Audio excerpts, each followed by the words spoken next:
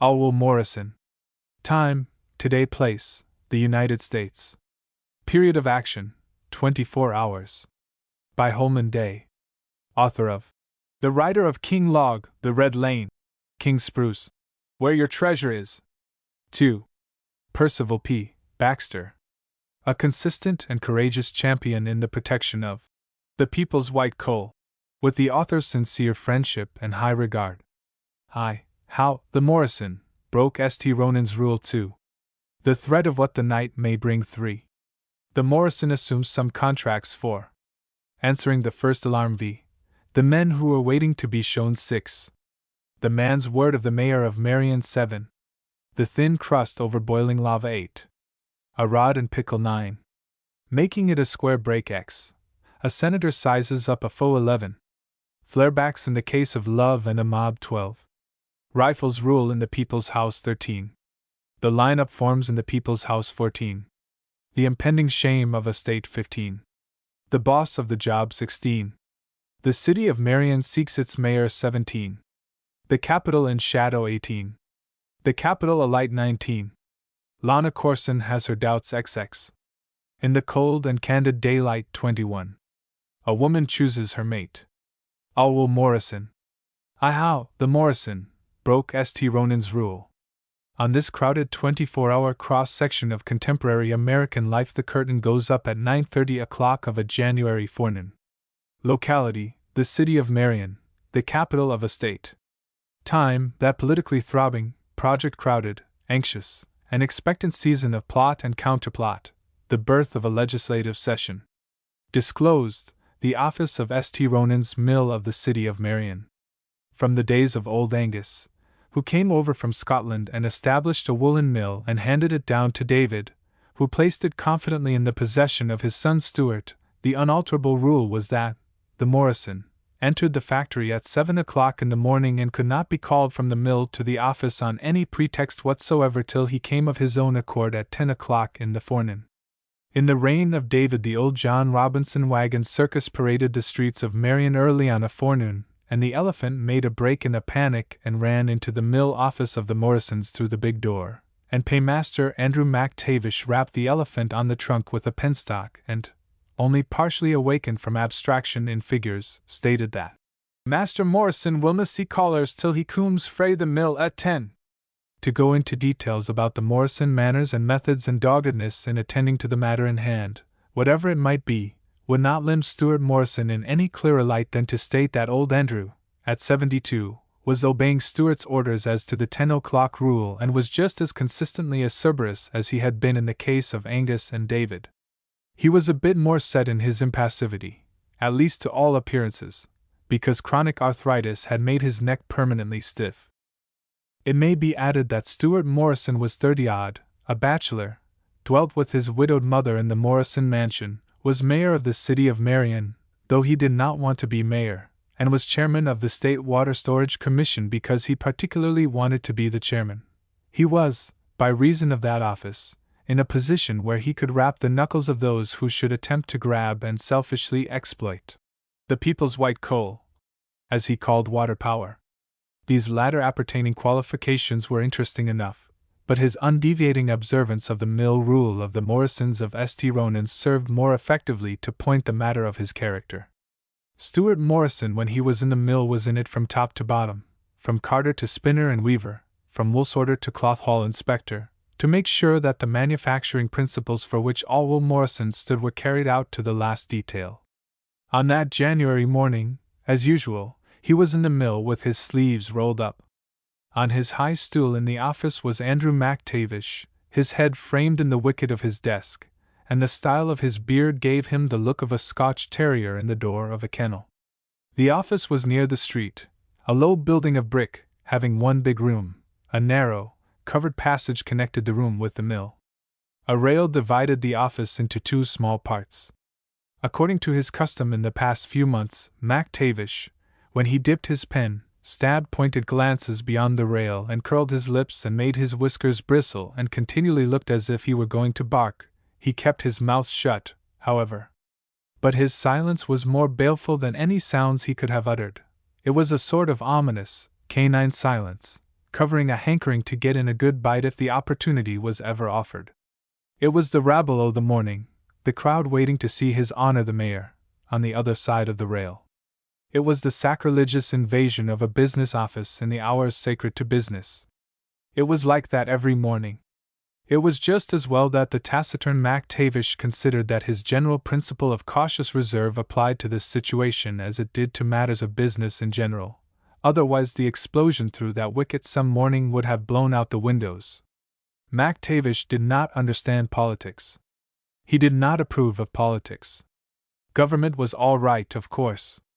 But the game of running it, as the politicians played the game. Bah! He had taken it upon himself to tell the politicians of the city that Stuart Morrison would never accept the office of mayor. MacTavish had frothed at the mouth as he rolled his R's and had threshed the air with his fist in frantic protest. Stuart Morrison was away off in the mountains, hunting caribou on the only real vacation he had taken in half a dozen years, and the city of Marion took advantage of a good man, so MacTavish asserted, to shove him into the job of mayor, and a brass band was at the station to meet the mayor, and the howling mob lugged him into City Hall just as he was, Mackinaw jacket, jack boots, woolen tam, rifle and all. And MacTavish hoped the master would wing a few of 'em just to show his disapprobation. In fact, it was allowed by the judicious observers that the new mayor did display symptoms of desiring to pump lead into the cheering assemblage instead of being willing to deliver a speech of acceptance. He did not drop, as his manner indicated, all his resentment for some weeks, and then MacTavish picked up the resentment and loyally carried it for the master, in the way of outward malevolence and inner seething. The regular joke in Marion was built around the statement that if anybody wanted to get next to a hot scotch in these prohibition times, step into the St. Ronan's Mill office any morning about 9:30. Up to date MacTavish had not thrown any paperweights through the wicket, though he had been collecting ammunition in that line against the day when nothing else could express his emotions. It was in his mind that the occasion would come when Stuart Morrison finally reached the limit of endurance, and, with the Highland chieftain's battle cry of the old clan, started in to clear the office, throwing his resignation after the gang o' them. MacTavish would throw the paperweights. He wondered every day if that would be the day, and the encouraging expectation helped him to endure. Among those present was a young fellow with his chaps tied up. There was a sniveling old woman who patted the young man's shoulder and evoked protesting growls. There were shifty-eyed men who wanted to make a touch. MacTavish knew the breed. There was a fat, wheezy, pig farm keeper who had a swill contract with the city and came in every other day with a grunt of fresh complaint. There were the usual new faces, but MacTavish understood perfectly well that they were there to bother a mayor, not to help the woolen goods business. There was old Hon. Calvin Dow, a pensioner of David Morrison, now passed on to the considerately befriending Stuart, and MacTavish was deeply disgusted with a man who was so impractical in his business affairs that, though he had been financially busted for 10 years, he still kept along in the bland belief, based on Stuart's assurances, that money was due him from the Morrisons. Whenever MacTavish went to the safe, obeying Stuart's word, he expressed sotto voce the wish that he might be able to drop into the Hon. Calvin Dow's palm red-hot coins from the nippers of a pair of tongs. It was not that MacTavish lacked the spirit of charity, but that he wanted every man to know to the full the grand and noble goodness of the Morrisons, and be properly grateful, as he himself was. Dow's complacency in his hallucination was exasperating.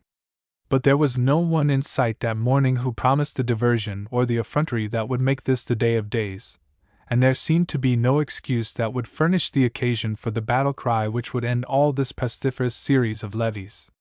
The muffled racklety-chackle of the distant looms soothed MacTavish. The nearer rick-tack of Miss Delora Bunker's typewriter furnished obbligato for the chorus of the looms. It was all good music for a businessman. But those muttering, mumbling mayor chasers, it was a tin can, cowbell discord in a symphony concert.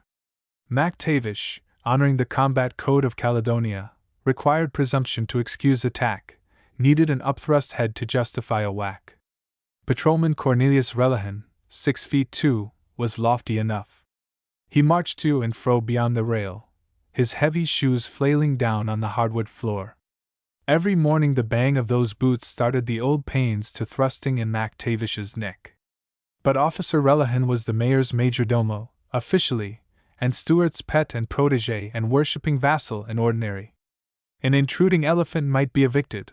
Relihan could not even receive the tap of a single word of remonstrance. It promised only another day like the others, with nothing that hinted at a climacteric which would make the affairs of the mill office of the Morrisons either better or worse. Then Colonel Crockett Shaw marched in, wearing a plug hat to mark the occasion as a special and official, but taking no chances on the dangers of that unwanted regalia in frosty January. He had ear-tabs close clamped to the sides of his head.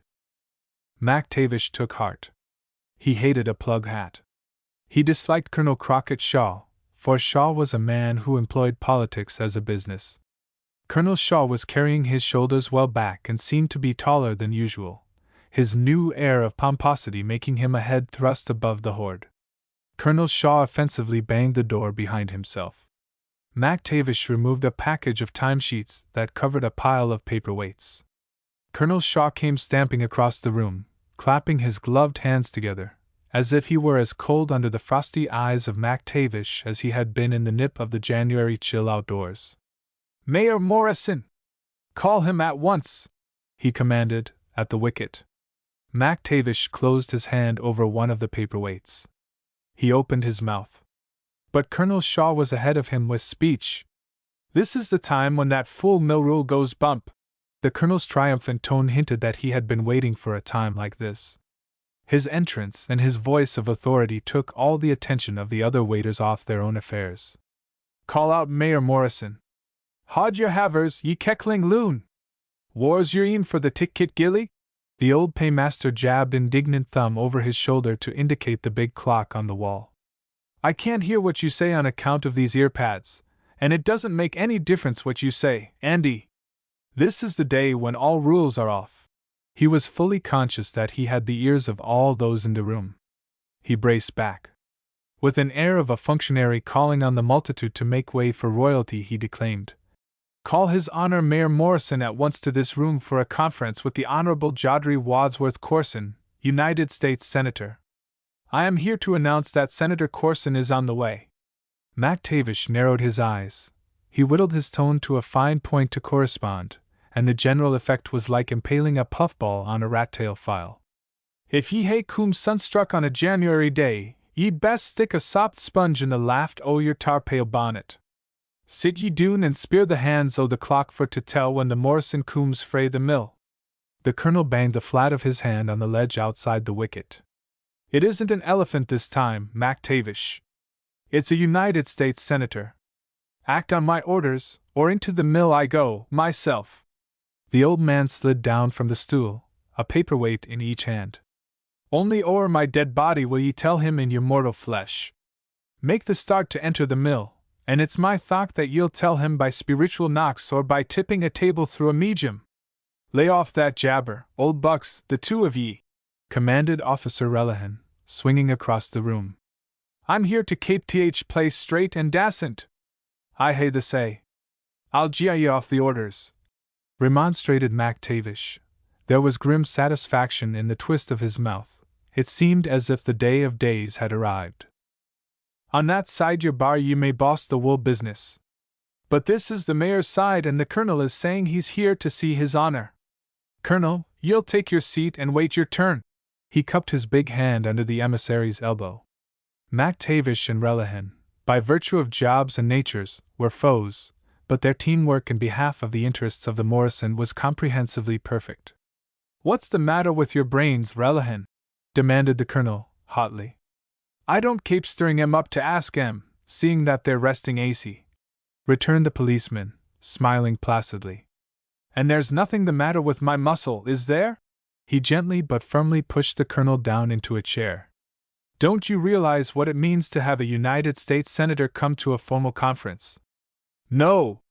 I never had one call on me." "Relihan, Morrison will fire you off the force if it happens that a United States Senator has to wait in this office." The officer pulled off his helmet and plucked a card from the sweatband. "It says here, kape 'em in order, be firm but pleasant, tell 'em to wait in turn, and, for myself, To do no more talking than necessary. If there's to be a new rule to fit the case of senators, the same will probably be handed to me as soon as senators are common on the calling list.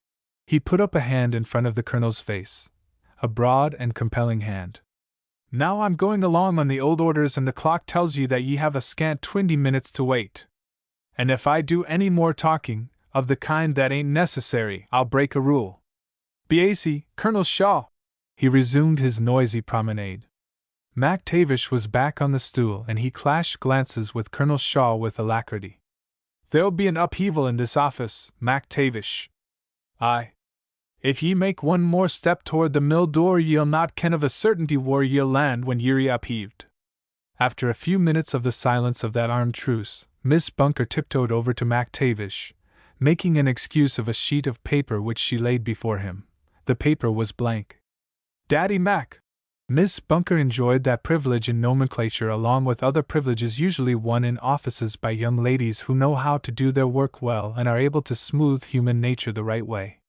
She went on in a solicitous whisper. We must be sure that we're not making any office mistake. This being Senator Corson. I still hae me orders, lassie. But listen, Daddy Mac. When I came from the post office, the senator's car went past me. Miss Lana was with him. Don't you think we ought to get a word to Mr. Morrison? Word o' what? The old man wrinkled his nose, already sniffing what was on the way. Why, that Miss Lana may be calling, along with her father. What then?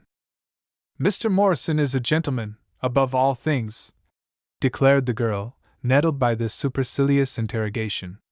If Miss Corson calls with her father and is obliged to wait, Mr. Morrison will be mortified. Very likely he will be angry because he wasn't notified. I understand the social end of things better than you, Daddy Mac. I think it's my duty to take in a word to him. Yes. Good. And tell him the music is ready, the flowers are here, and the tea is served. Use the office for all out but the wool business. To Auld Horny, why the wool business? Politics and society. Lass, are ye gone daffy, why the rest? Hush, Daddy Mac. Don't raise your voice and your temper. What if he should still be in love with Miss Lana, spite of her being away among the great folks all this long time? MacTavish was holding the paperweights. He banged them down on his desk and shoved his nose close to hers. Fash me nae mair why your silly talk o' love, in business hours. If he wanted her when she was here at hame and safe and sensible, the Morrisons had only to reach his hand to her and say, Coom, lass. But know that she is back, why head high and notions aloft, he'd no accept her. She's now but a draft signed by Shamo's shoddy and sent through the Bank o' Bragg and Blaw. No, he'd no accept her. And now back why ye to your tickety-tack. I hae my orders, and the Queen o' Sheba might yammer and be no the gainer. Miss Bunker swept up the sheet of blank paper with a vicious dab and went back to her work, crumpling it. Passing the hat tree, she was tempted to grab the Morrison's coat and waistcoat and run into the mill with them, dodging MacTavish and his paperweights in spite of what she knew of his threats regarding the use he proposed to make of them in case of need. She believed that Miss Lana Corson would come to the office with the others who were riding in the automobile. She had her own special cares and a truly feminine apprehension in this matter, and she believed that the young man, who was one of the guests at the reopened Corson mansion on Corson Hill, was a suitor, just as Marian gossip asserted he was. Miss Bunker had 2 good eyes in her head and womanly intuitiveness in her soul, and she had read 3 times into empty air a dictated letter, while Stuart Morrison looked past her in the direction which the Corson car had taken that first day when Lana Corson had shown herself on the street. And here was that stiff-necked old watchdog callously laying his coins so that Stuart Morrison would appear to be burr enough to allow a young lady to wait along with that unspeakable rabble. And when he did come, he would arrive in his shirt sleeves to be matched up against a handsome young man in an astrakhan top coat. Under those circumstances, what view would Miss Lana Corson take of the man who had stayed in Marion? Miss Bunker was profoundly certain that MacTavish did not know what love was and never did understand and could not be enlightened at that period in his life. But he might at least put the matter on a business basis, she reflected, incensed, and show some degree of local pride in grabbing in with the rest of Mr. Morrison's friends to assist in a critical situation. And right then the situation became pointedly critical. The broad door of the office was flung open by a chauffeur. It was the Corson party. Colonel Shaw was not in a mood to apologize for anybody except himself. He rose and saluted. "Coming here to herald your call, Senator Corson. I have been insulted by a bumptious understrapper and held in leash by an ignorant policeman. They say it's according to a rule of the Morrison Mills. I suppose that when Mayor Morrison comes out of the mill at 10 o'clock, following his own rule, he can explain to you why he maintains that insulting custom of his and continues this kind of an office crew to enforce it." Miss Bunker flung the sheet of paper that she had crumpled into a ball, and it struck MacTavish on the side of the head that he bent obtrusively over his figures. The old man snapped stiffly upright and distributed implacable stare among the members of the newly arrived party. He was not softened by Miss Corson's glowing beauty, nor impressed by the United States Senator's dignity, nor won by the charming smile of Miss Corson's well-favored squire, nor daunted by the inquiring scowl of a pompous man whose mutton-chop whiskers mingled with the beaver fur about his neck, a stranger who was patently prosperous and metropolitan. Furthermore, MacTavish, undaunted, promptly dared to exchange growls with Old Dog Tray himself. The latter, none else than His Excellency, Lawrence North, Governor of the state, marched toward the wicket, wagging his tail, but the wagging was not a display of amiability. The politicians called North Old Dog Tray because his permanent limp caused his coattails to sway when he walked. "Be jing! I've been on the job here at Manny a deal of a morn," confided Officer Relihan to Calvin Dow. "But here's the first natural straight flush Ariel, dealt without a draw." He tagged the Corson party with estimating squints, beginning with the governor. "Ace, King, Queen, John Jack, and the 10 spot. They've caught the office, this time, with a 2-spot high." MacTavish played it pat. "And 'tis the mill rule, it lacks 12 minutes o' the hour, and the clock yon on the wall is rigged." Thus referring all responsibility to the clock, the paymaster dipped his pen and went on with his figures. The governor cross-creased the natural deep furrows in his face with ridges which registered indignant amazement. "You have lost your wits, but you seem to have your eyes. Use them. It's the mill rule. But we are not here on mill business. Then it canna concern me. Officer, do you know what part of the mill Mayor Morrison is in?" The governor turned from MacTavish to Relihan. "He is nae sic thing as mayor till 10 o' the clock until he cooms here for the Kraken Wyan Corbis," declared the old paymaster, pointing derogatory penstock through the wicket at the crows, who were ranged along the settees. Relihan shook his head. "Well, at any rate, go hunt him up," commanded His Excellency. Relihan shook his head again. This seemed to be an occasion where unnecessary talking fell under interdiction. For that matter, Relihan possessed only a vocabulary to use in talking down to the proletariat. He was debarred from telling these dignitaries to shut up and sit acy. "A blind man, now a dumb man. Colonel Shaw, go and hunt up the man we're here to see." The colonel feigned elaborately not to hear. "And finally a deaf one. Take off those ear tabs. Go and bring the mayor here."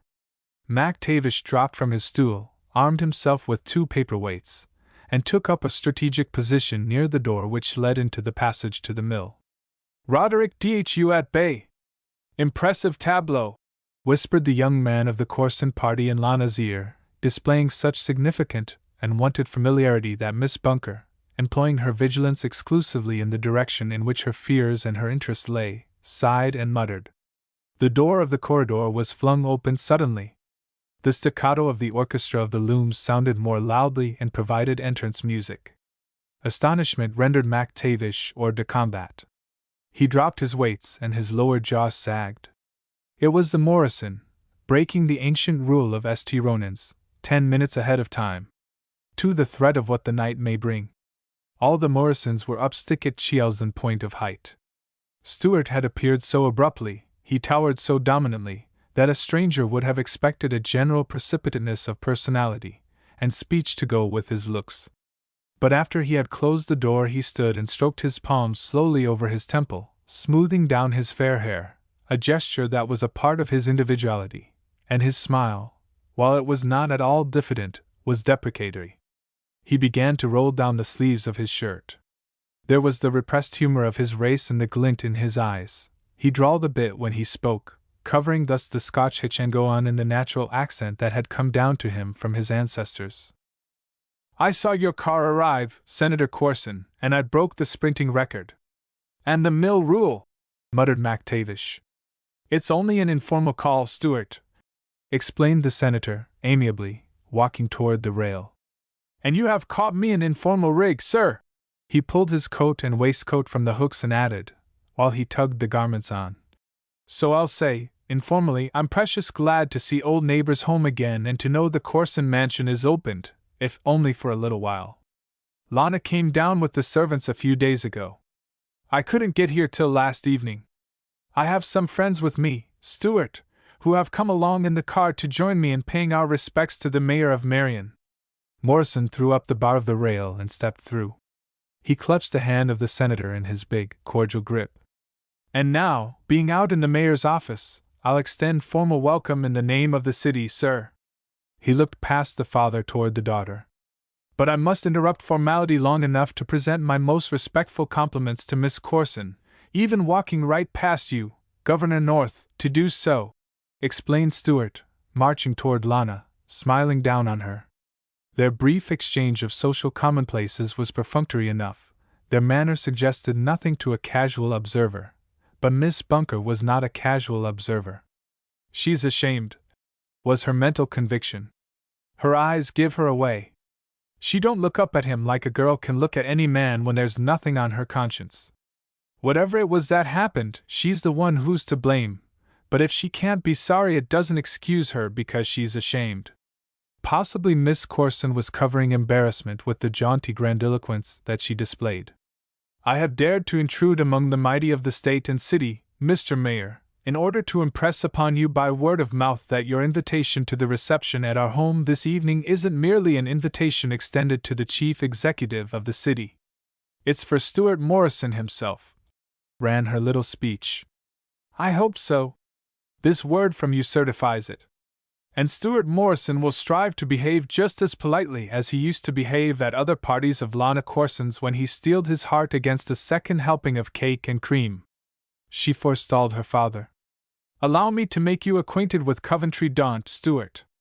Morrison surveyed the young stranger with frank and appraising interest. Then the big hand went out with no hint of any reservation in cordiality. I'm sure you two are going to be excellent friends, prophesied Lana. You're so much alike.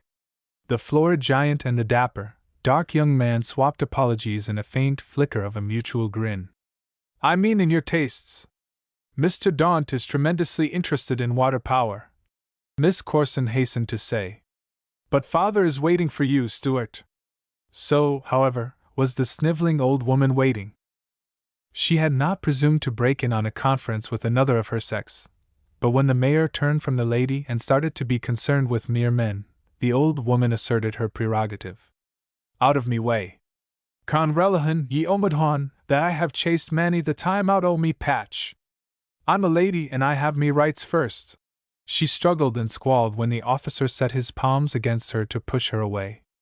Morrison dropped the governor's hand, broke off his duty speech, and with rueful smile pleaded for tolerance from the Corson party. Hush, Mother Slattery, he remonstrated. Ah, that's orders from him as has the grand right to give 'em. Niver a word from me mouth, your honour, till I may say at your call. A prolonged, still more deprecatory smile was bestowed by the mayor on the elite among his guests. I was out of town when I was elected mayor, and they hadn't taken the precaution to measure me for an office room at the city building. I didn't fit anything down there. Some day they're going to build the place over and have room for the mayor to transact business without holding callers on his knee. In the meantime, what mayoralty business I don't do out of my hat on the street I attend to here where I can give a little attention to my own business as well. Now, just a moment please, he pleaded, turning from them. He went to the old woman, checking the outburst with which she flooded him when he approached. I know, Mother Slattery. No need to tell me about it. As a fellow martyr, I realize just how Jim has been up against it. Again. He slid something into her hand. Relihan will speak to the judge. He passed hastily from person to person, the officer at his heels with ear cocked to receive the orders of his master as to the disposition of cases and affairs. Then Relihan marshaled the retreat of the supplicants from the presence. I do hope you understand why I attended to that business first, apologized the mayor. Certainly. It's all in the way of politics, averred the senator, out of his own experience. I have been mayor of Marion myself. With me it's business instead of politics, returned Morrison gravely. I don't know anything about politics. Mac Tavish there says I don't. And Tavish knows me well. But when I took this job, you didn't attack it, protested Mac Tavish, determined then, as always, that the Morrison should be set in the right light. They scrabbled ye by your scruff and whamped ye into a. Yes. Something of the sort. But I'm in, and I feel under obligations to attend to the business of the city as it comes to hand. And business, I have made business sacred when I have taken on the burden of it. I fully understand that, Stuart, and my friend Daunt will be glad to hear you say what I know is true. For he is here in our state on business in your line, affirmed the senator. He put his hand on the arm of the elderly man with the assertive mutton-chop whiskers. Silas Daunt, Mayor Morrison. Mr. Daunt of the banking firm of Daunt and Cropley. Business in my line, you say, sir? Demanded Morrison, pursuing a matter of interest with characteristic directness. Development of water power, Mr. Mayor. We are taking the question up in a broad and, I hope, intelligent way. Good. You touch me on my tenderest spot, Mr. Daunt. Senator Corson has explained your intense interest in the water power in this state. And this state, in my opinion, has more wonderful possibilities of development than any other in the Union. Morrison did not drawl when he replied. His demeanor corroborated his statement as to his tenderest spot. It's a sleeping giant, he cried. It's time to wake it up and put it to work, stated Daunt. Exactly, agreed Senator Corson. I'm glad I'm paying some of the debt I owe the people of this state by bringing two such men as you together. I have wasted no time, Stuart. Round and round the wheels of great affairs begin to whirl, declaimed Lana. The grain of sand must immediately eliminate itself from this atmosphere. Otherwise, it may fall into the bearings and cause annoying mischief. I'll send the car back, Father. I mustn't bother a business meeting. A grimace that hinted at hurt wrinkled the candor of the Morrison's countenance. I hoped it wasn't mere business that brought you, all. He dwelt on the last word with wistful significance, staring at Lana. No, said the senator hastily. Not business, wholly. A neighborly call, Stuart. The governor, Mr. Daunt, Lana, all of us to pay our respects. But he glanced around the big room. Now that we're here, and the time will be so crowded after the legislature assembles, why not let Daunt express some of his views on the power situation? Without you and your support nothing can be done. We must develop our noble old state. Where is your private office? I have never needed one, confessed Stuart. It was a pregnant hint as to the Morrison methods. I never expected to be honored as I am today. The Hon. Calvin Dow was posted near a window in a big chair, comfortably reading one of Stuart's newspapers. Several other citizens of Marion, sheep of such prominence that they could not be shooed away with the mere goats who had been excluded, were waiting an audience with the mayor. You understand, of course, that there is no secrecy, that is to say, no secrecy beyond the usual business precautions involved, protested the senator. The frank query in Stuart's eyes had been a bit disconcerting. But to have matters of business bandied ahead of time by the mouth of gossip, on half information, is as damaging as all this ridiculous talk that's now rioting through the city regarding politics. It's all an atrocious libel on my administration, exploded Governor North. It's damnable nonsense. Old dog Trey, when he had occasion to bark, was not noted for polite reticence. Lana took Coventry Daunt's arm and started off with an elaborate display of mock terror. And now politics goes whirling, too. My, How the ground shakes! Mr. Mayor, I'll promise you more serene conditions on Corson Hill this evening. There was an unmistakable air of proprietorship in her manner with the young man who accompanied her. The governor shook his finger before the mayor's face and, in his complete absorption in his own tribulation, failed to remark that he was not receiving undivided attention. I'm depending on men like you, Morrison. I have dropped in here today to tell you that I'm depending on you.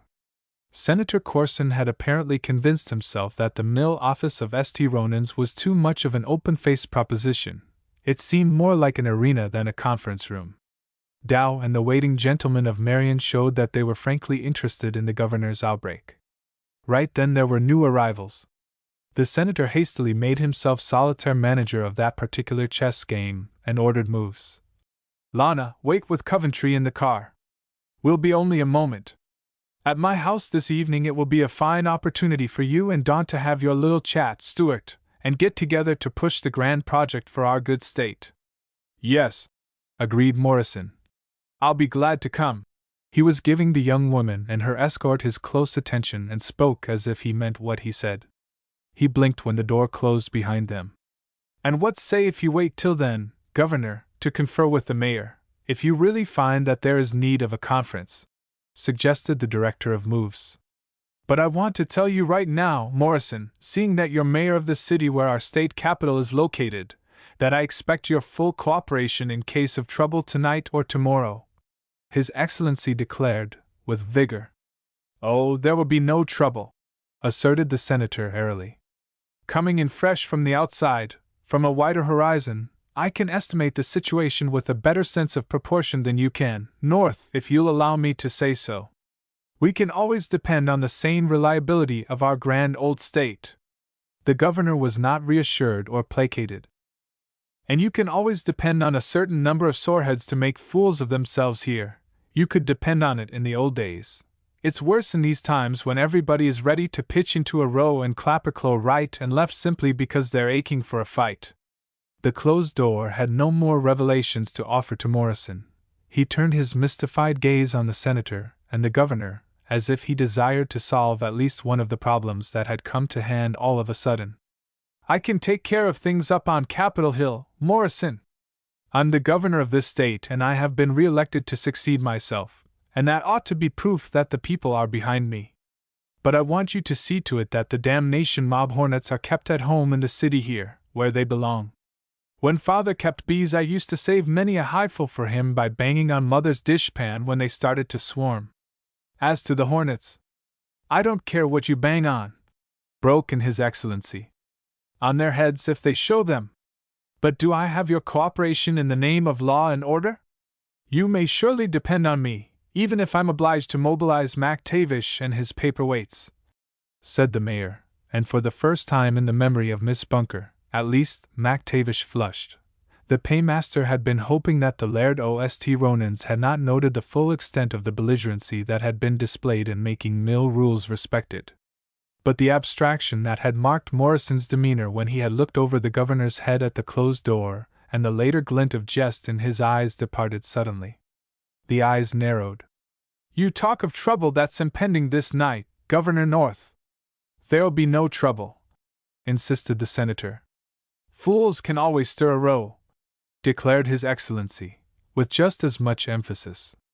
Fools who are led by rascals. Rascals who would wreck an express train for the chance to pick pocketbooks off corpses. There's been that element behind every piece of political hellishness, and every strike we've had in this country in the last 2 years since the Russian bear stood up and began to dance to that devil's tune. On the eve of the assembling of this legislature, Morrison, you're probably hearing the blacklegs in the other party howl state steel again. No, I haven't heard any such howl, not lately, not since the November election, said Morrison. Why are they starting it now? I don't know, retorted the governor.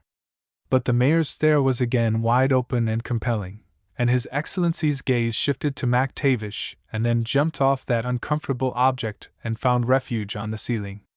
The licked rebels know. They're the only ones who do know, asserted the senator. Colonel Crockett Shaw, practical politician, felt qualified to testify as an expert. Those other fellows won't play the game according to the rules, Morrison. They sit in and draw cards and then beef about the deal and rip up the pasteboards and throw 'em on the floor and try to grab the pot. They won't play the game. That's it exactly, the governor affirmed. Senator Corson patted Morrison's arm. Now that you're in politics for yourself, Stuart, you can see the point, can't you? I don't think I'm in politics, sir, demurred the mayor, smiling ingenuously. At any rate, there isn't much politics in me. But the game must be played by the rules. Senator Corson spoke with the finality of an oracle. If you don't think that way, persisted Governor North, nettled by Morrison's hesitancy in jumping into the ring with his own party. What do you think? I wouldn't presume, drawled Stuart, to offer political opinions to gentlemen of your experience. However, now that you asked me a blunt question, I'm going to reply just as bluntly, but as a businessman. I believe that running the affairs of the people on the square is business. It ought to be made good business. Governor North, you're at the head of the biggest corporation in our state. That corporation is the state itself. And I don't believe the thing ought to be run as a game, naming the game politics. That's the only way the thing can be run, and you've got to stand by your own party when it's running the state. You need a little lesson in politics, Morrison, and I'm going to show you. The mayor of Marion raised a protesting hand. I never could get head nor tail out of a political oration, sir. But I do understand facts and figures. Let's get at facts. Is this trouble you speak of as imminent? Is it due to the question of letting certain members of the House and Senate take their seats tomorrow? I must go into that matter with you in detail. It has been gone into with detail in the newspapers till I'm sick of it, with all due respect to you, Governor North. It has been played back and forth like a game, and I don't understand games. There has been no more talk of trouble since you and your executive council let it be known that all the members were to walk into the State House and take their seats and settle among themselves their rights. We never deliberately and decisively let that be known. Then it has been guessed by your general attitude, sir. That's the common talk, and the common talk comes to me like it does to all others. That talk has smoothed things. Why not keep things smooth? Breaking election laws to keep sore heads smooth? Is that your idea of politics? You cannot get me into any argument over politics, sir. I'm talking about the business of the state. I have found that I could do business openly in this office. It has served me even though it has no private room. I say nothing against you and your council because you have done the state's business behind closed doors at the State House. However, the law obliges us to canvass returns in executive session, Morrison. I say nothing against the business you have done there, proceeded Morrison inexorably. I can't say anything. I don't know what has been done. I'm in no position, therefore, to criticize. If I didn't know, I'd probably have good reason to praise you state managers as good and faithful servants of our people. But the people don't know. You have left them to guess. It's their business. It's bad policy to keep folks guessing when their own business is concerned. What's the matter with throwing wide the doors tomorrow and saying, "Come along in, people, and we'll talk this over"? That's admitting the mob to riot, to intimidate, to rule. Impractical, wholly impractical, Stuart, the senator chided. Calvin Dow came toward the group, stuffing his spectacles back into their case. Given a decoration for his coat lapel, the Hon. Calvin Dow, with his white mustache and his imperial, would have served for an excellent model and a study of a marshal of France. His intrusion, if such it was not resented. With his old-school manners and his gentle voice, he was the embodiment of apology that demanded acceptance. Chaudhry, you never said a truer word. As old politicians, you and we understand just how impractical such an idea is. But I must be allowed to put the emphasis very decidedly on the word old. There seems to be something new in the air all of a sudden. Yes, a fresh crop of moonshiners in politics, was the senator's acrid response. And the stuff they're putting out is as raw and dangerous as this prohibition-ducking poison. The trouble is, Chaudhry, pursued the old man, gently, but undeterred. Those honest folks who really do own the country show signs of waking up and wanting to pay off the mortgage the politicians hold on it, And those radicals who think they're going to own the country right soon, now, believe they can turn the trick overnight by killing off the politicians and browbeating the proprietors. It looks to me as if the politicians and the real owners better hitch up together on a clean business basis. Excellent! Excellent! Declared Banker Daunt, who had been shifting uneasily from foot to foot, chafing his heavy neck against the beaver collar, perceiving that his own projects were only marking time. Hitch up on a better business basis. It should be the slogan of the times.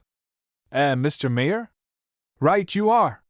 Crisply agreed Stewart, complimenting Daunt with a cheery smile that promised excellent understanding and harmony among the progressive leaders of city and state.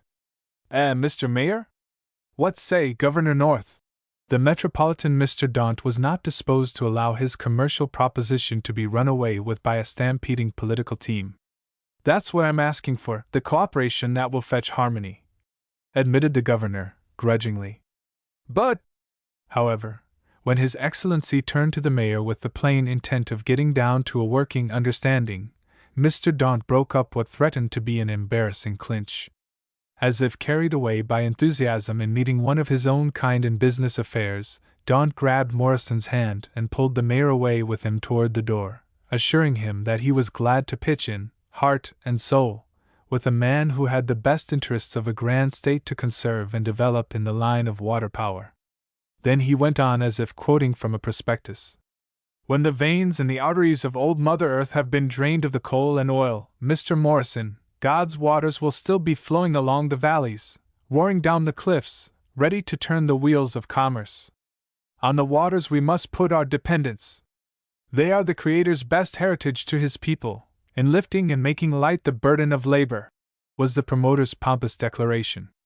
You cannot shout that truth too loudly, sir. I have been crying it myself. But I always add with my cry the warning that if the people don't look sharp, the folks who hog the other heritages, grab the iron, hooked onto the coal, and have posted themselves at the tap of the nation's oil can, will have the white coal, too. God will still make water run downhill, but it will run for the profit of the men who peddle what it performs. I'll be glad to have you help me in that warning. Exactly, agreed Mr. Daunt. When you and I are thoroughly en rapport, we can accomplish wonders. His rush of the willing Morrison to the door had accomplished one purpose. He had created a diversion that staved off further political disagreement for the moment. You must pardon my haste in being off, Mr. Mayor. Senator Corson has promised to motor me along the river as far as possible before lunch, so that I may inspect the water power possibilities. Come, Governor North, he called. Daunt again addressed Morrison. The senator tells me that your mill privilege is the key power on the river. Aye, sir. The Morrison who was named Angus built the first dam, stated Stewart with pride. But we have never hoarded the water nor hampered the others who have come after us. We use what we need, only that, and let the water flow free, and we're glad to see it go down to turn other wheels than our own. Without the many wheels turning there would not have been the many homes building. Exactly. Development, along the broadest lines. Do you promise me your aid and your cooperation? I do, declared Stewart. You're the kind of a man who makes a spoken word of that sort more binding than a written pledge with a notarial seal. Again Daunt shook the Morrison hand. I consider it settled. Daunt's wink when he grabbed Morrison had tipped off Senator Corson, and the latter collaborated with alacrity. He hustled the governor toward the door. We must show Daunt all we can before lunch, Your Excellency. All the possibilities of the grand old state. I haven't got your promise for myself, Morrison, snapped North over his shoulder. But I reckon I can depend on you to do as much for your party and for law and order as you'll do for the sake of a confounded mill dam. And we'll leave it that way. There'll be no trouble, I repeat, promised Senator Corson, making himself file closer. North has been sticking too close to politics on Capitol Hill, and he has let it make him nervous. But we'll put festivity ahead of everything else on Corson Hill, tonight, and the girls will be on hand to make the boys all sociable. Come early, Stewart! The mayor flung up his hand, a boyish gesture of faith in the best. Hail to you as a peacemaker! We have been needing you. We're glad you're home again, sir. For a few moments he turned his back on the business of the city, as it awaited him in the persons of the citizens. He went to the front window and gazed at the Corson limousine until it rolled away. Lana had Coventry daunt with her in the cozy intimacy afforded by the twin seats forward in the tonneau. They make a smart-looking couple, bub, commented Calvin Dow, feeling perfectly free to stand at Stuart's elbow to inspect any object that the younger man found of interest. Is it to be a hitch, as the gossip runs? There seems to be some gossip that's running ahead of my ken in this city just now, Calvin. The mayor frowned, his eyes fixed on the departing car. His demeanor hinted that his thoughts were wholly absorbed by the persons in that car. I hope you're spry enough to catch it. Go find out for me, will you, what the blue mischief they're up to? In politics? Or in politics? Yes, returned Morrison tartly. What other kind of gossip would I be interested in this day? He snapped himself around on his heels and started toward the men who were waiting. He singled one and clapped brisk hands smartly with the air of a man who wanted to wake himself from the abstraction of bothersome visions. Well, Mr. Public Works, how about the last lap of paving on McNamee Avenue? Can we open up tomorrow? I plan on showing our arriving legislative cousins clean thoroughfares on Capitol Hill, you know. I'm losing 14 men off the job at noon today, Your Honor. Grabbed off without notice, grumbled the superintendent. Grabbed off for what? Well, maybe, to keep our paving blocks from being thrown through the windows of the State House. Who is taking those men from their work? The Adjutant General. They're Home Guard boys. Something busted out in Patagonia needing the attention of a League of Nations army? Inquired the mayor, putting an edge of satire on his astonishment. The superintendent shot a swift stare past the mayor. Perhaps Danny Sweetser there can tell you, Captain Daniel Sweetser. The public works man copied the mayor's sarcasm by dwelling on the title he applied to Sweetser. The mayor took a look, too. A young man in overalls and jumper had hurried into the office from the private passage. He was trotting toward a closet in one corner. He had the privileges of the office because he was a mill student, studying the textile trade, and was a son of the Morrison's family physician. Sweetser shucked off his jumper, leaped out of his overalls, threw them in at the closet door, and was revealed in full uniform of O.D., except for cap and sword. He secured those two essentials of equipment from the closet and strode toward the rail, buckling on his sword.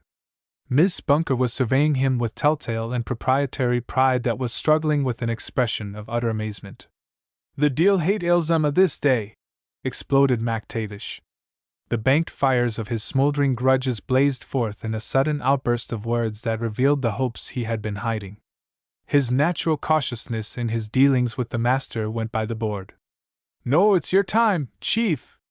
I'll hae at 'em, the whole faws, Fethrin gang o' the tykes, along why ye. Else it's heels o'er gowd I fare the woolen business.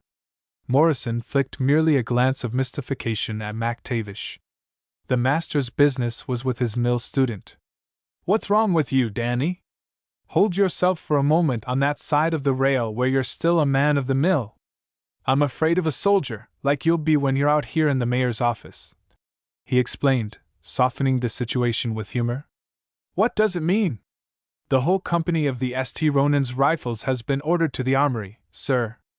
The Adjutant General just informed me over the mill phone. What's amiss? Captain Sweetser saluted stiffly.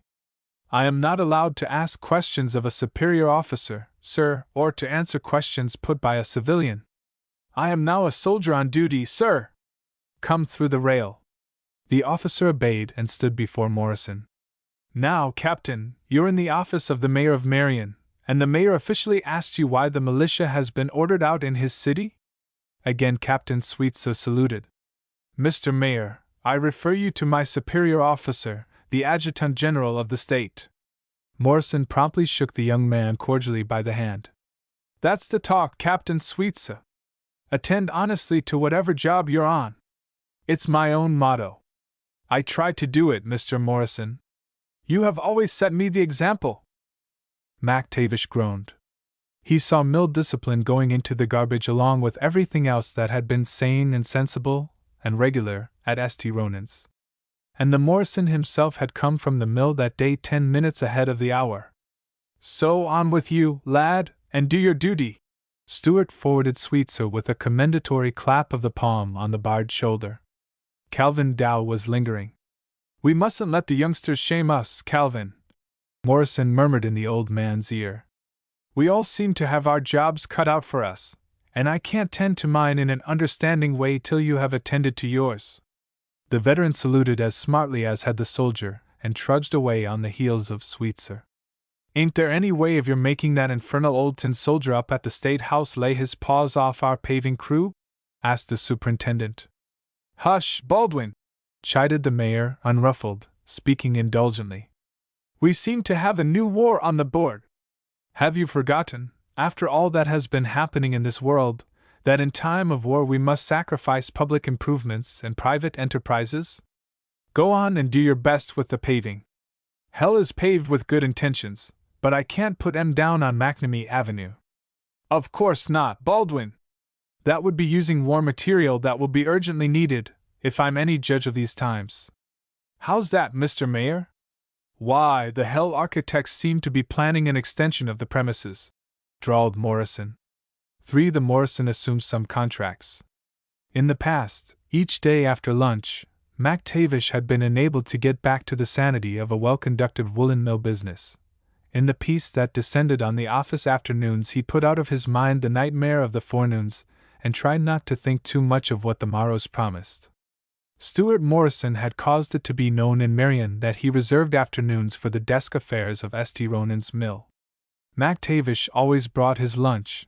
He cooked it himself in his bachelor apartment, and warmed it up in the office over a gas burner at high noon.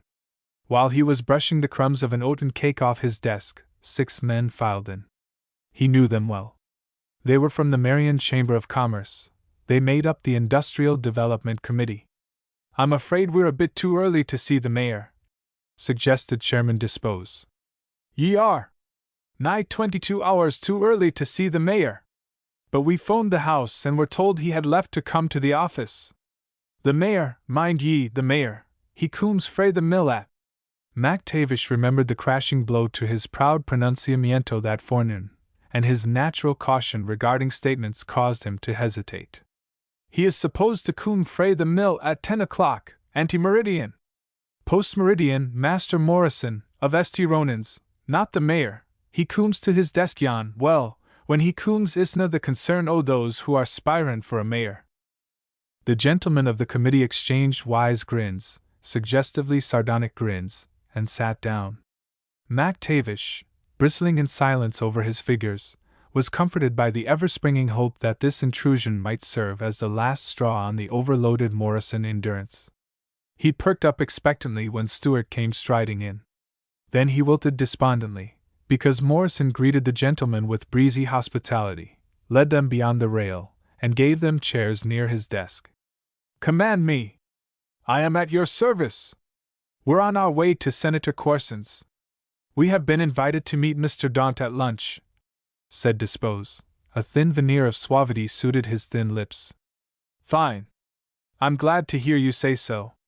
We felt that we'd like your opinion of him and his plans before we commit ourselves. I like his personality, stated Stewart heartily. But I have only a general notion of his plans. Same here, admitted the chairman, though not in a tone of convincing sincerity. The senator brought him into my office for a minute or so before they started upriver. Told me to get the boys together and come for lunch. But if it's to put the water power of this state on a bigger and broader basis, you and the Storage Commission are with us, aren't you? Dispose demanded rather than queried. His air was a bit offensive. I'm a citizen of Marion and a native of this state, body and soul, for all the good that can come to us, by our own efforts or through the aid of outsiders, declared Morrison, smacking his palm upon the arm of his chair. Well, I guess we don't need any better promise than that, for a starter, at any rate. Of course, we knew it, but there's nothing like having a right-out word of mouth. Dispose rose and pulled out his watch. We'd better move on toward the eats, boys. Just a moment, however, Dispose. My father was a Morrison and my mother a MacDougall. I can't help what's in me.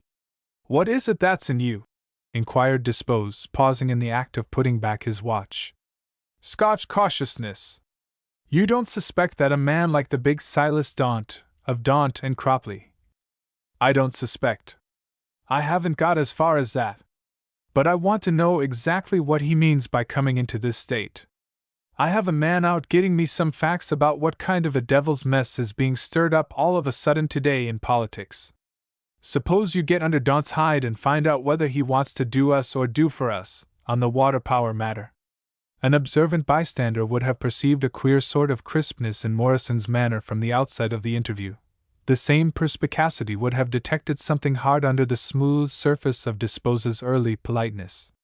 Mr. Dispose was not so elaborately polite when he retorted that he did not propose to play the spy on a guest while eating a host's victuals. Mr. Morrison promptly put more of a snap into his crispness. Having balanced to partners, for politeness' sake, Dispose, we'll take hold of hands and swing, with both feet on the floor. That was a good job you did in the legislative lobby 2 years ago for the crowd that called itself the Consolidated Development Company. You're a smart lawyer, and we had hard work beating you. I'll tell you what you franchise owners did, Morrison. You beat a grand and comprehensive plan that was going to take in the whole state. It did take in a lot of folks for a time, but thank God, it didn't take in a few of us who were wise to the scheme. I know why you have called on me today. But you haven't put me on record. Let no man of you think I have made a pledge or have committed myself till I know what's what. You're Scotch, all right, Morrison. You're canny. You're for yourself and the main chance. Now let me tell you. You caught us foul 2 years ago because you jumped the newspapers into coming out with broadsides about a thing they didn't understand. Their half-baked scare stuff made the state think somebody was trying to steal the whole water power. According to that general franchise bill, as it was framed, somebody was. Morrison, in the last 2 years the people have been educated to understand that broad-gauge consolidation of water power is what we must have. You have put out good propaganda. That fellow you have hired is a mighty fine press agent, admitted Morrison, smiling ingenuously. And the men who get in the way and try to trig development this year will be ticketed before an understanding public for what they are, declared Dispose. Try me as a part of the public, and see whether I'll understand. Ticketed as what, Brother Dispose? As profiting dogs in the manger of manufacturing, sir. There were expostulatory murmurs in the group. We're rather non-committal as a body on this matter, Dispose, protested a committeeman. We're waiting to be shown. In the meantime, we don't like to have a man like Morrison here called any hard names. Oh, I don't mind being called a watchdog, boys. That's what I am. So you think I'm wholly selfish, do you, Dispose? The water power franchises of this state were grabbed away from the people years ago, like the timberlands were, by first comers, and the state got nothing. The waters belong to the people. The people have a right to realize on their property. Morrison, considering what kind of a free gift you had handed to you, you've got to be careful about the position you take in these enlightened days when the people propose to profit from their own. It's mighty easy to shift public opinion these days. Yes, I have seen tons of sand shifted in no time by a stream from a squirt gun, confessed Morrison, placidly. And that leaves it a 50-50 break between us on the name-calling proposition, rejoined Dispose. I'll bid you a kind good day. He strode away and his group trailed him. A deprecating committeeman turned back, however. I know you are honest, Morrison. But a lot of us are beginning to think that the general policy in the state regarding outside capital has been a bit too conservative. These are new times. Very, said the mayor, pleasantly. They're creaking about as loud as Squire Dispose's new shoes. There was a snarl of ire from the shoes every time the retreating chairman lifted a foot. I hope they won't pinch us, Doddridge. Good day. He sat down at his desk. MacTavish held his place on his stool in silence for a long time. The stiffness of his neck seemed to embrace all his members, even his tongue. Miss Bunker came in from her lunch, bringing the afternoon mail. MacTavish maintained his silence while Morrison picked out what were patently his personal letters before surrendering the others to the girl to be opened and assorted. MacTavish waited till his master had gone through his personal mail. The paymaster maintained a demeanor of what may be termed hopeful apprehension. This baiting, this impugning of honesty must needs turn the trick. No Morrison would stand for it. MacTavish found the laird's suppression of all comment promisingly bodeful. The fuse must be sizzling. There would be an explosion. But Morrison began to play a lively tattoo on his desk with the knob of a paper slitter, and whistled. "The Campbells are coming! Hurrah, hurrah!" with the cheery gusto of a man who had not a care to trouble him. "Snowlin' and snurtlin' o'er it," spat the old man. "Eh?" queried Stuart amiably. "Do you let Windmillery's flimmer in your noddle at a time like this?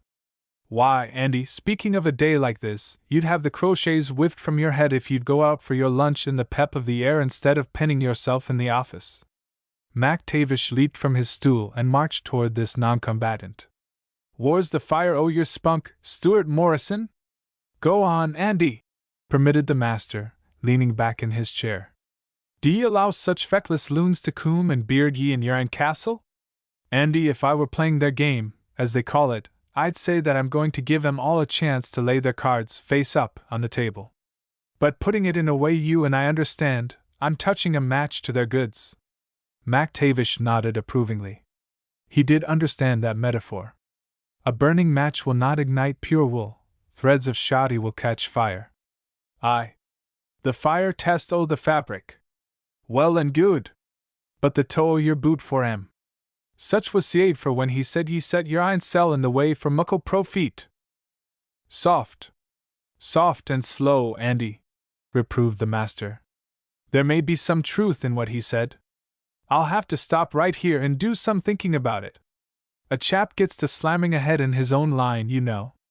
All of us ought to stop short once in a while and make a cold, calm estimate. Take account of stock. Balance the books. Discover how much of it is for ourselves, personally, and how much for the other fellow. No telling how the figures of debit and credit may surprise us. He spun around in his swivel chair. Laura, get Mr. Blanchard of the Conewin Mills on the phone, that's the girl. Yes, Andy, I'm going to get down to the figures in my case. I hope there's a balance in my favor, but we never can tell. He set his elbows on his desk and clutched his hands into the hair above his temples. MacTavish tiptoed away. Morrison had apparently prostrated himself in the feign of figures. In the case of MacTavish, figures were holy. Mr. Blanchard on the phone, Mr. Morrison, reported Miss Bunker. Morrison put questions quickly, emphatically, searchingly. He listened. He hung up. Memo, Miss Bunker. He was curt. His eyes were hard. One observing his manner and hearing his tone would have realized that Quarry had broken cover and that Mr. Blanchard had not been able to confuse the trail by dragging across it an anise bag. In fact, Morrison had said so over the telephone just before he hung up. Get me Cooper of the Waverley, Finneter of the Lorton Looms, Labar of the Bleachery, Sprague of the Bates. He named 4 of the great textile operators of the river. One after the other, as I finish with each. After he had finished with all, pondering while he waited between calls, he strode to MacTavish and brought the old man around on his stool by a clap on the shoulder. A devil of a Mauser, I am! I've been sitting purring on the top and they have hollowed it out underneath me. Eh? What? The cheese, Andy, the water power cheese. They have been playing me for the cat in the case. Left me till the last, left me sitting on an empty shell. The mice have made away with the cheese from under me. They have engineered a combine. There's a syndicate forming. It's for me to tumble down among 'em when the shell caves. I was right about Dispose. He's old Bartai, why out the horns? Oh no! Not as smart as Satan, Andy. But smart, nevertheless. Very smart. He has shown 'em a good thing. They're ready to run in. And the devil take the hindmost. I'm the hindmost, and I'd better get a gait on. But the company you'll be keeping. You don't suppose that I'll run away from the mice instead of after 'em, do you? A thought has been why me, Master Morrison. May I speak it? Out with it. You'll ne'er find a better chance to break from the kin o' auld cloven cootie and mind your ein why the claith business. Resign! It's good advice, backed up by a good excuse, Andy. And know that I may speak freely, rattled on the old man, after a gasp of delight. I can tell ye how I hae been listening for your interest till 10 o' the clock each forenoon, and the divor loons, deal tacket, and here cooms back one o' the worst o' the witifus. It was the Hon. Calvin Dow and Morrison hurried to meet him. Summit short, Uncle Calvin! They're going to play straight politics, Stuart. God save the state, in times like these. They're going to admit to seats only the senators and representatives who are clearly and indisputably elected by the face of the returns. The picked and the chosen, scoffed Morrison. The matter of the right to take seats is going to be referred to the full bench instead of being left to the legislature. Taken out of politics, they say. Going to be put into cold storage, with all due respect to our eminent justices. It means the careful weighing of evidence, and the courts are obliged to move with judicial slowness, Stuart. And in the meantime those picked and chosen ones will elect the state officers whom the legislature has the power to name, will have the machinery to distribute all state patronage, and to make the legislative committees safe for the big measures. There's no telling when the bench will hand down a decision. No telling, Stuart, admitted the sage. After it has been done, it will be hard to undo it, no matter what the judges may decide as to members. But we can't throw the law out of the window, my son. On the outside of the thing, the big boys on Capitol Hill are playing the game strictly according to the legal rules. The legal rules, understand. On the outside, Dow's emphasis on certain words was significant. He put up his hand and drew Morrison's head down close to his mouth. He began to whisper. Talk out loud, Calvin, commanded Stuart, jerking away. Keep in the habit of talking out loud with me. I won't even talk politics in a whisper. It really shouldn't be talked out, not at this time, expostulated Dow, wedded to the old ways. I have had to burrow deep for it. It ought to be saved carefully, to do business with later. To win a stroke in politics it's necessary to jump the people with a sensation. Try it on me. I'm one of the people. See if it will work, insisted Morrison, after the manner of his methods would dispose. They proposed to go according to the strict letter of the law. Important but not sensational. Dow was plainly having hard work to keep his voice above a whisper. Returns not properly sworn to or not attested in due form by city clerks, returns not signed in open town meeting or otherwise defective on account of strictly technical errors, no matter how plainly the intent of the voters was registered, have been finally and definitely thrown out by North and his executive council, acting as a canvassing board. Damned picayune hair splitting! Why can't they use business horse sense? I'll tell you what they've used. They've used Tim Snell and Waddy Sturgis and a few other safe hounds with muffled paws to run around and lug back to cities and towns deficient returns and have them quietly and secretly corrected where it was a case of adding a safe man to the legislature. I know that, Stuart. I know how to make some of my close friends brag to me. I know it, but I can't prove it. Clean scrubbed are the faces of those returns.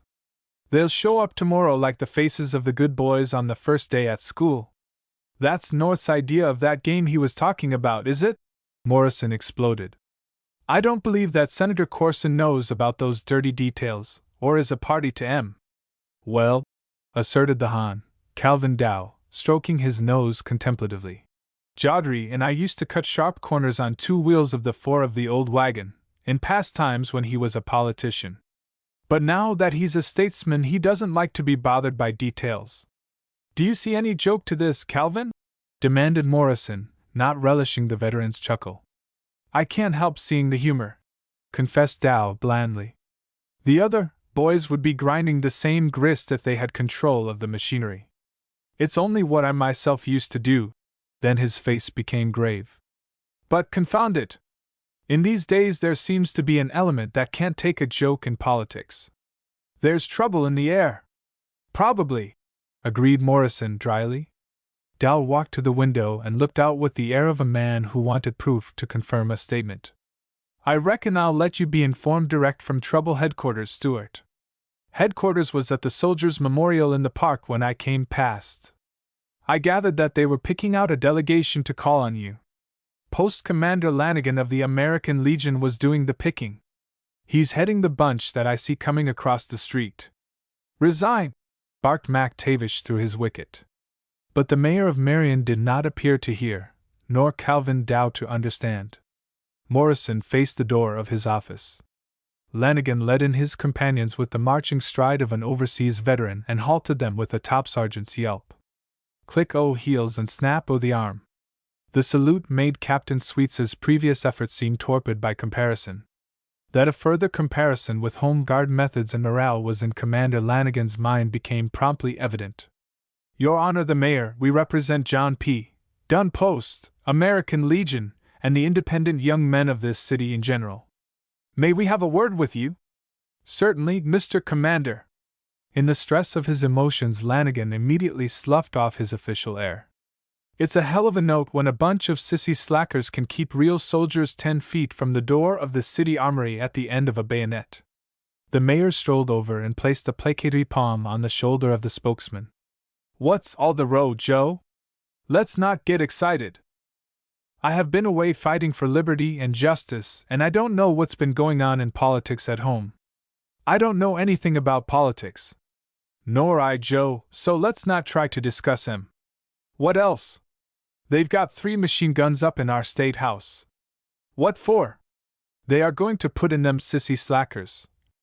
Let's not call names, Joe.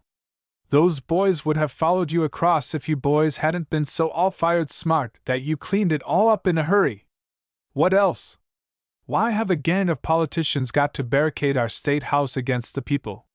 Let's keep cool, Joe, my boy, and find out. They won't let us in to find out. How are we going to find out? Why, I was thinking of doing something in that line, thinking about it just before you came in. Lanigan looked relieved, also a bit ashamed.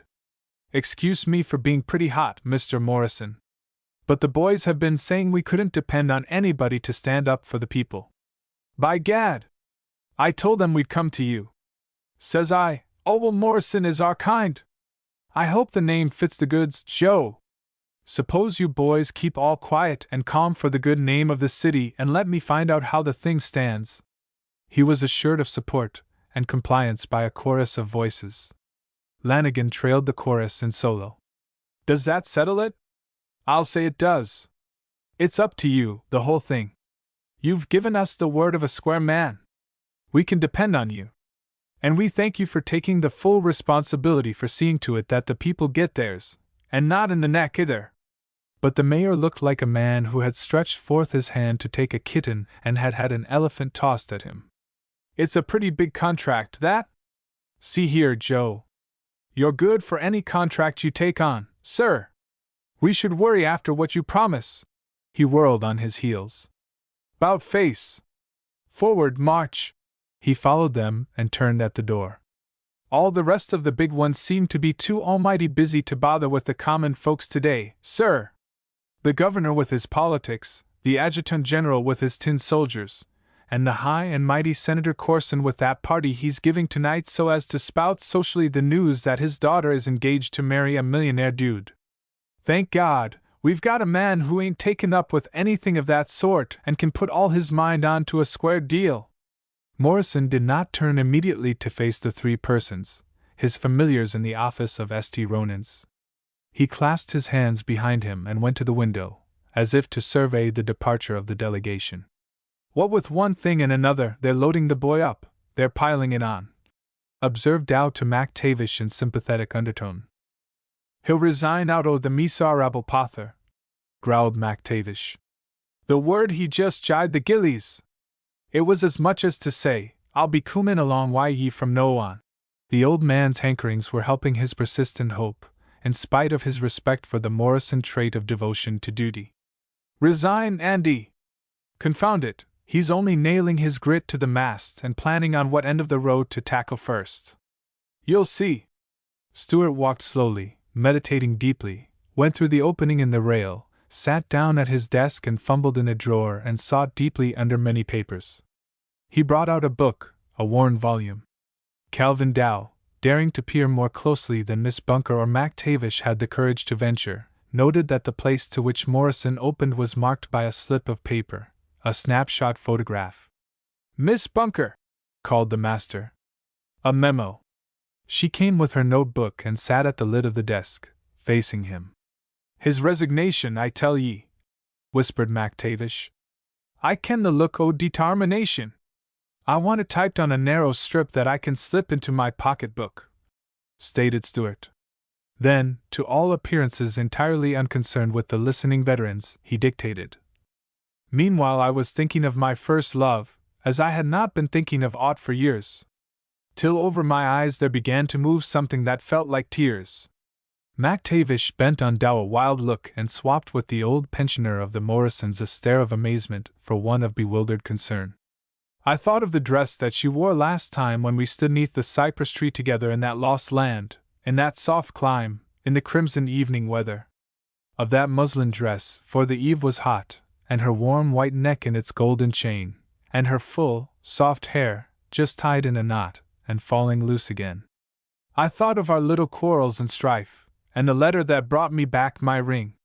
And it all seemed then, in the waste of life, such a very little thing." The girl dabbed up her hand under pretense of fixing a lock of hair. She scrubbed away tears that were trickling. So this was it. The powwow over business and politics had not been stirring even languid interest in her. Now her emotions were rioting. Here seemed to be something worthwhile in the life of the master. "But I will marry my own first love with her primrose face, for old things are best. And the flower in her bosom I prize it above." "My God!" MacTavish gasped.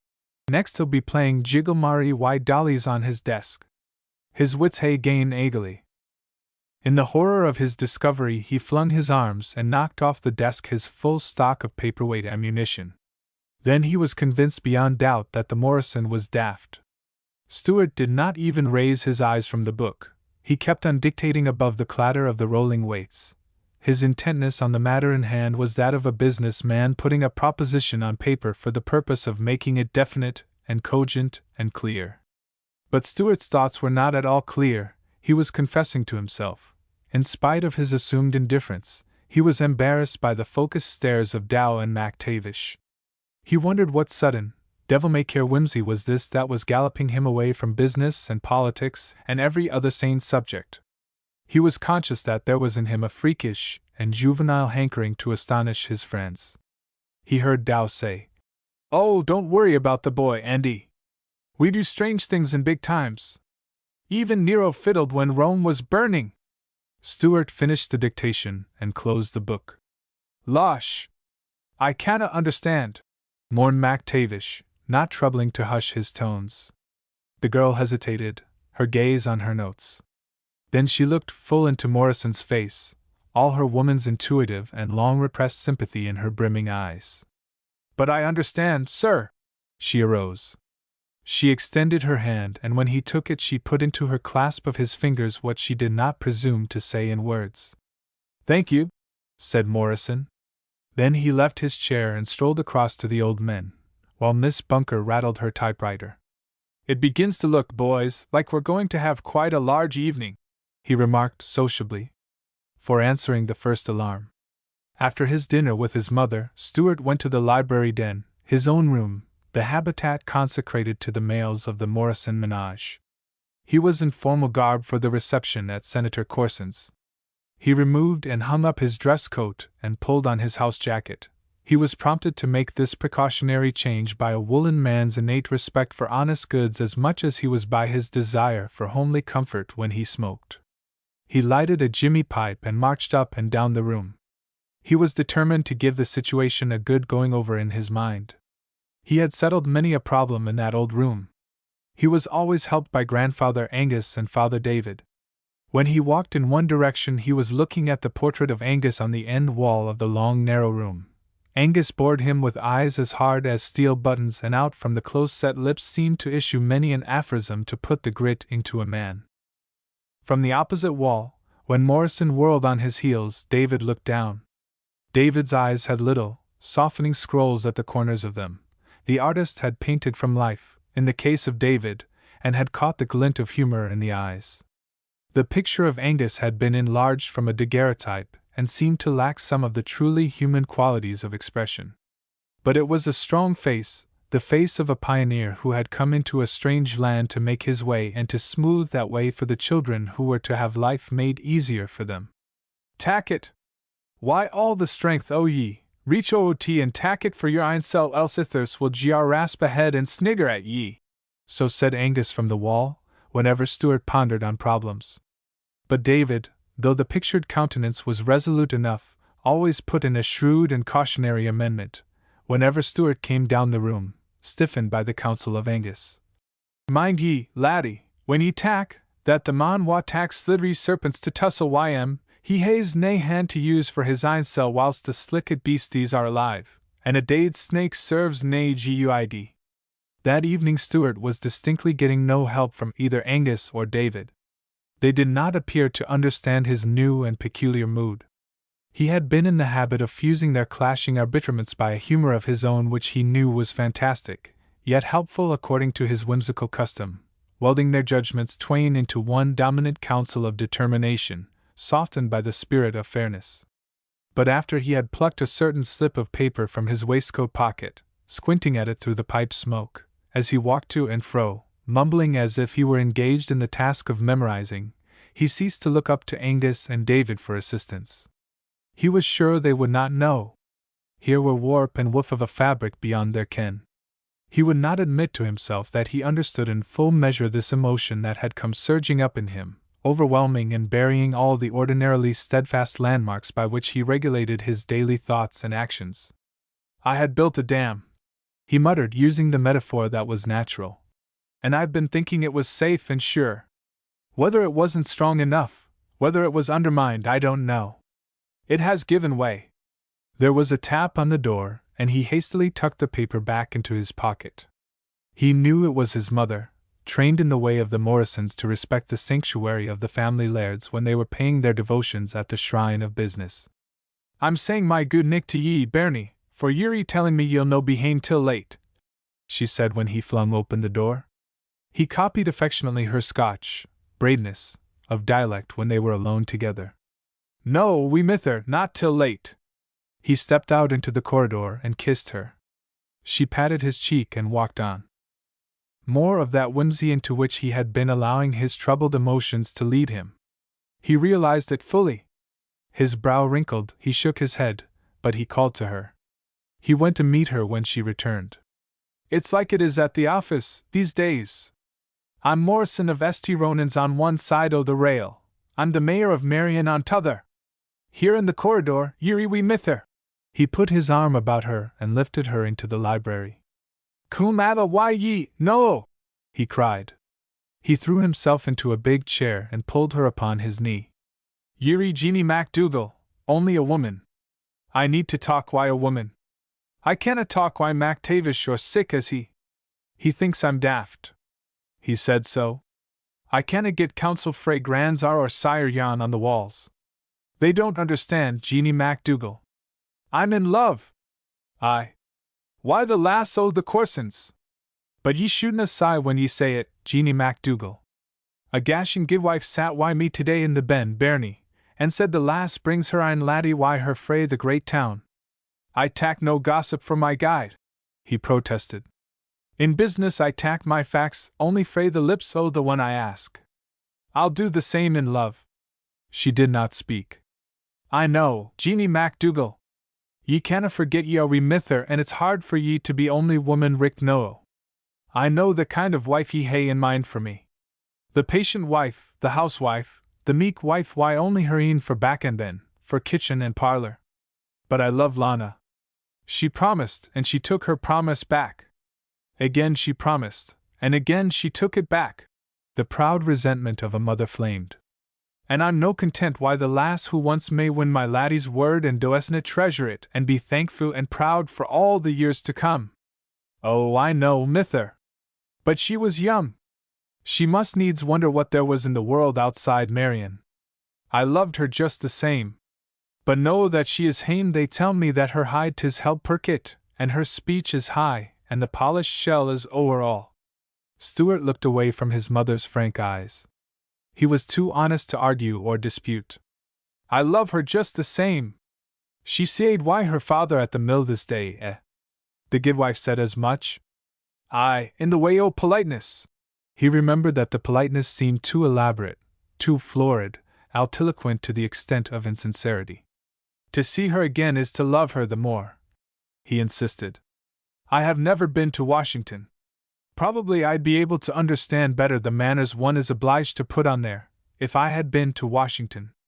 I ought to have gone there on my vacation, instead of into the woods. I'm afraid I have been keeping in the woods too much. But did she talk high and flighty to you, Bernie? It meant nowt except it's the way one must talk when great folks stand near to hear. The governor was there, he said lamely. That was unco trouble to mak for hersel in the hearing o' that auld tyke whose tongue is as rough as his gruntle. Still, he's the governor in spite of his phiz, and that shows her tact in getting on well with the dignitaries, Jeanie MacDougall, and you're a woman and must praise the wit of the sex. She has seen much.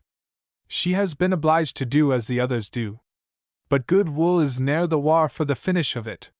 My faith is in her from what I know of the worth o' her in the old days. And now that she has seen, she can understand better. Yes, back here at home she'll be able to understand better. Listen, Jeanie MacDougall. He fumbled in his pocket. Here's a bit of a poem. I have loved it ever since she recited it at the festival when she was a little girl. You have forgotten, I remember. And here's one verse. And I think, in the lives of most women and men, there's a moment when all would go smooth and even, if only the dead could find out when to come back and be forgiven. But I would change it to read, if only we all could find out when. He proceeded. It wasn't all her fault, Mother. I was younger then. I'm old enough now to be humble. She is home again, and I'm going to ask to be forgiven. Then the telephone bell called. He lifted her gently off his knee and stood up. As to the lad who is here with his father, gossip is playing all sorts of capers this day, we mither. And do not be worried if gossip of another sort comes to you after I'm gone this evening. There may be matters in the city for me to attend to as mayor. If I'm not home, you'll know that I'm attending to them. He went to the telephone, replied to an inquiring voice, and listened intently, and then he assented with heartiness. It's Blanchard of the Conewin Mills. He has a bit of business with me and offers to take me along with him to the reception. Tell Jock he'll not have to bother with my car, he said, coming to her where she waited at the door. She had picked up the slip of paper which he had dropped in his haste to attend to the telephone. I adored to peep at your bit poem, Stuart, so that my ear might not seem to be put to o'er hearing your business discourse. She apologized, stanch in her adherence to the rules of the Morrisons. And I'll tell you that Jeanie MacDougall says I to one sentiment I hae found in it. Good. Read it aloud to me, that's my own girlie. He folded his arms and shut his eyes. She read in tones that thrilled with conviction. The world is filled with folly and sin, and love must cling where it can, I say, for beauty is easy enough to win, but one isn't loved every day. She tucked the paper into the fingers of his hand that lay lightly along his arm. He opened his eyes and gazed down into her straightforward ones. Whoever may be the last my bairnie loves will be honored by that love, aye, and sanctified by that love. And sic a lass will deserve from Jeanie MacDougall a smile at our threshold and respect in our hame. She went away. Her eyes were dim with unshed tears, but she held her chin high and trailed her bit of a train with dignity. Morrison folded the paper and put it away. He took a turn up and down the long room, confronting the portrait faces in turn. He eyed them as if he were approaching them on a matter where there now could be a better understanding than on the subject suggested by the slip of paper. I don't know whether Blanchard ought to be kicked or coddled, he confessed. He's a fair sample of the rest. They don't kick so often in these days, Grandsire Angus, as you did in yours. On the other hand, Daddy David, there has been too much coddling in this country, lately, by the cowardice of men who ought to know better, and the coddling has continued to the hurt of all of us. He sat down and looked at the clock. The face of that would, at least, tell him something definite. Blanchard said that he was talking from the club, around the corner, and would be along in 5 minutes. And Blanchard arrived on time. I suppose I ought to be offended by what you said to me over the phone today, Morrison. I was hurt, at any rate. So was I. retorted Stewart, promptly. Hurt and offended, both. So we start from the scratch, neck and neck. But why do you assume that attitude on account of what I told you? I was obliged to put questions to you in order to get the news that you proposed to hitch up with the dominating water power syndicate. Only following out your proposition that we must get down to development in this state. The development is taking care of itself, Brother Blanchard. As chairman of the Water Power Commission, I shall submit my report to the incoming legislature. And in that report I propose to make conservation the corollary of development. Blanchard blinked inquiringly. What do you mean? Why, I mean just this.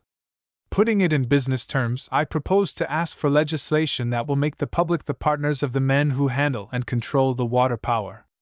I don't know how you're going about to do that in any sensible way, grumbled the other.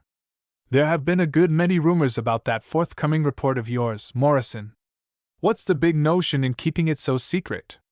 I have been ordered to report to the legislature, Blanchard.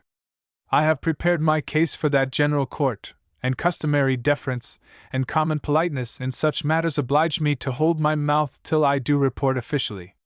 Nothing to be hidden, then? Probed the magnate. Not a thing, not when the proper time comes. But we have been left guessing, and I don't like the sound of the rumors. You must expect big interest to get an anchor out to windward. There's no telling what a damnful legislature will do in case a theory is put up and there are no sensible business arguments to contradict it. As owners of water power, Blanchard, you and I, let's bring our business arguments into the open this year, in the committee rooms and on the floor of the House and Senate, instead of in the buzzing corners of the lobby or down in the hotel buttonholing boudoirs. Now we'll get right down to cases. You have been leaving me out of your conferences ever since I refused to drop my coin into the usual pool to hire lobbyists. I take the stand that these times are more enlightened and that we can begin to trust the people's business to the people's general court in open sessions. Blanchard showed the heat of a man whose conscience was not entirely comfortable. Just what is this people idea that you're making so much of all of a sudden, Morrison? People as partners, people as judges, people. Blanchard hitched over the word wrathfully. People be damned? Inquired Stewart, with a provocative grin. There's too much of this Soviet gabble loose these days. It all leads to the same thing, and you've got to choke it for the good of this government. Right you are to a big extent, Blanchard. But just now we are talking of a vital problem in our own state, and it has nothing to do with Sovietism. But you spoke of making the people our partners. I merely put the matter to you in a nutshell, for we'll need to be moving on pretty quick. He glanced at the clock. He threw off his jacket and pulled on his coat. Partners how? It will be explained in my official report, as chairman of the Power and Storage Commission. I don't relish the rumors about what that report is likely to recommend. Rumors are prevalent, are they? Prevalent, Morrison, and devilish pointed, too. I suppose that's why the old horned stags of the lobby are whetting their antlers, surmised Morrison, giving piquant emphasis to his remark by a gesture toward a caribou head, a trophy of his vacation chase. I have heard a rumor, too, Blanchard. Are they going to introduce legislation to abolish my commission and turn the whole water power matter over to the Public Utilities Commission? Blanchard flushed and said he knew nothing about any such move. I'm sorry that syndicate isn't taking you into their confidence, sympathized Morrison. I know just how you feel. The boys who ought to train with me are not taking me into their conferences either. You spoke of coming down to cases, snapped Blanchard, his uneasy conscience getting behind the mask of temper. I don't ask you to reveal any official report. But can you tell me what this people partners thing is? I can, Blanchard, because it isn't anything that is specifically a part of the report. It's principle, and principle belongs in everything. I merely apply it to the case of water power in this state. He went close to his caller and beamed down on him in a sociable manner. I rather question my own good taste and the propriety of my effort to get onto the commission and be made its chairman. As an owner of power and of an important franchise, I might be considered a prejudiced party. But I hoped I had established a bit of a reputation for square dealing in business, and I wanted to feel that my own kind were in touch with me and would have faith that I was working hard for all interests. You and I can both join in damning these demagogues and radicals and visionaries and Bolshevists. We must be practical even when we're progressive, Blanchard. Now you're talking sense. I hope so. But his next statement, made while the millman glared and muttered oaths, fell far short of sanity in Blanchard's estimation. I'm fully convinced that one of the inalienable rights of the people is ownership of water power. We franchise proprietors ought to content ourselves with being custodians, managers, lessees of that power that comes from the lakes that God alone owns. Are you putting that notion in your confounded report? I am. Are you sticking in something about confiscating the coal and the oil and the iron and— Oh no! Broke in Morrison, calm in the face of fury. Those particular packages all seem to be nicely tied up and laid on the shelf out of the people's reach. And whether they are or not is not my concern now. I'm only a little fellow up here in a small puddle, Brother Blanchard. I'm not undertaking the reorganization of the world. I'll say frankly that I don't know just what kind of legislation in regard to the already developed water power in this state can be passed and be made constitutional. But now when coal is scarcer and high, or monopolized, at any rate, to make it high and scarce in the market, the exploiters are turning to water power possibilities with hearty hankering, and the people are turning with hope. I'm afraid I'm getting hunks out of that report of yours, ahead of official time. You're getting the principle underlying it, and you're welcome. Morrison, the idea that the people have any overhead right and ownership in franchise granted and privately developed water power is ridiculous and dangerous nonsense. It does sound a bit that way, considering the fact that the people of this state have never even taxed water power, as such. The ideas of the fathers, who gave away the power for nothing, seem to have come down to the sons, who haven't even woke up to the fact that it's worth taxing. Yes, Blanchard, taxing even to the extent that the people will get enough profits from the taxation to make them virtual partners. And as to the millions of horsepower yet to be developed, let the profits be called lease money instead of taxation. Then we'll be going on a business basis without having the matter everlastingly muddled and mixed and lobbied in politics. Blanchard knew inflexibility when he saw it, and he knew Stuart Morrison when it came to matters of business. He did not attempt argument. Well, I'll be good and cahootly condemned, he exploded. No, you'll be helped and I'll be helped by putting this on a business basis where the radicals, if they grab off more political power, won't be able to rip it up by crazy methods. The radicals don't know when to stop when they get to reforming. Radicals? Confound it, it looks to me as if we had one of them at the head of that power commission. Morrison, have you turned Bolshevik? My friend, expostulated Stuart gently. When you opposed the principle of prohibition, the fanatics called you rummy. The name hurt your feelings. They had no right to impugn my motives. Certainly not. It's all wrong to try to turn a trick by sticking a slurring name on to conscientiousness. You're turning around and hammering your friends and associates, no matter what name you put on it. It has always been considered perfectly proper to lobby for the big interests in this state for pay. Why shouldn't I lobby for the people for nothing? You and I are the people. The businessmen are the people. The enterprising capitalists who pay wages are the people. The people are. He halted. The telephone bell had broken in on him. Morrison apologized with a smile and answered the call. He sprawled in his chair, his elbow on the table, and listened for a few moments. But don't stutter so, Joe, he adjured. Take your time now, boy. Say it again. He attended patiently on the speaker. They won't take your word on the matter, you say? Why, Joe, that's not courteous in the case of an American Legion commander. Hold on. I can't come down there. I have to attend the reception at Senator Corson's.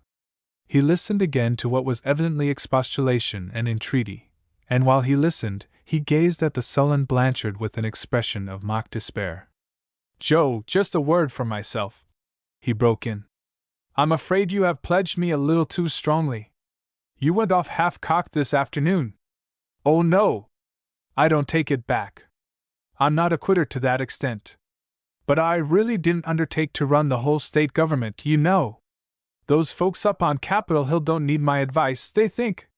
With patience unabated, he listened again. If it's that way, Joe, I'll have to come down. I'll certainly never put an honest chap in bad or leave him in wrong, when a word can straighten the thing. Hold them there. I'll be right along. He hung up. As I was saying, persisted Blanchard, the people. Morrison put up his hand and shook his head. I guess we'd better hang up the joint debate on the people right here, Blanchard. What say if you come along with me and pick up a few facts? The facts may give you a new light on your theories. He hastened to a closet and secured his topcoat and his silk hat. Come where? Down to the Central Labor Union Hall. There's a big crowd waiting there. Blanchard surveyed his own evening apparel in a mirror. I'm headed for a reception, not the kind I'd get as the head of the Conawin Corporation from a labor crowd. Nevertheless, I urge you to come with me. I believe that a little contact with the people in this instance will clear your thoughts. Another one of your riddles, snorted the manufacturer. What's it all about? Blanchard, declared Morrison, setting his jaws grimly while he pondered for a moment, and then coming out explosively. It's about what we may expect from the people when damned fools try to play politics according to the old rules in these new times. It's about what we may expect of the people when they're denied a showdown by men at the head of public affairs. There's trouble brewing in the city of Marion tonight. What would you do if you happened to glance out of your office window and saw a leak spurting big as a lead pencil from the base of the Conawin Dam? You know the leak would be as big as a hogshead in a few minutes, wouldn't you? Yes, admitted the other. You'd get to that leak and plug it mighty quick, wouldn't you? No need to ask. Well, this is a hurry call and I need your help. I don't stand in well with the labor crowd, demurred Blanchard. I know all that. You're hiring too many aliens and red radicals in your mill. But you ought to have some influence with your own gang, such as they are. I suspect that they're the leading troublemakers down in that hall. Blanchard, if you're not afraid of your own men, come along. He clapped the millman on the shoulder and led the way toward the door. If there are scalawags starting that state steel howl again, somebody ought to tell them that there are 3 machine guns and plenty of loaded rifles on Capitol Hill tonight, and the men behind them propose to shoot to kill, stated Blanchard, vengefully, shaking his silk hat. Morrison whirled on him. You're just the man to go down there and tell them so. You probably have inside information. All I know is hearsay. I'll advise M and you threaten M. Come along, Blanchard. We'll make a good team. The men who were waiting to be shown. While Commander Lanigan talked with the mayor from a telephone booth in a drugstore under Central Labor Union Hall, Post Adjutant Demeter stood with his nose pressed against the glass door, waiting anxiously.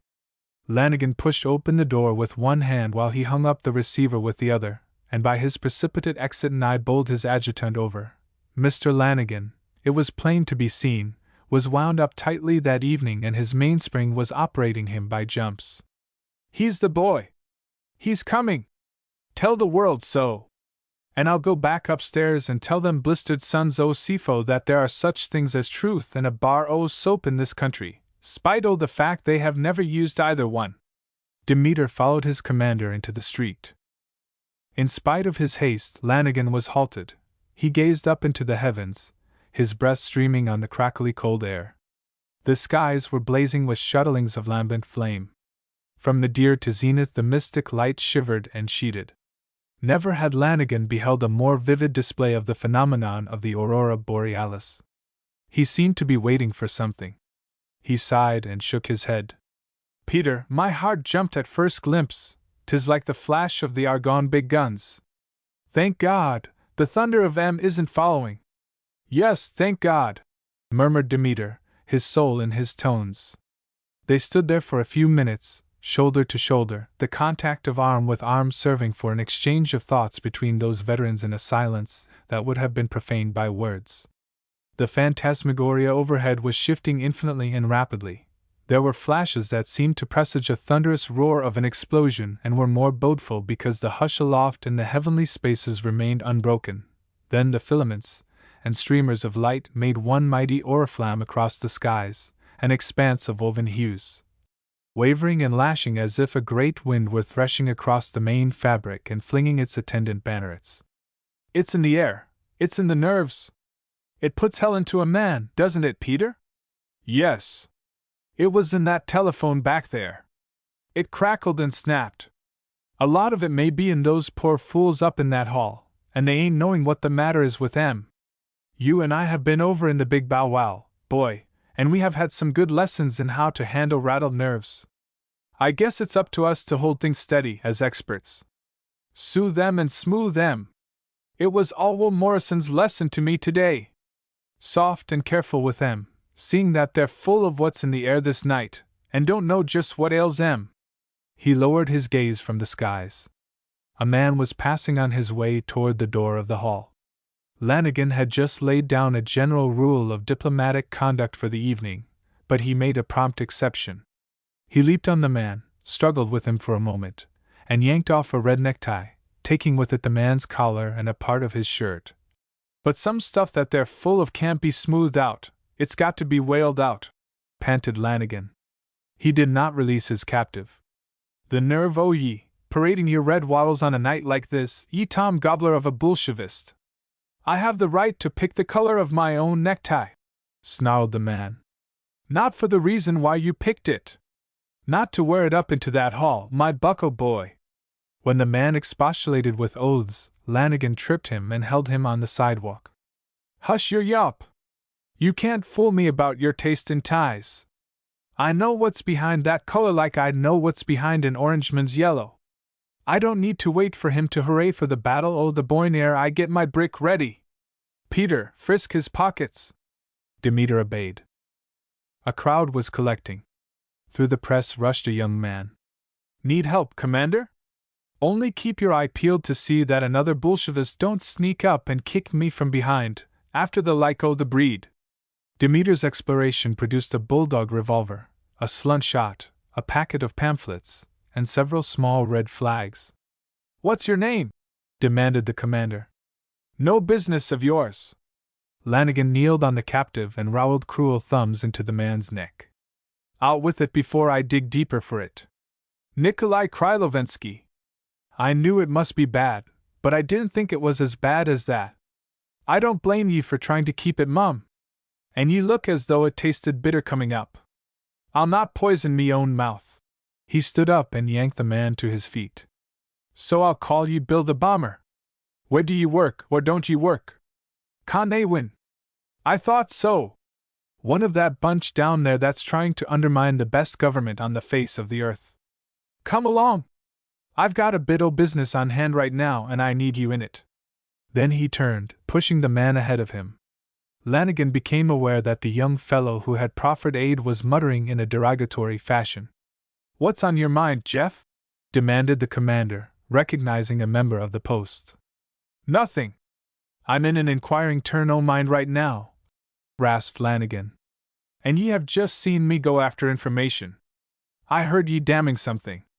Ye best make me understand that you wasn't damning me. I sure wasn't, sir.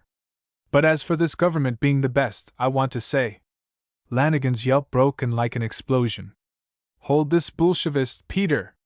I want both hands free. I wasn't saying anything against our government, Commander Lanigan. Not a word, wailed the overseas man. So help me. I'm in a soothing frame of mind this night, returned the ex-sergeant.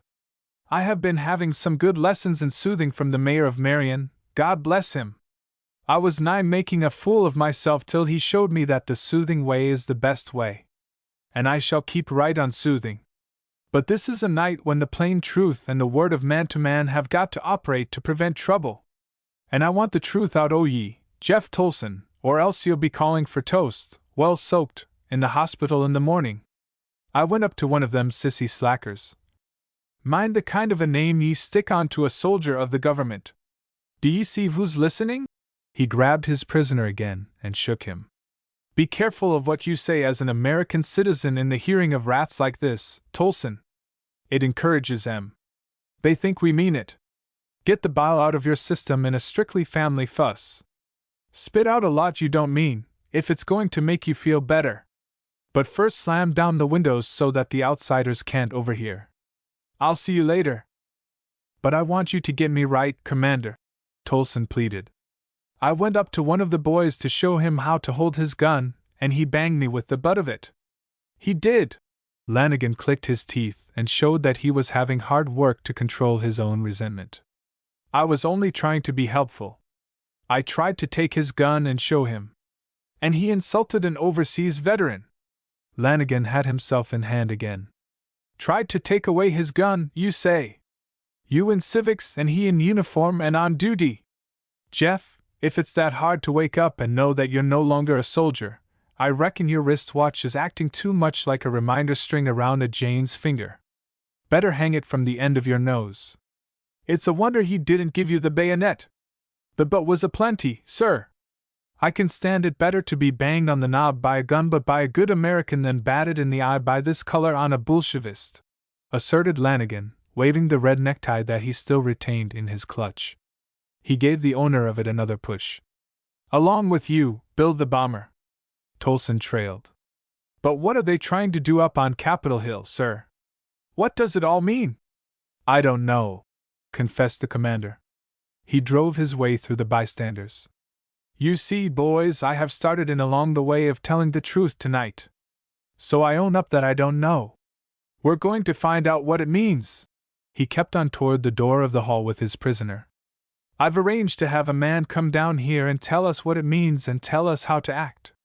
Well, he'll know more than anybody else I have tackled on the subject tonight, said Tolson sourly. He's a wonder, if he does know. He's all Morrison, and that's your answer, buddy, retorted Lanigan. And that answer did seem to suffice for Tolson. There were many men on the stairs leading up to the hall, and the elbowing throng at the door of the auditorium furnished further evidence of the overflowing nature of the gathering. Gangway, commanded Lanigan at the top of his voice. Make way there. I'm bringing something straight in my mouth and something crooked in my MIT, and neither one of 'em will ye have till free passage is made to the platform. The crowd's curiosity served effectively to clear that passage. Lanigan's captive went along, sullenly unresisting. There was no opportunity for rebellion in that mob that opened a narrow passage grudgingly, only to pack together again in a solid mass. But certain men whom Krylovensky passed, or men who caught his eye by swift motion, spat whispers at him in a language that Lanigan did not understand. Is it 3 cheers that your brother rattlesnakes are giving ye in the natural hissing way of 'em? Inquired the captor. They're a fine bunch. With his hand twisted tightly into the slack of the man's coat and the torn shirt, the ex-sergeant forced the prisoner up the short stairs that conducted to the platform. Demeter followed. Tobacco smoke streamed up in whirls from the banked faces that filled the hall from side to side, and the eddying clouds floated in straight above the rows of heads. Lanigan peered sternly at the crowd through the haze. Here I am back. And I'm thanking the good saints for the few mouthfuls of fresh air I got outside and the news I got, and for this here I found and fetched along. I need him. I was on a jury once, in a murder case, and they had the tool that done the job and the lawyers tagged it Exhibit A. This is it. He's got a name, but if I tried to say it, it would cramp my jaws and hold my mouth open so long that I'd get asphyxiated with this smoke. This is Bill the Bomber. Demeter, hold up the goods we found on him. The post-adjutant obeyed the order.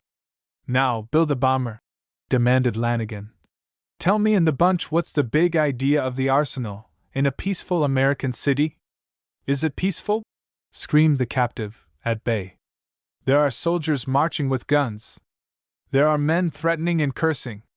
There are. Hold right on, right where you are. Are you naturalized? No. Well, let me tell you, you Red Guild Bolshevist, that till you're a voting American citizen, our private and personal and strictly family rows are none of your damn business. All American citizens kindly applaud. He was answered by cheers, stamping feet, and clapping hands. Contrary-minded? He invited in the silence that followed. Hiss a few hisses, you snakes, he urged. Or show those red flags you're carrying in your pockets. There was no demonstration, either by act or by word. Lanigan pushed his captive to the rear of the platform and jolted him down into a chair behind which, on the wall, was draped a large United States flag. Sit there and see if you can't absorb a little of the white and blue into your system, along with the red that's already there, counseled the patriot. You're going to hear some man talk in a little while, and I hope 'twill do you good. A man in the audience rose to his feet when Lanigan marched back to the front of the rostrum. I am a voter here, yet I was born in another country. Will you allow me to ask a question, Commander Lanigan? Sure. But let's start even on names. What's yours? Otto Weissner. Lanigan made a grimace. But even at that I'm going to keep my word, and I call on all present to back me up. See here, bawled a voice from a far corner. Let that Hun wait. How about your word to us in another matter? Where's the mayor of Marion? The mayor of Marion is on his way to this hall. The soldier's face was set into a grim expression, and deep ridges lined his jaws. I gave you all once tonight his word to me that he'd stand up for us on Capitol Hill, whatever it is they're trying to put over. I got the hoot from you when I said it. You wouldn't take my word, and I just told him so. Now he's coming down here for himself. I say it. If some gent would like to hoot another hoot on that subject, will he kindly step up here and hoot? He doubled his fists. There was no indication that anybody wanted to accept the invitation. Very well, then, proceeded Lanigan. I'm in a soothing frame of mind myself, and I hope you're all soothed too. And so that we won't be wasting any time on a busy evening, I'll state that the meeting is now open for that question, Mr. Weissner. Shoot! Sixth the man's word of the mayor of Marion. Commander Lanigan had constituted himself the presiding officer of the assemblage that had been gathered under no special auspices and by no formal call. It was a flocking together of those uneasy persons who had been informing one another that they wanted to be shown. Mr. Lanigan's unconventional methods in the chair were tolerated because he had displayed much alacrity in putting the mob in the way of securing information from such high authority as the mayor of Marion. Chairman Lanigan's compelling methods in pumping this time filler kept up the interest of the auditors. I belong to der Socialist Party, stated Weissner. We don't want no bosh speeches, warned a voice. In his absorption in affairs, Lanigan was still hanging on to the captured red necktie. He noted that fact and held the danger signal aloft. I don't approve of this color at this time, he remarked. But when I have seen it waved in times past, I have known that it meant a blast going off or a train coming on, and I have never taken foolish chances. Does the objecting gent down there in the corner need any further instruction from here, or shall I come down and whisper in his ear? Silence assured him, and again he ordered Mr. Weissner to ask his question. The queer ceased from showing deference to the volunteer in the chair. Weissner turned his back on Lanigan and addressed all in hearing, shaking his fist over his head. Who tells me dis what I don't know? Does Karl Trimbach his seat half in der State House wir der Socialists half elected him? If he has been elected, sure he'll have his seat, declared Lanigan loyally. That's the way we do things in this country. Why shouldn't he have his seat? Den wir's dot certificate dot should show to Karl Trimbach dot he shall walk into der State House und sit on his seat. He don't get it. Why don't they send it? Weissner bellowed his questions. He threshed his arms wildly about him. This is no time to be starting anything, Weissner. Don't stand there and be a Dutch windmill. Be an American citizen. Soothe yourself. Another gentleman arose. He was distinctly Hibernian. He wore an obtrusive ribbon knot of green, white, and yellow, the colors of the flag of the Irish Republic. Lanigan, ye may not be able to reply satisfactorily to th questions o' the sauerkrauters, but when I ask ye whether or not the Honorable Daniel O'Donnell, representativelict, put in that high office bth votes oth Marion Patriots of a free Ireland, takes his sate, what does th blood o' your race say to me? Lanigan blinked and hesitated. He felt the sudden Celtic surging of a natural impulse to run with his kind, to swing the cudgel valiantly for the cause, and to ask questions after the shindy was over.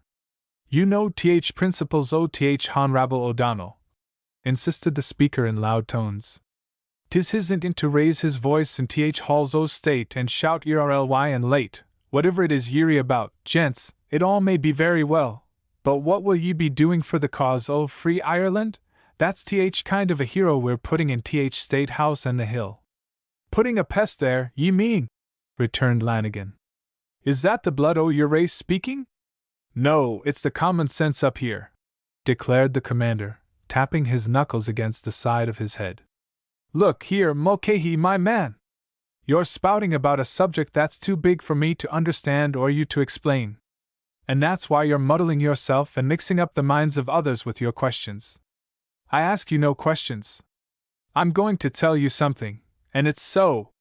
If the kids in your family was down with the measles, and the missus was all snarled up with the tic-delururu and you wasn't feeling none too well yourself, what with a holdover, a black eye, and a lot o' bumps, what would you, hold on? I say, I ask no questions. I know the answer. If Tommy O'Rourke came howling and whooping into your back door and asked you to go out and shin up a tree and fetch down his tomcat, ye'd tell Tommy to bounce along and mind his own matters till ye'd settled your own, and if he didn't go you'd kick him out.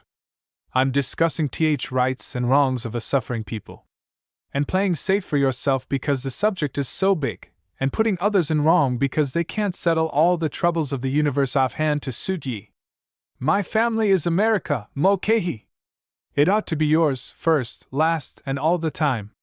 But we've got our own aches to mind right now. And the way I'm putting it, a plain man can understand. If the tomcat don't know enough to come down all by himself, leave him be up there till the doctor tells us we can be out and about. Weissner put his demand again, and Mulcahy made the affair a vociferous duet. Other men were on their feet, shouting. But a top sergeant has a voice of his own and a manner to go with the voice. Lanigan yelled the chorus into silence. While he was engaged in this undertaking, a diversion at the door assisted him. The crowd parted. Men shouted, pleading, "Make way for the mayor!" Morrison came up the aisle toward the platform, Blanchard at his heels. There were cheers, plenty of them. But sibilantly, steadily, ominously the derogatory hisses were threaded with the frank clamor of welcome, hisses whose sources were concealed. The mayor ran up the steps of the platform and marched to Lanigan, doffing the silk hat and extending his hand cordially.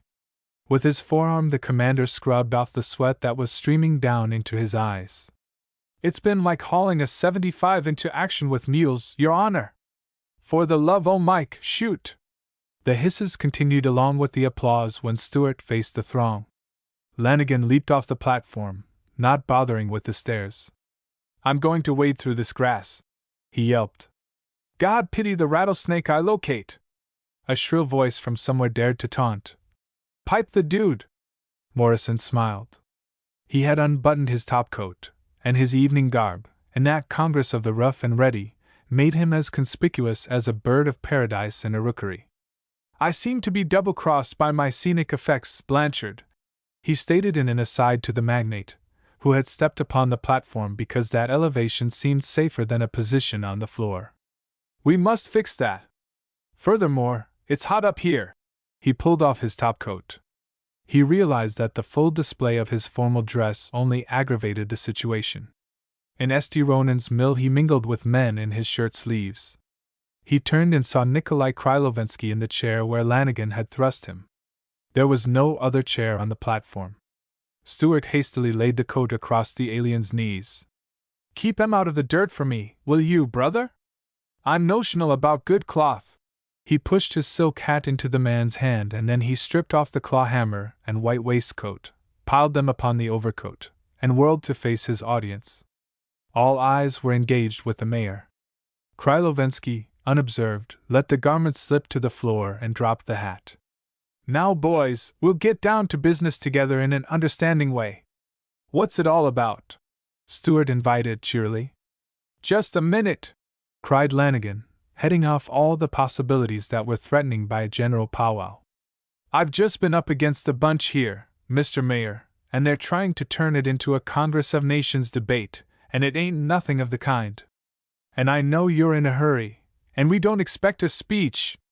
You won't get one, retorted the mayor, tartly. I have dropped down here merely in a business way to find out what's wanted of me as the executive head of this city. Your Honor, I have been preaching the notion of telling the truth tonight, and I'm going to come across with something about myself, confessed Lanigan manfully. I've gone off half-cocked twice today. I've been thinking it over and I realize it. In your office I grabbed in on a word or two you said and took it for granted that you were going to lift the whole load of the people's case up at the State House and stop anything being put over on the people, whatever it is the big boys are planning. But you didn't promise me to do it. I did not, Joe. And I've been telling this gang that you did promise me and that I'd get you down here to back up my word. I don't ask you to back up my lie. You're too square a proposition, Mayor Morrison. After that man talk, Joe, I've just naturally got to make a little of my own. And the boys can't help seeing that both you and I mean all right. I did give you good reasons for jumping at conclusions as you say you did, Joe. Understand that, boys. But my head isn't swelled to the extent that I believe I can settle everything. Now that I'm down here, I'll say this. I'll do everything I can, as mayor of Marion, to straighten things out tonight so that the people won't be left guessing. Guessing starts gabble and gabble starts trouble. Don't do any more shouting about state steel, and don't allow others to shout. Most of us don't know what it means, anyway, and others don't care, so long as it gives them a chance to stir up riots and grab off something for themselves under cover of the trouble. There are a lot of outsiders in this country, standing ready to make just such plays. Don't let your ears be scruffed by mischief makers, boys. Let's have our city come through with a clean name. I'm going to do my part as best I can. But you've all got to do yours, understand that. He smacked his fist down into his palm. Do you bromize me? Carl Trimbach gets seat? Boomed Mr. Weissner. The same question goes as to Th. Honorable Danielle O'Donnell, said adherent Mulcahy. I cannot promise. Then sounded that voice of the unknown troublemaker, sneeringly shrill, the senseless, passion-provoking common, human fife of the mob spirit, persistently present and consistently cowardly in concealment. Of course you don't promise anything to the people. Dudes, stand together. Go back and dance. Lanigan began to claw a passage for himself. Stand where you are, Joe, commanded Stewart. Don't flatter a fool by making any account of him. Those kinds of fools are going to make trouble in this city before the night is over, Your Honor. That's the trouble with politics, declared Mulcahy. You can't get a square promise in politics, FRMTH, big boys. Morrison put up a monitory forefinger. But you can get a square promise from me in business, and I can see that it's time to give that promise and make it specific. That's the way a business contract must be drawn. Hear me, then. It's the business of this city to see that no man abuses its good name or its hospitality, no matter whether he's a resident or comes here because it's the capital of the state. And I'll see to it that the men up at the State House and understand that they must play fair for the good of all of us. You must understand the same at this end. I'll take no sides in politics. The men who are entitled to their seats in this legislature will have those seats. I'm only one man, boys. But one man who is perfectly honest and is depending on the right will find the whole law of the land behind him, and wise men and good men have attended to the law. Will you take my word and let it stand that way between us? A chorused yell of assent greeted him. All right. It's a contract. Mind your end of it. He turned sharply from them and faced Krylovensky. The alien leaped up and kicked the mayor's garments to one side. Say! See here, my friend! Expostulated Stewart. Down with rulers! Screamed the man. I'll be a martyr, but not a hat-rack. The mayor walked toward the frantic person. I'm sorry! I was thoughtless. You and your kind think of nothing but yourselves. You try to make slaves of free citizens of the world. Krylovensky had been buffeted and had controlled himself. But the fires of his narrow fanaticism were now whirling in his brain, sitting there on high before the eyes of his fellows, the men to whom he had been preaching the doctrines of Soviet sovereignty, the supremacy of the people. He had just suffered what his distorted views held as the enormity of ignominy. He had been used as a clothes tree for discarded garments. Used by a ruler. When Morrison, not realizing that the man had become little short of a maniac, stooped to pick up the garments, Krylovensky dove forward and struck the mayor's face with open hand. Now throw me to your dogs. I'll die a martyr to my cause, he squalled. The mayor snapped upright and laid restraining hands on the man who was threatening him with doubled fists. A roaring mob came milling toward the platform. "I'll be a martyr," insisted the alien. "I can't humor you to that extent," replied Morrison, in the tone of a father denying indulgence in the case of a willful child. He got between the man and the mob. He held Krylovensky from him with one hand and put up the other protestingly, authoritatively. "No man that's a real man lets another man bang him in the face," declared Lanigan with fury. "That's a nice point, to be argued later by us when things are quieter, Joe. Stand back. I'm going to kill him even if you haven't got the grit to do it." Lanigan was showing the bitter disappointment of a worshipper kicking among the fragments of a shattered idol. "I won't allow you to do that, Joe. A dead man can't answer questions. Stand back, all of you, I say." He twisted the grip of his hand in the man's collar until Krylovensky ceased his struggles. "Do you work in this city?" asked the mayor. "He works in the Conawin," shouted Lanigan. "And I shook him down this evening for a gun, a knob-knocker, and a lot of red flags." Blanchard was backed against the big stars and stripes, apprehensively seeking refuge from the crowd massing on the platform. Morrison caught his eye. "Seems to be one of your patriots, Blanchard. Shall I hand him over to you? I never saw the renegade before. I'm sorry you don't get into your mill the way I do into mine.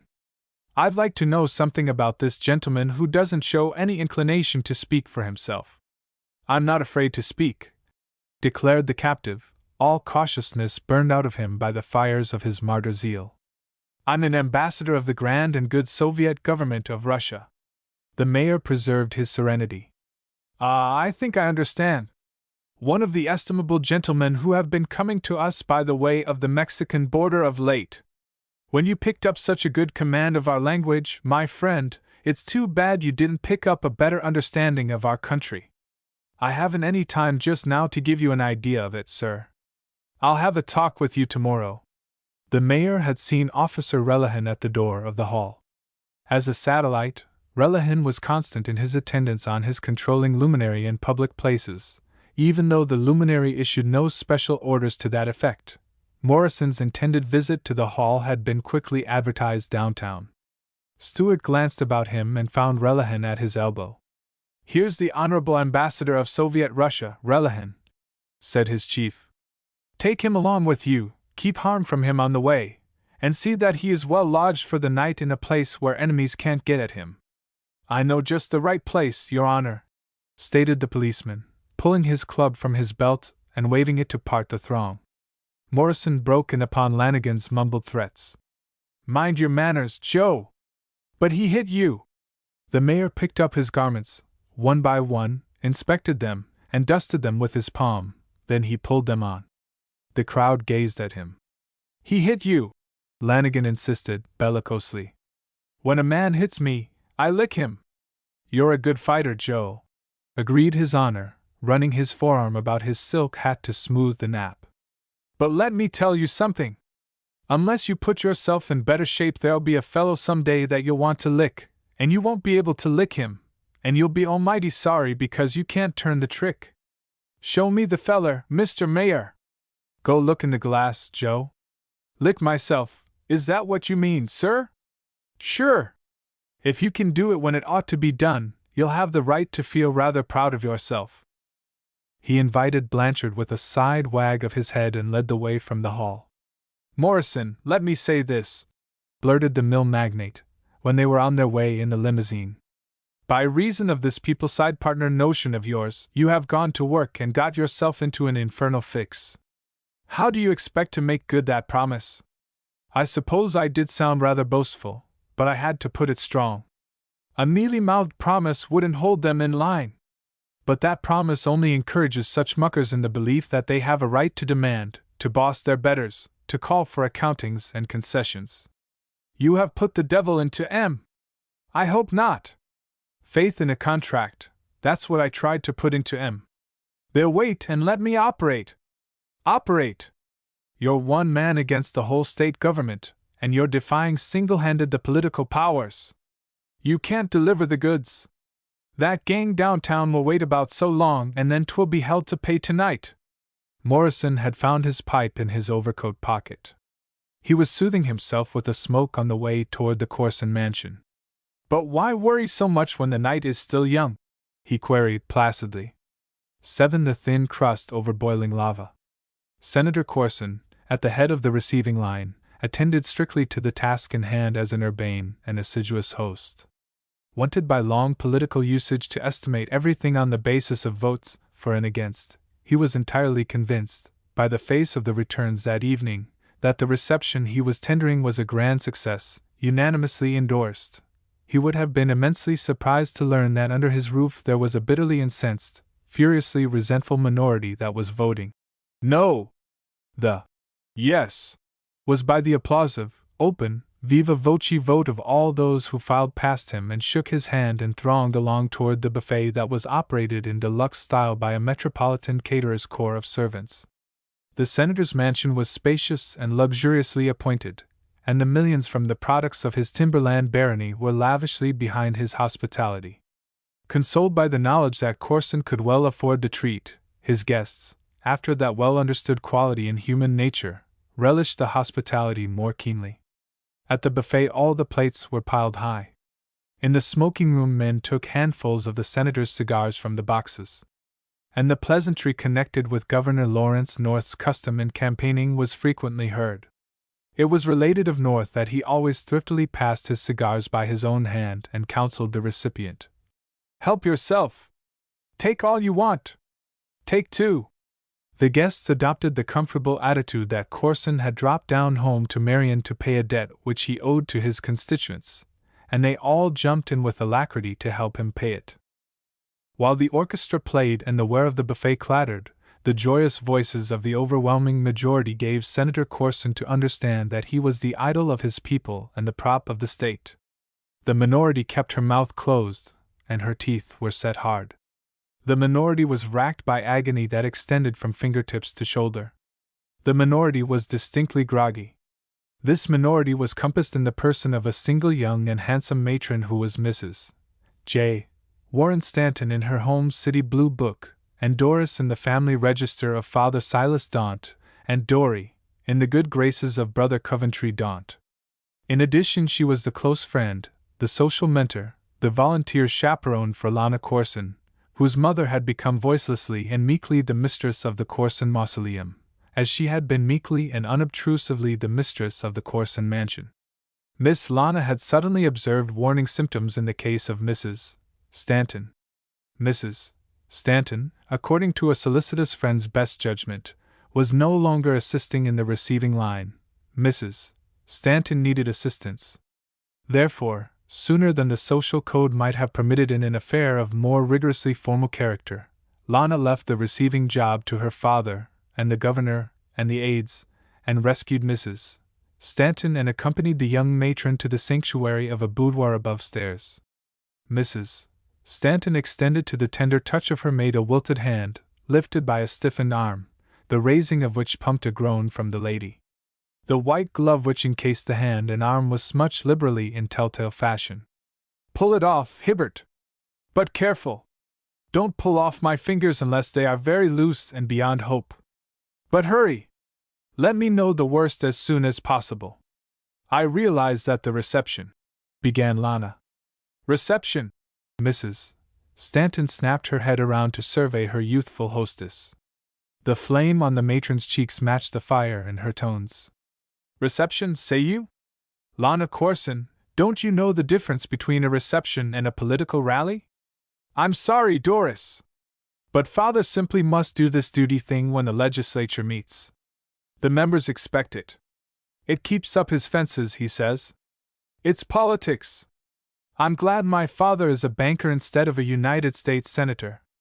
If this is what a senator has to do when he comes back to his home, I think he'd better stay in Washington and send down a carload of food and stick a glove on the handle of the town pump and let his constituents operate that.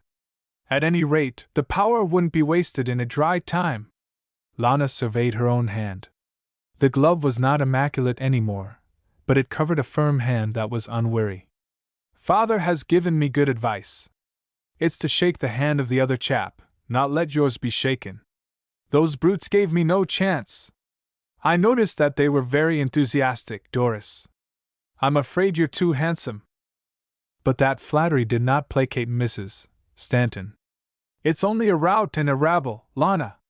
The feminine element does not belong in it.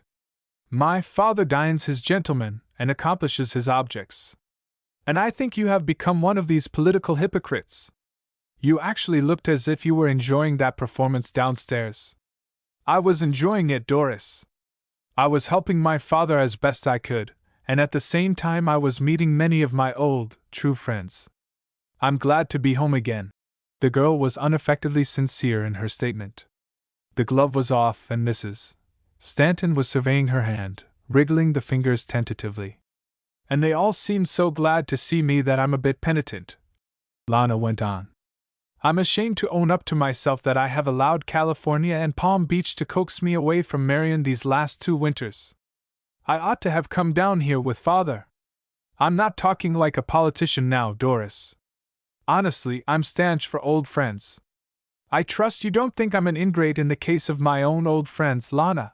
Mrs. Stanton, unappeased, was willing to take issue right then with anybody on that topic. But the main trouble with old friends is, they take too many liberties. Your old friends certainly did take liberties with my poor hand, and they took liberties with your own private business in my hearing. How, in what way?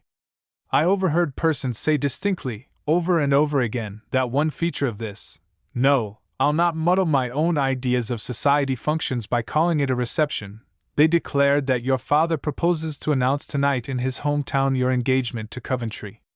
The question that she did not put into words she put into the searching, quizzical stare she gave Lana. Ah, remarked Miss Corson, revealing nothing either by tone or countenance.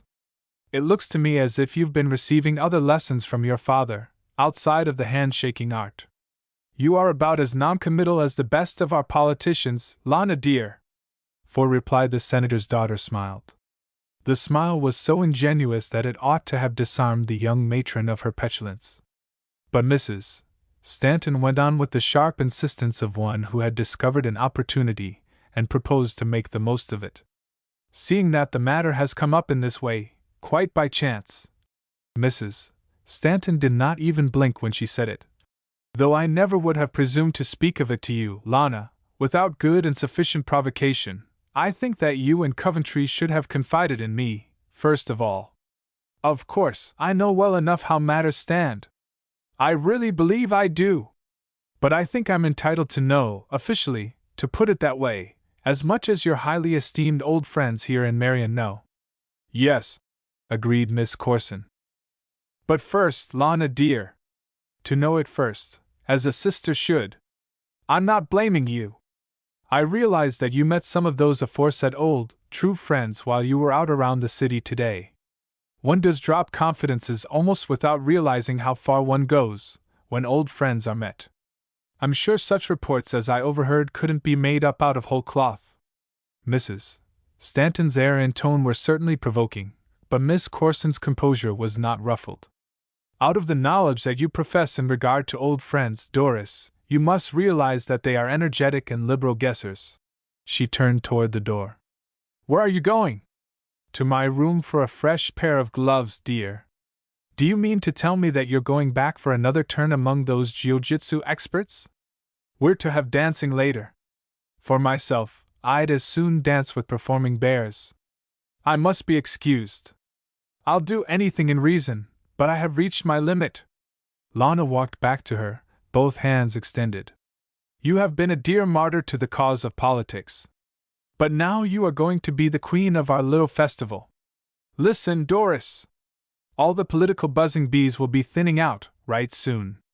Those elderly gentlemen from the country who shook hands with a good Grange grip, they'll be wanting to get plenty of sleep so as to be wide awake tomorrow to hear the governor's inaugural address. The other vigorous gentlemen who are so deeply in politics will be hurrying back to their hotels for their caucuses, or whatever it is they have to attend to in times like these. And the younger folks, who have no politics on their minds, will stay and enjoy themselves. There are some really dear folks in Marion. I thank you for the information, returned Mrs. Stanton dryly. It's important if true. But there's other information that's more important in my estimation just now, and you don't allow me the opportunity to thank you for it. I have been thinking, Doris. I really don't feel in the mood, when all those friends are under my roof, to stand here and brand them as prevaricators. Mayn't we let the matter stand till later? Until after it has been officially announced? Queried Mrs. Stanton, sarcastically. I'm afraid that Father's lessons have trained me better in political methods than I have realized, said Lana, meekly apologetic. Because right now, I'm obliged to run the risk of offending you, Doris, by quoting him and making his usual statement my rule of conduct. Well? Nothing can be officially declared until all the returns are in. What am I to understand from that? It isn't so awfully clear, I know. But let's not talk any more about it. Lana had dropped her friend's hands. She took them again in her grasp and swung Mrs. Stanton's arms to and fro in girlish and frolicsome fashion. Now go ahead and be your own jolly Doris Stanton. You're going to meet folks who'll understand you and appreciate all your wit. One especially I'll name.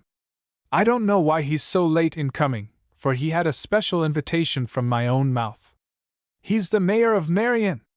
What? Demanded Mrs. Stanton, irefully, pulling away from the girl who was trying to coax back good nature. Picking out another politician for my special consideration after what I have been through? Oh, he's not a politician, Doris dear. Father says he isn't one.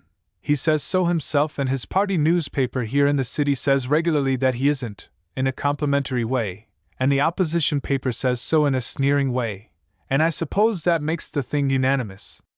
He is one of my oldest friends. He was my hero when I was a little girl in school. He is tall and big and handsome and… Mrs. Stanton narrowed her eyes. She broke in impatiently on the panegyric. I'm so thoroughly disgusted with the ways of politics, Lana, that I draw the line at a speech of nomination. You said you'd name him? Who is he?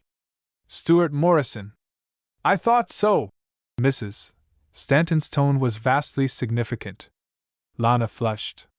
The composure that she had been maintaining was losing its serenity, and her friend noted that fact and became more irritable. My dear Lana, I gathered so much enlightenment from the twittering of those old friends of yours downstairs that you'll not be obliged, I think, to break your most excellent rule of reticence in order to humor my impertinent curiosity in this instance. Don't be sarcastic with me, Doris. I don't find it as funny as when you're caustic with other folks. There does seem to be a prevailing lack of humor in the affairs of this evening, acknowledged Mrs. Stanton. We'll drop the subject, dear. I don't like you to feel that I'm putting you to one side as my dearest friend, not in anything. If you haven't felt like being candid with me in a matter where I'd naturally be vitally interested, I can hardly expect you to pour out your heart about a dead-and-gone love affair with a rustic up in these parts. I understood from the chatter of your old friends that it is dead and gone. I can congratulate you on that proof of your newer wisdom, Lana. It shows that my counsels haven't been entirely wasted on you. It was dead and gone before you began to counsel me, Doris. It's not a matter of withholding confidence from you. Why should I talk about such things to anybody? Oh, a discreet display of scalp locks decorates a boudoir and interests one's friends, vouchsafed the worldly matron. Such confidences are atrocious. Miss Corson displayed spirit. Now both of us are getting peppery, dear Lana, and I always reserve that privilege exclusively for myself and all my friendly relations. I have to keep a sharp edge on my tongue because folks expect me to perform the social taxidermy in my set, and it's only brutal and messy if done with a dull tool. Run and get your gloves! But take your own time in returning to me. There are still 2 of my fingers that need a further period of convalescence. Mrs. Stanton promptly neglected her duties as a finger nurse the moment Miss Corson was out of the room. Hibbert, ask one of the servants to find my brother, and tell him I want to see him here. He will undoubtedly be located in some group where there is a rural gentleman displaying the largest banner of beard. My brother has an insatiable mania for laying bets with sporting young men that he can fondle any set of luxuriant whiskers without giving the wearer cause for offense. Coventry answered his sister's call with promptitude. I'll keep you only a moment from your whisker parterres, COV. When you go back into that downstairs garden, please give some of those beards a good hard yank for my sake. But young Mr. Daunt was serious and rebuked her. This isn't any lark we're on up here, Dory. Dad needs to have everybody's goodwill, and I'm doing my little best on the sidelines for him. And he isn't tickled to pieces by your quitting. It's a big project we're gunning through this legislature. It may be so. It probably is. But I'm not sacrificing 4 fingers, a thumb, and a perfectly good arm for the cause, and I'm not allowing public affairs to take my mind wholly off private matters. So here's at it. Are you and Lana formally engaged? Well, I must say you're not abrupt or anything of the sort. Certain semi-coaxing methods haven't seemed to succeed, and therefore I'm shooting the well, as our old friend Whitaker puts it. Simply for the sake of keeping our affectionate brother and sister relations on the safe and approved plane, I'll say it's none of your blamed business, declared Coventry. On the other hand, in a purely tolerant and friendly way, I'll say that Lana and I are proceeding agreeably, I think, and Dad told me the other day that the Senator talked as if the matrimonial bill might receive favorable consideration when duly reported from committee, meaning Lana and myself and… Gas! Broke in Mrs. Stanton. I shot and I get only gas. I'm looking for oil. Is there an actual and formal engagement, I ask? Oh, say! Expostulated her brother, registering disgust. The motion pictures have spoiled that sort of thing. They have to propose bang outright in the films because the fans can't be bothered by the nuances of courtship. But for a chap to get down on his knees these days in real life would make the girl laugh as loud as the fans would whoop if the hero in real life stood on his head and popped the question. Nothing of that kind of formal stuff in my case, sis. Of course not. There better be. You go ahead this very night and attend to it. Where do you get your appointment as general manager of the matter, Dory? You certainly don't get it from me. Leaving it to be inferred. I leave nothing to be inferred, declared her brother, righteously indignant. Dory, you absolutely must get off that habit of carving your own kin in order to keep up the edge of your tongue. I wouldn't as much as intimate it, by denying it, that you'd get your meddling commission from Lana. If this is all you wanted to talk about, I'll have to be going. This is my busy evening. Just one moment. It's always the busiest man who has time to attend to one thing more. I'm assuming that you love Lana. Conceded. You always did have a good eye in that line, Dory. Then my advice, as an expert, ought to be respected. You go ahead and get a promise from Lana Corson. Then you'll have somebody working for your interests day and night. Who? Her New England conscience. Young Mr. Daunt gave his sister a long, searching, and sophisticated stare. I think I have a little the advantage of you, Dory. I met today this Mr. Stuart Morrison you're speaking of. I haven't spoken of him. I haven't mentioned his name. Oh, didn't you? Purred the brother.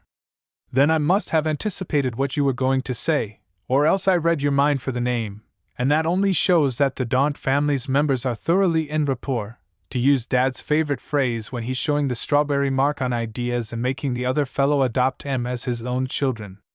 And I have heard how Lana and Morrison have been twice engaged and twice estranged. So, how about her New England conscience in the matter of a promise in love?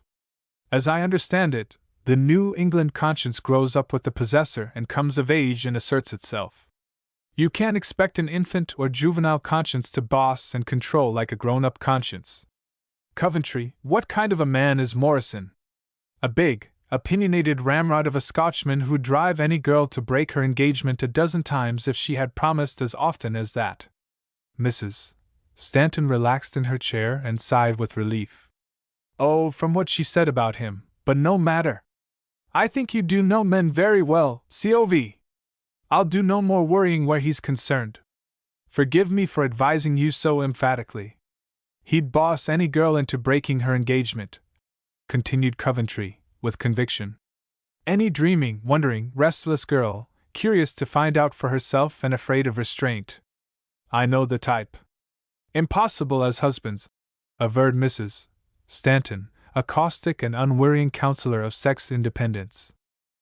But there are some girls who grow up into real women, though you probably have hard work to believe that. said her brother, equally caustic in stating his opinions. And they are waiting for the right man to come along and take sole possession of them, body and soul and affairs, when they are women. Then it isn't bossing any more. It's love, glorified. Letting them have their own way would seem like neglect and indifference, and their hearts would be broken. They eat it up, sis, eat it up, that kind of love. His sister leaped from her chair. How anybody with an ounce of brains can take stock in this caveman nonsense is more than I can understand. It has nothing to do with brains, sis. It's in here. He tapped his finger on his breast. It was put in when the first heart started beating. But you listen to reason. No woman wants a. He put his hand up and broke in on her furious remonstrance. If I listen to reason, sis, you'll have me against the ropes in 30 seconds. I admit that there's no reason why a woman should want it that way. Brains can argue us right out of the notion. I won't argue. But I don't want you to think I'm keeping anything away from you that a sister ought to know. As my sister and as Lana's good friend, I'm sure you'll be glad to know that I love her with all my heart, and I hope I haven't misunderstood her feelings in regard to me. I don't want to be too complacent, but I think she's still girl enough to welcome my kind of love and to take me for what I am. He and his sister were thoroughly absorbed in their dialogue. Having summed up the situation in his final declaration, he turned hastily to leave the room and was assured, to his dismay, that Miss Corson had heard the declaration. She was at the threshold, her lips apart. She was plainly balancing a desire to flee against a more heroic determination to step in and ignore the situation and the words which had accompanied it. Young Mr. Daunt manfully did his best to get that situation out of the chancery of embarrassing silence. Lana, the three of us are too good friends to allow this fuzzle to make us feel altogether silly. Despite present appearances, I don't go around making speeches on a certain subject. Nor will I lay it all on Dory by saying, the woman tempted me and I fell. Yes, we may as well be sensible, affirmed Mrs. Stanton. In spite of her momentary embarrassment, her countenance was displaying bland satisfaction. This was an occasion to be grasped. I'll say right out frankly that I consider I'm one too many in this room just now. Lana retreated across the threshold. She was distinctly frightened. Young Mr. Daunt laughed, and his merriment helped to relieve the situation still more. Oh, I say, Lana! This isn't a trap set by the Daunts. You come right in. I'm leaving. I didn't mean to overhear, the girl faltered. You and I have nothing to apologize for, either of us. I take nothing back, but this is no kind of a time to go forward. I'd be taking advantage of your confusion. Well, of all the mincing minuets, blurted the young matron. One word will settle it all. I tell you, I'm going. But Daunt rushed to the door, seized Lana's hands, and swung her into the room. This is a political night, and we'll go by the rules. The gentleman has introduced the bill, and on motion of the lady it has been tabled. But it will be taken from the table on a due and proper date, and assigned at the head of the calendar. I think that's the way the senator would state it. It ought to be good procedure. He released her hands. And speaking of the calendar, Lana, may I have a peep at your dance list? She gave him the engraved card. All the waltzes for me, eh? He queried, wistfully. I note that you're free. One, please, Coventry, for now. No, please select some of the new dances. You know them all. Some of my Marian friends are old-fashioned, and I must humor them with the waltzes. Her hands were trembling. She laughed nervously. I feel free to task your good nature. Thank you, he returned gratefully, accepting the implied compliment she paid him. He dabbed on his initials here and there and hurried away. Mrs. Stanton had plenty of impetuous zeal for all her quests, but she had also abundance of worldly tact. One does get so tremendously interested in friends and family, Lana. Affection makes nuisances of us so often. But no more about it. I feel quite happy now. I'm even so kindly disposed toward politics that I'm ready to go down and dance for the cause, whatever it is your father and mine are going after. These men in politics, they always seem to me to be like small boys building cart houses. Piling up and puffing down. Putting in little tin men and pulling out little tin men. And to judge by the everlasting fault-finding, Nobody is ever satisfied by what is accomplished. Miss Corson plainly welcomed this consoling shift from an embarrassing topic.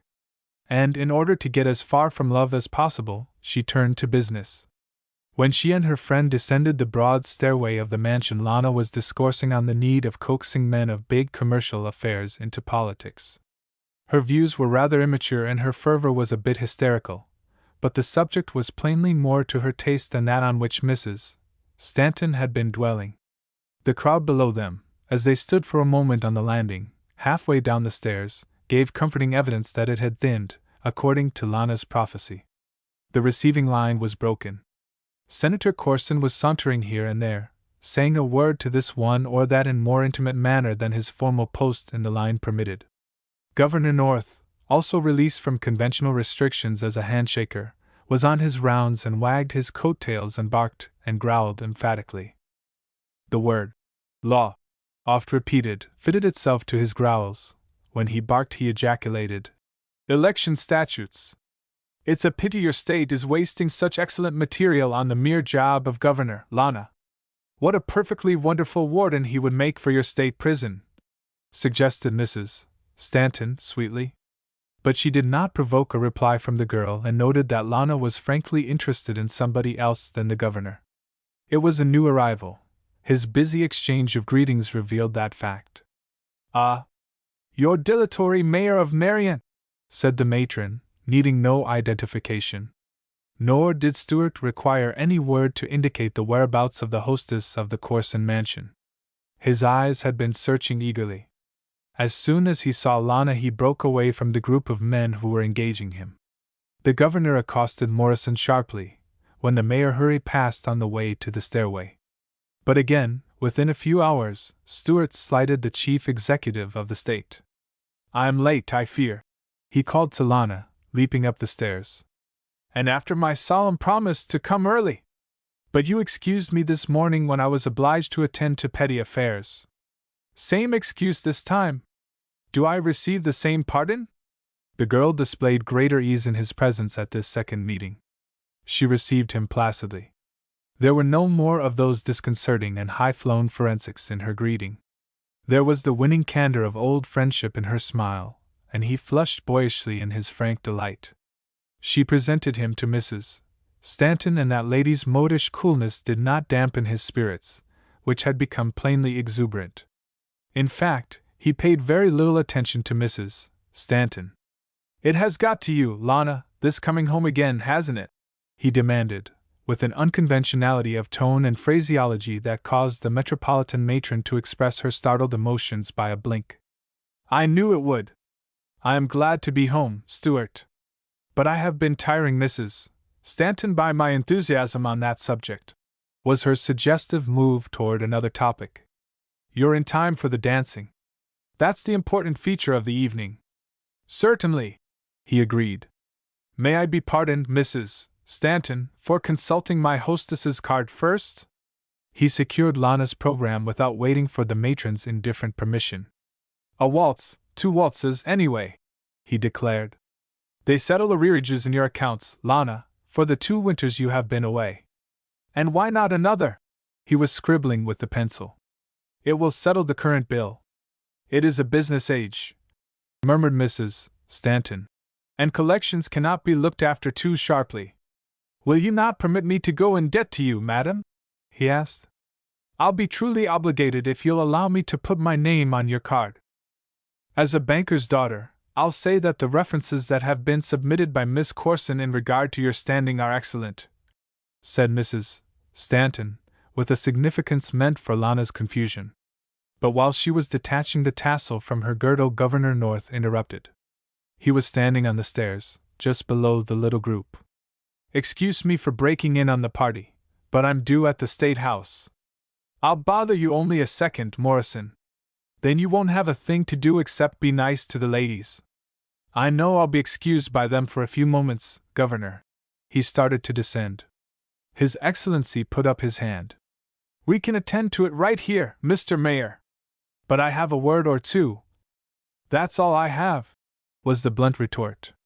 "And I'm in a hurry. Have you got 'em smoothed down, according to our understanding?" I have, I think.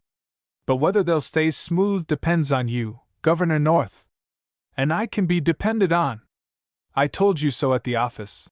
He turned away. I think I ought to have a few words with you in private, however, Morrison insisted. That general understanding is all right. But I need to know something specific.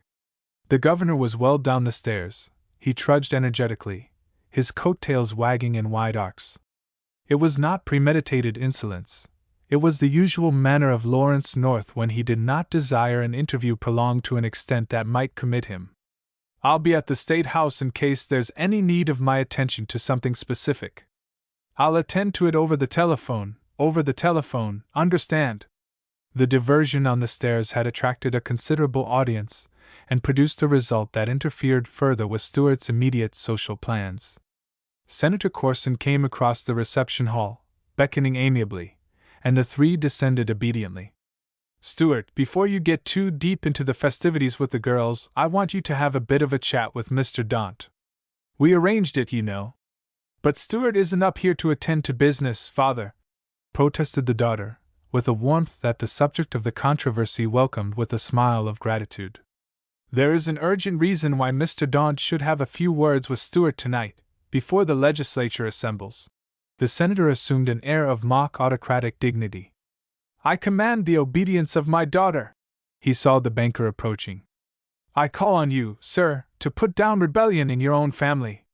These daughters of ours propose to spirit away this young gentleman.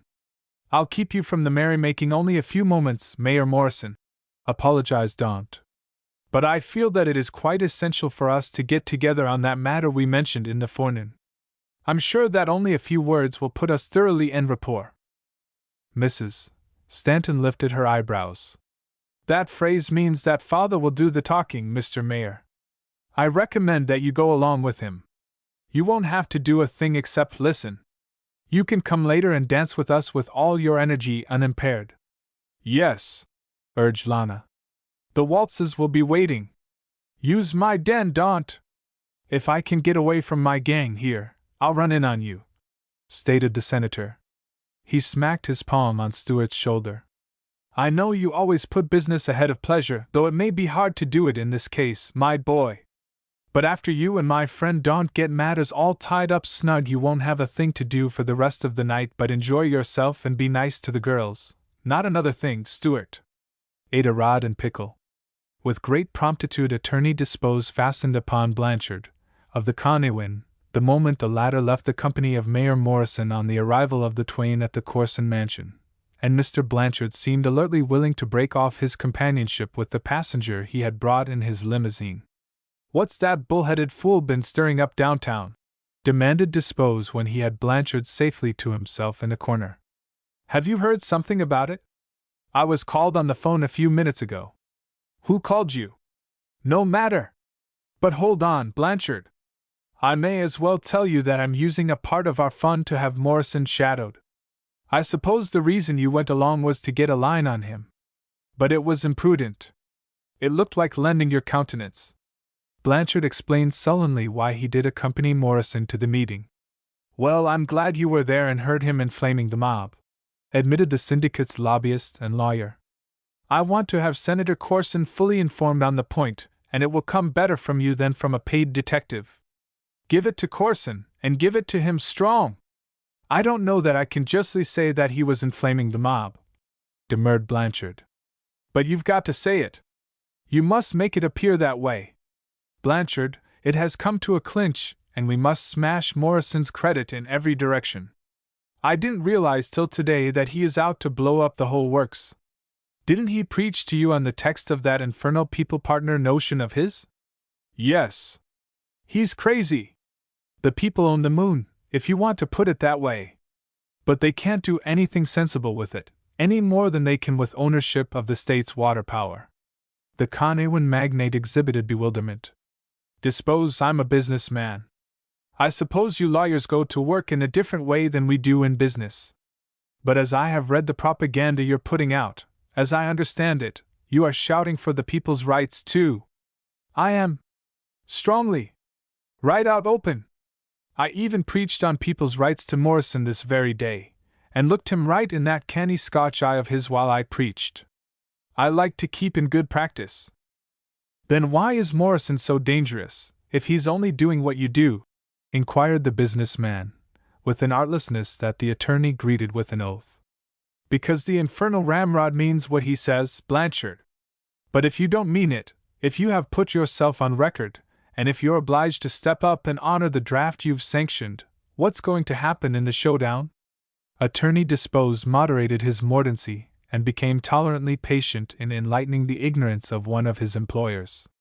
The people are hungry for some kind of fodder in this water power proposition. I've been telling all you power owners so. We'll have to admit it, Blanchard. The time is played out when you can drive the people in this country. You've got to be a nice, kind shepherd and get their confidence and lead 'em.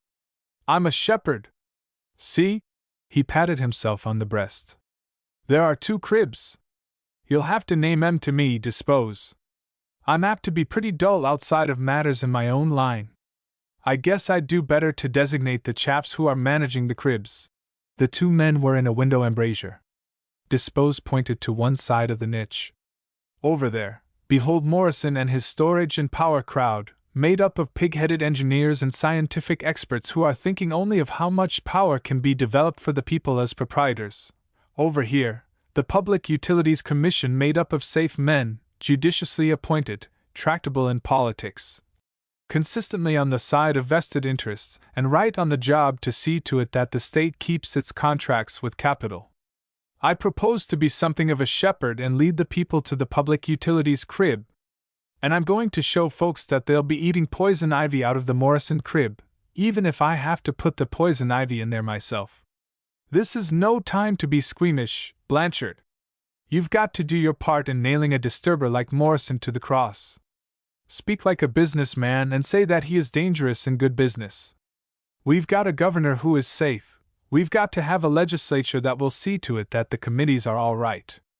And that's why we're standing no monkey business from any mob up on Capitol Hill tonight. Down at that hall, so my man told me, Morrison talked as if he's going to take hold and run the state. Didn't he? Well, one might draw some such conclusions, I suppose, by stretching his words. Blanchard, you must stretch words when you talk to Senator Corson and to all others who need to be stirred up and can help us. If that wild Scotchman butts into this plan, he's inviting trouble, and we've got to see that he gets it. He's got to be choked now or never. Don't have any mercy. Just look at it this way. Talk it this way. He's turning on his own, if he does what he threatens. He played the sneak, he, a mill owner, getting on to that commission. And he proposes to shove in a report that will smother development by outside capital. Play up the reason for his interest in the thing along that line. A hog for himself. It's easy to turn public sentiment by the right kind of talk. If I really start out to go the limit, I can have him tarred and feathered as a chief conspirator, rigging a scheme to have our big industries knocked in the head. Dispose spoke low, but his tone conveyed the malice and the menace of a man who had been nursing a grudge for a long time. 2 years ago his newspaper letters and his rant killed that consolidated project, and I had a contingent fee of $50,000 at stake. As it was, I got only a little old regular lobby fee and my expense money. And the power hasn't been developed by the infernal, dear, protected people, has it? He sneered. If the consolidated folks had been let alone and given their franchise, we'd now be marketing over our high-tension wires 2 millions of horsepower in big centers 200 or 300 miles from this state. Well, I'm not so awfully strong, myself, for making a mere power station of our own state, and letting outsiders ship our juice over the border. But you ought to be devilish strong against a man who is proposing to have the state break existing contracts, take back power rights and franchises, and make you simply a lessee of what you already own. You've got yours. Give the outsiders a show.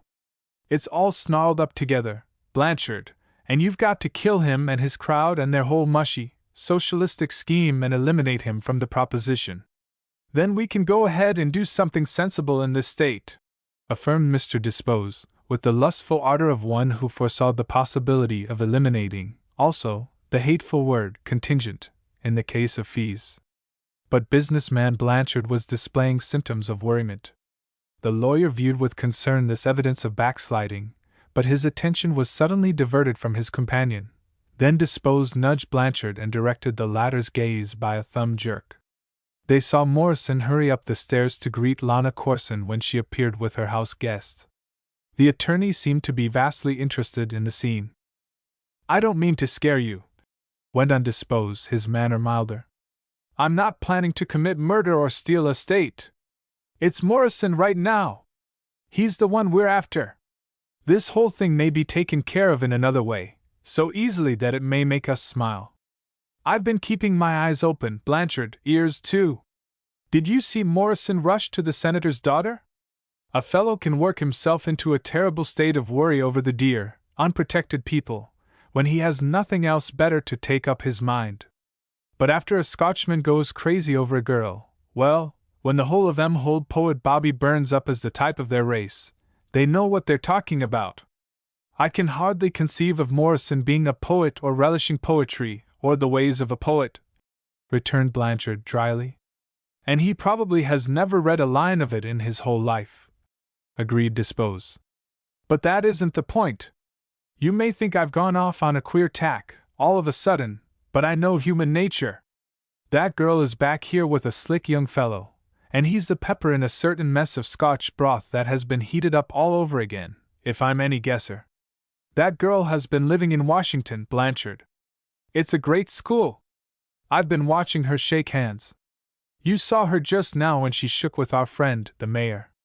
That girl isn't down here on this trip simply to see whether the caretakers have been looking after the Corson mansion in good shape," opined the cynical Mr. Disposed, having excellent personal reasons to distrust everybody else in the matter of motives.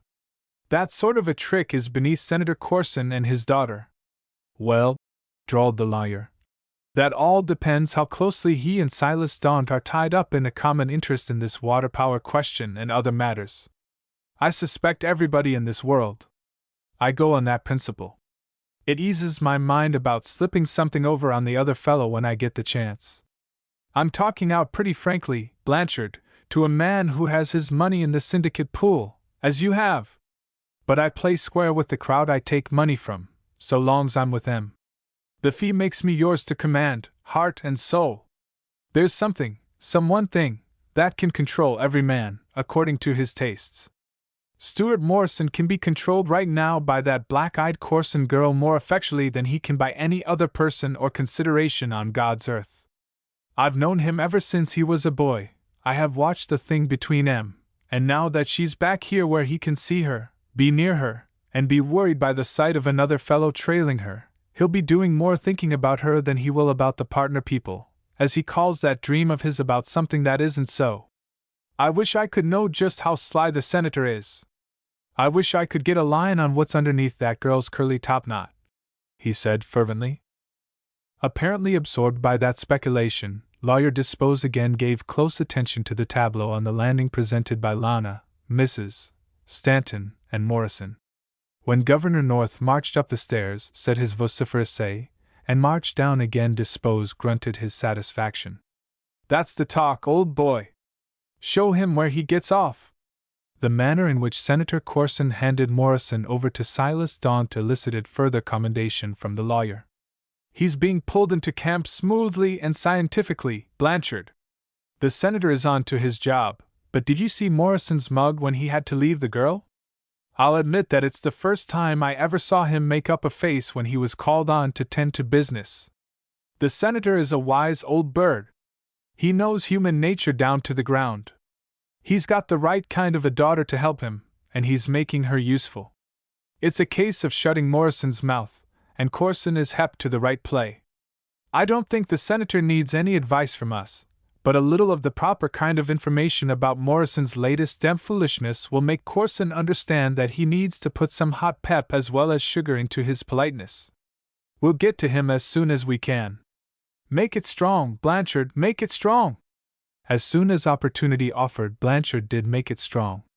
He was harboring a pretty large-sized grudge of his own in the case of Morrison, and it was easy to put malice into the report he gave the senator. "But hold on," protested Corson. "You're making Stuart out to be a radical as red as any of them." "I can't help that, Senator," retorted the millman.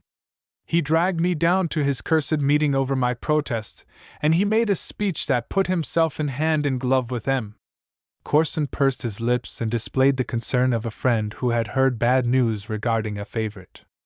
I always found the boy a bit inclined to mix high-flown notions in with the business practicality of his family. But I didn't realize that he was going so far wrong in his theories. That's the danger in permitting even one unsound doctrine to get into a level-headed chap's apple basket, gentlemen. First thing you know, it has affected all the fruit. I'm glad you told me. I'm not surprised that your arguments have had no effect, Dispose. He's naturally headstrong. Do you know, these fellows with poetic, chivalrous natures are hard boys to bring to reason in certain practical matters? I was just telling Dispose that I never saw much poetry sentiment in Stuart Morrison, affirmed the millman. Senator Corson's condescending smile assured Mr. Blanchard that he was all wrong. He was much in our family as a boy. Very sentimental if approached from the right angle. Very! And I think this is a matter to be handled wholly by Stuart's closest friends.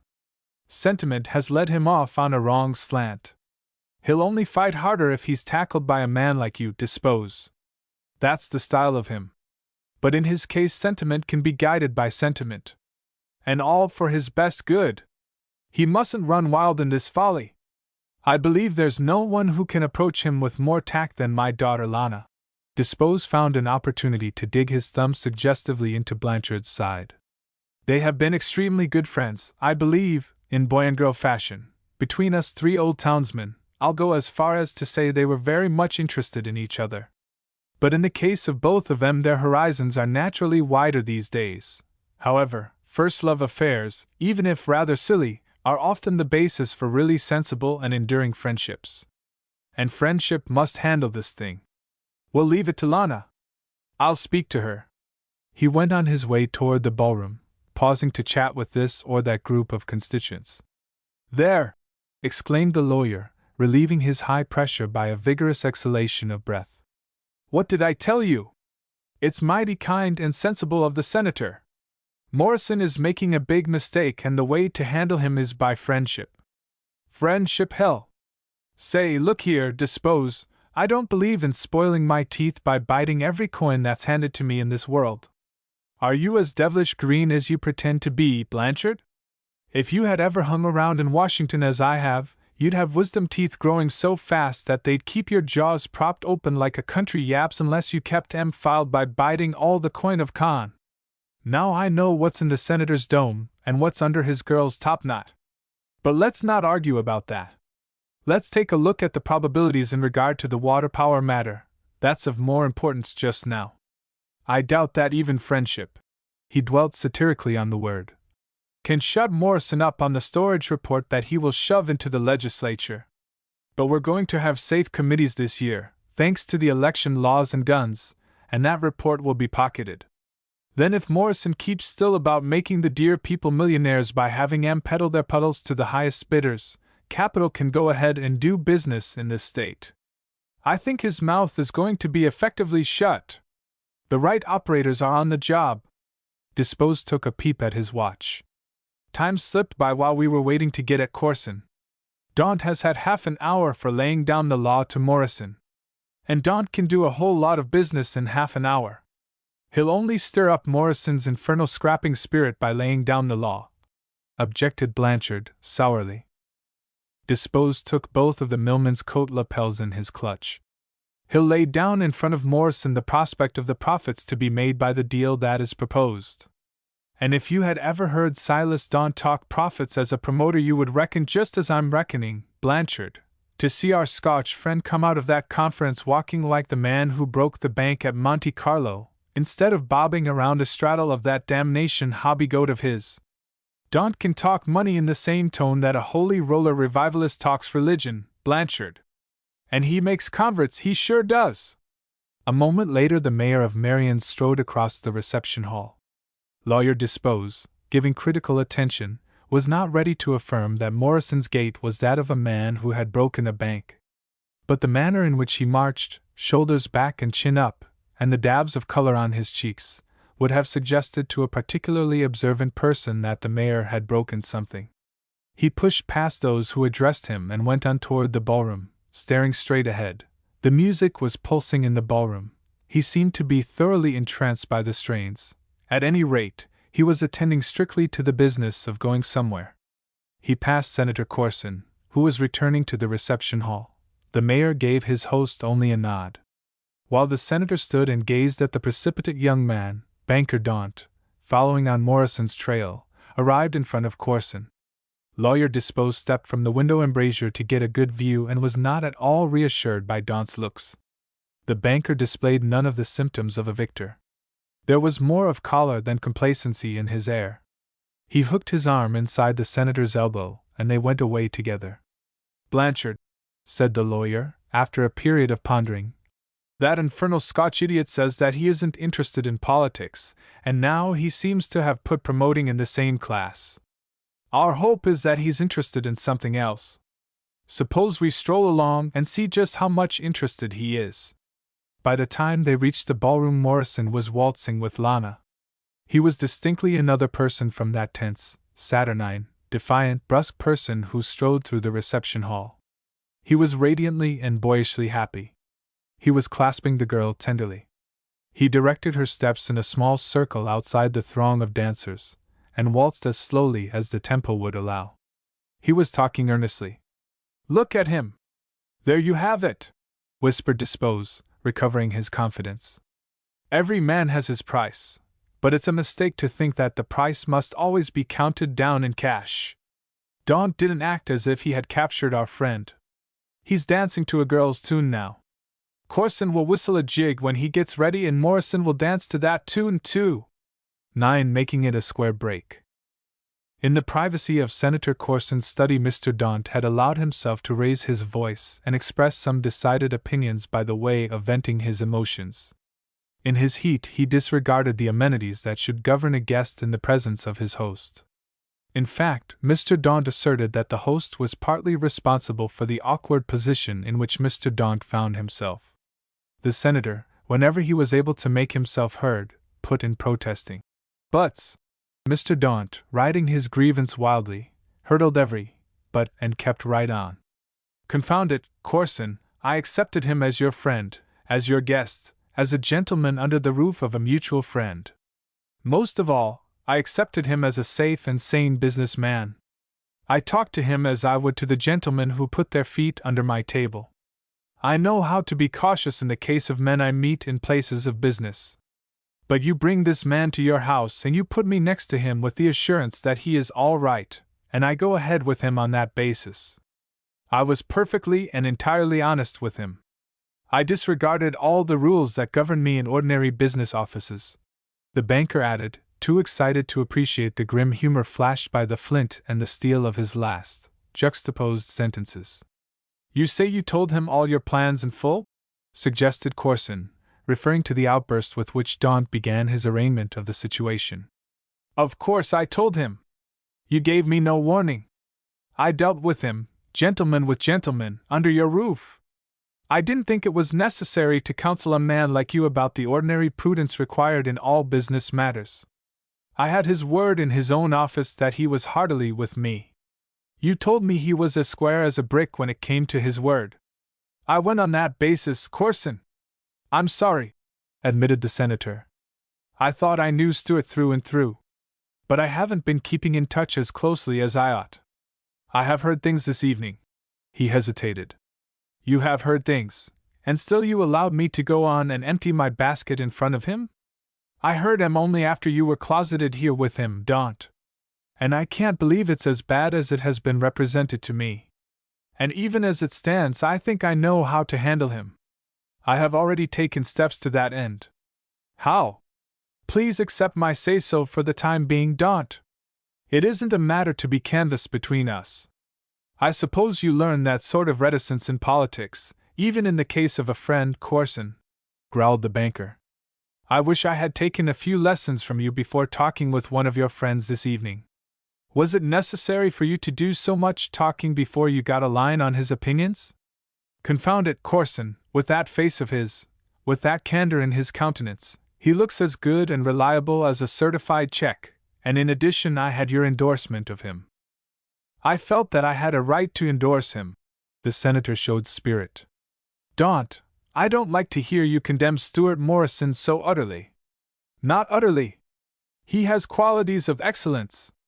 For instance, he's a damnation fine listener, stated the disgusted banker. But he couldn't have thrown down your whole proposition. He couldn't have done that, after the prospects you held out to him, as you outlined them to me when we first discussed the matter, Corson insisted. Morrison has a good business head on him. He comes of business stock.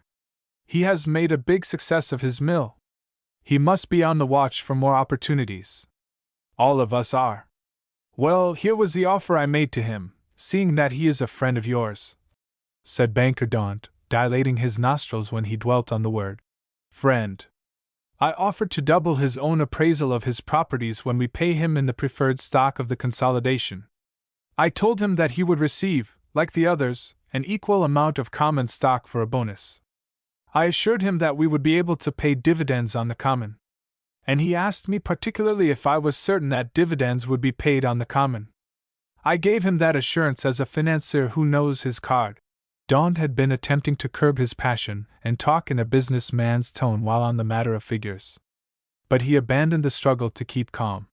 He cracked his knuckles on the table and shouted. But do you know, can you imagine what he said after I had twice assured him as to those dividends on common, replying to his repeated questions? Can you? No, admitted Corson, having reason to be considerably uncertain in regard to Stuart Morrison's newly developed notions about affairs in general. He told me I ought to be ashamed of myself, then he pulled out his watch and apologized for monopolizing me so long on a gay evening, hoped I was enjoying it, and said he must hurry away and dance with Miss Corson. What did he mean by saying that I ought to be ashamed of myself? What did he mean by that gratuitous insult to a man who had made him a generous proposition in straight business, to a guest under your roof, Senator Corson? By gad! I'll find out what it means, snapped the senator, pricked in his pride and in his sense of responsibility as a go-between. He pushed a button in the row on his study table. This new job as mayor seems to be playing some sort of a devil's trick with Stuart. I'll admit, Daunt, that I didn't relish some of the priggish preachment on politics mouthed by him in his office when we were there. But I didn't pay much attention, any more than I did to his exaggerated flourish in the way he attended to city business. The new brooms. You know. Yes, I know. The banker was sardonic. I could overlook his display of importance when he neglected gentlemen in order to parade his tuppenny mayor's business. I paid no attention to his vaporings on the water question. I've heard plenty of franchise owners talk that way for effect. He's an especially avaricious Scot, isn't he? Confound him! How much more shall I offer him? I'll admit that Stuart seems to be different these days in some respects, but unless he has made a clean change of all his nature in this shift of some of his ideas, you'd better not offer him any more, warned the senator. I never detected any for sale sign on him. The senator's secretary stepped into the study. Find Mayor Morrison in the ballroom and tell him I want to see him here. Corson, you're a United States senator, proceeded the banker when the man had departed. And your position enables you to take a broad view of business in general. But naturally you're for your own state first of all. Certainly. Loyally so. I think you thoroughly understand my play for consolidated development of the water power here. Every single unit should be put at work for the good of the country. Isn't that so? Yes, decidedly. To set up such arbitrary boundaries as state lines in these matters of development is a narrow and selfish policy, insisted Daunt. It would be like the coal states refusing to sell their surplus to the country at large. If this Morrison proposes to play the bigoted demagogue in the matter, exciting the people to attempt impractical control that will paralyze the whole proposition, he must be stepped on. You can show due regard for the honor and the prosperity of your own state, but as a statesman, working for the general welfare of the country at large, you've got to take a broader view than his. I do. I can make Stuart understand.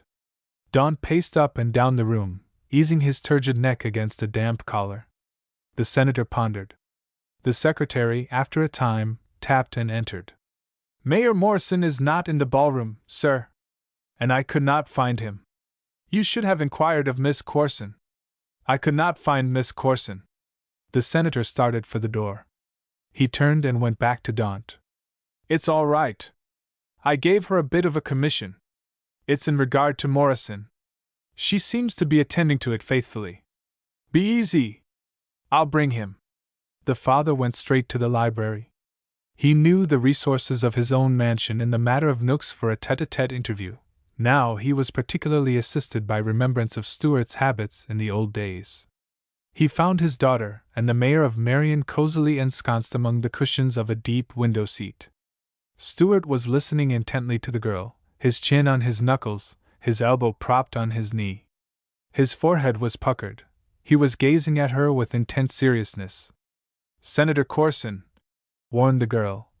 We are in executive session. I see. I understand. But I need Stuart urgently for a few moments. I surrendered him willingly a little while ago. But this conference must not be interrupted, sir. Certainly not, Senator Corson, asserted Stuart, with a decisive snap in his tone. We have a great deal of ground to go over. I'll allow you plenty of time, but a little later. There's a small matter to be set straight. 'Twill take but a few moments. It's undoubtedly either business or politics, sir, declared Lana, with a fine assumption of parliamentary dignity. But I have the floor for concerns of my own, and I'll not cede any of my time. It is hardly business or politics, returned the senator gravely. It concerns a matter of courtesy between guests in my home, and I'm anxious to have the thing straightened out at once. I beg of you, Stuart. The mayor rose promptly. I suppose I must consider it a question of privilege and yield, consented Lana, still carrying on her little play of procedure. But do I have your solemn promise, Senator Corson, that this gentleman will be returned to me by you at the earliest possible moment? I promise. And I want your promise that you will hurry back, said the girl, addressing Stuart. I'll wait right here. But Lana, remember your duties to our guests, protested her father. I have been fulfilling them ever since the reception line was formed. She waved her hand to draw their attention to the distant music. The guests are having a gorgeous time all by themselves. I'll be waiting here, she warned. Remember, please, both of you, that I am waiting. That ought to hurry your settlement of that other matter you speak of. I'll waste no time, Morrison assured her. He marched away with the senator. In the study, Corson took his stand between his two guests. Daunt was bristling. Morrison displayed no emotion of any sort. Mr. Daunt, I think you'd better state your grievance, as you feel it, so that Mr. Morrison can assure both of us that it arises from a misunderstanding. The banker took advantage of that opportunity with great alacrity.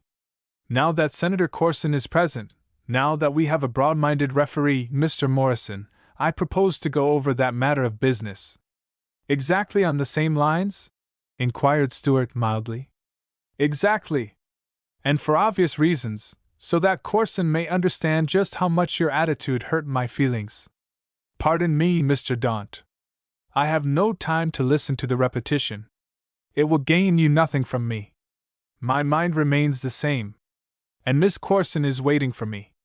I have promised to return to her as soon as possible. But it will take only a little while to go over the matter, pleaded Corson. It will be time wasted on a repetition, sir. I have no right to keep Miss Corson waiting, on such an excuse. You give me an almighty poor excuse for unmannerly treatment of my business, Morrison, Daunt stated, with increasing ire. I really must agree in that, chided the senator. Sir, you gave your daughter the same promise for yourself, declared Stuart. Now let's not be silly, Stuart. Lana was playing. You can go right on with her from where you left off. Perhaps, admitted the mayor. I hope so, at any rate. But I don't propose to break my promise. He added in his own mind that he did not intend to allow a certain topic between him and Lana Corson to get cold while he was being bullyragged by two elderly gentlemen in that study. By the gods! You'll have to talk turkey to me on one point, asserted Daunt, his veneer of dignity cracking wide and showing the coarser grain of his nature. I made you a square business proposition and you insulted me, under the roof of a gentleman who had vouched for both of us. Thank you. Now we are not retracing our steps, as you threatened to do. We go on from where we left off. Therefore, I can give you a few moments, sir. What insult did I offer you? You told me that I ought to be ashamed of myself. That was not an insult, Mr. Daunt.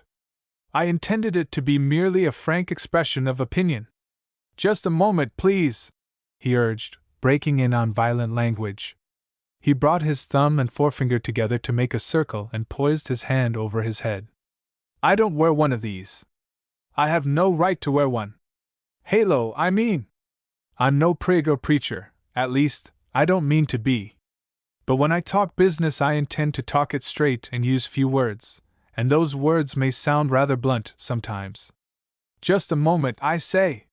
He leaned over the table and struck a resounding blow on it with his knuckles. This is a nutshell proposition, and we'll keep it in small compass.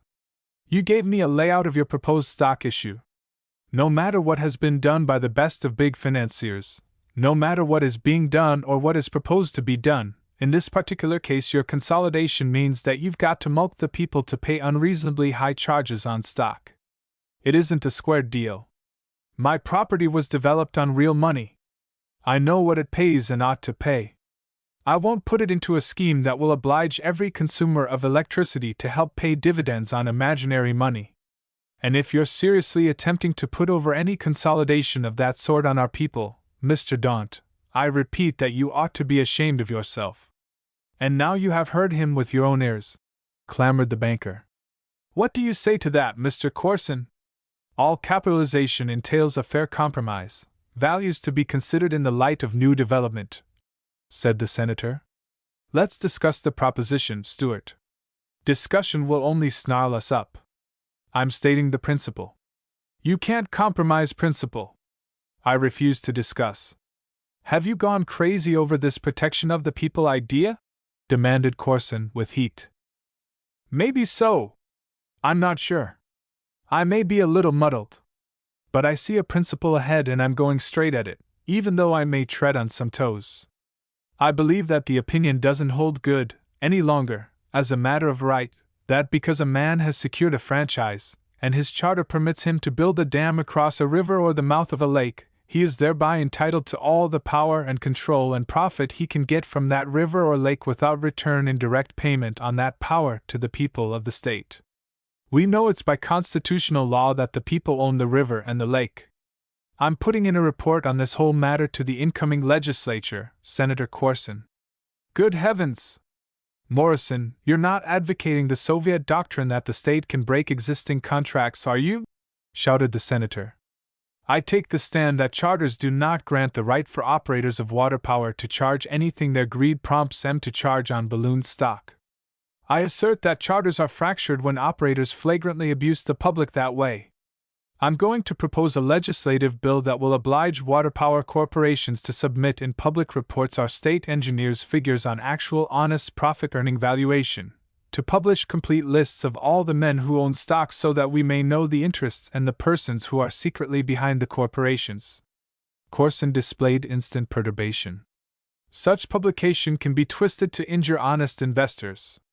It can be used politically by a man's enemies. Stuart, I am heavily interested financially in Daunt's syndicate, because I believe in developing our grand old state. I bring this personal matter to your attention so that you may see how this general windmill tilting is going to affect your friends. I'm for our state too, sir. And I'll mention a personal matter that's close to me, seeing that you have broached the subject. St. Ronan's Mill is responsible for more than 200 good homes in the city of Marion, built, owned, and occupied by our workers. And in order to clean up $1 million profit for myself, I don't propose to go into a syndicate that may decide to ship power out of this state and empty those homes. You are leaping at insane conclusions, roared Daunt. He shook his finger under Morrison's nose. I'll admit that I have arrived at some rather extreme conclusions, sir, admitted Stuart, putting his threatened nose a little nearer Daunt's finger. I base the conclusions on your own statement to me that you propose to make my syndicate holdings more valuable by a legislative measure that would permit the consolidation to take over poles and wires of existing companies or else run wires into communities in case the existing companies would not sell. That's only the basic principle of business competition for the good of the consuming public. Competition is the demand, the right of the people, declared Daunt. I'm a bit skeptical, still basing my opinion on your own statements as to common stock dividends, as to the price per kilowatt after competitors shall have been sandbagged according to that legislative measure, drawled the mayor. He turned to the senator. You see, sir, your guest and myself are still a good ways apart in our business ideas. We'll drop business, drop it right where it is, said the senator curtly. Mr. Daunt has tried to meet you more than halfway in business, in my house, taking my endorsement of you. When I recommended you, I was not aware that you had been making radical speeches to a downtown mob. I am shocked by the change in you, Stuart. Have you any explanation to give me? I'm afraid it would take too long to go over it now in a way to make you understand, sir. I don't want to spoil my case by leaving you half-informed. Mr. Daunt and I have reached an understanding. Pardon me, but I insist that I must keep my promise to Miss Corson. The father did not welcome that announcement. I trust that the understanding you mention includes the obligation to forget all that Mr. Daunt has said under my roof this evening. I have never betrayed confidences in my personal relations with any man, Senator Corson, returned Morrison. Then your honor naturally suggests your course in this peculiar situation. Let's not stop to split hairs of honor. What do you expect me to do? Demanded Morrison, brusquely businesslike. I'll tell you what I expect, volunteered Daunt. You have possession of facts. I did not solicit them, sir. I was practically forced into an interview with you when I much rather would have been enjoying myself in the ballroom. Nevertheless, you have the facts. Under the circumstances, you have no right to them. I expect you to show a gentleman's consideration and keep carefully away from my affairs. I also must ask that much, as your mutual host, put in Corson. Gentlemen, declared Stuart, setting back his shoulders. By allowing myself to stretch what you term honor to that fine point, I would be held up in a campaign I have started, prevented from going on with my work, simply because Mr. Silas Daunt is among the men I'm fighting. I'm exactly where I was before Mr. Daunt talked to me. I propose to lick a water power monopoly in this state if it's in my humble power to do it. If you stay in that crowd, Mr. Daunt, you've got to take your chances along with the rest of them.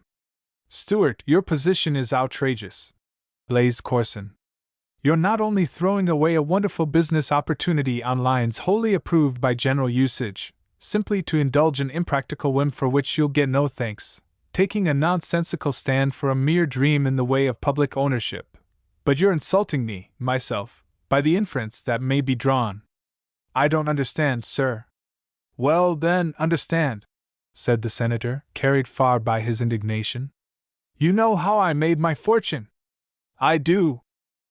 Was I not justified in buying in all the public timberlands at the going price? Yes, seeing that the people of the state were fools enough to stay asleep and let lands go for $1 or so an acre, lands today worth thousands of dollars an acre for the timber on M. I paid the price that was asked. That's as far as a businessman is expected to go. Certainly, Senator. I'm glad for you. But I repeat, the people were asleep.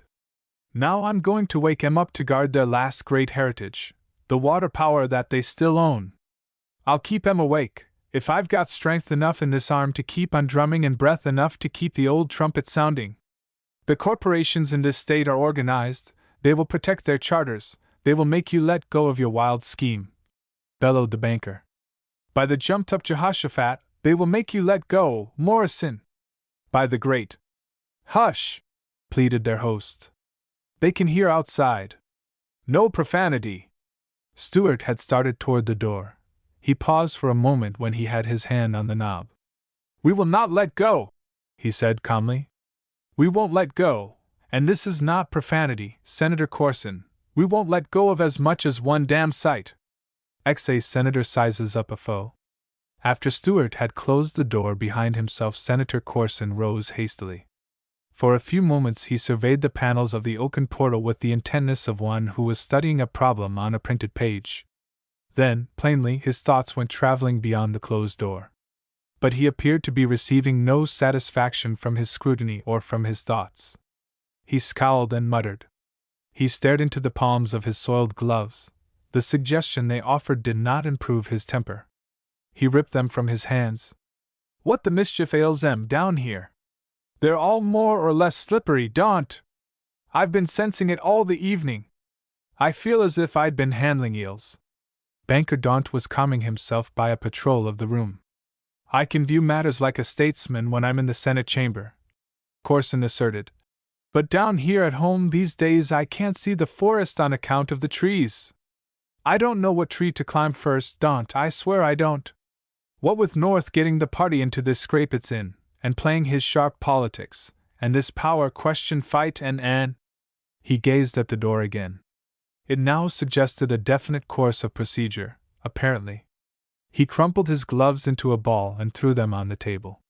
There was a hint in that action. The senator was showing his determination to handle matters without gloves for the rest of the evening.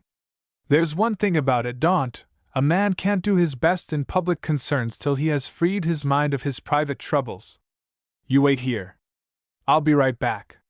Where are you going, Senator? I'm going to regain my self-respect.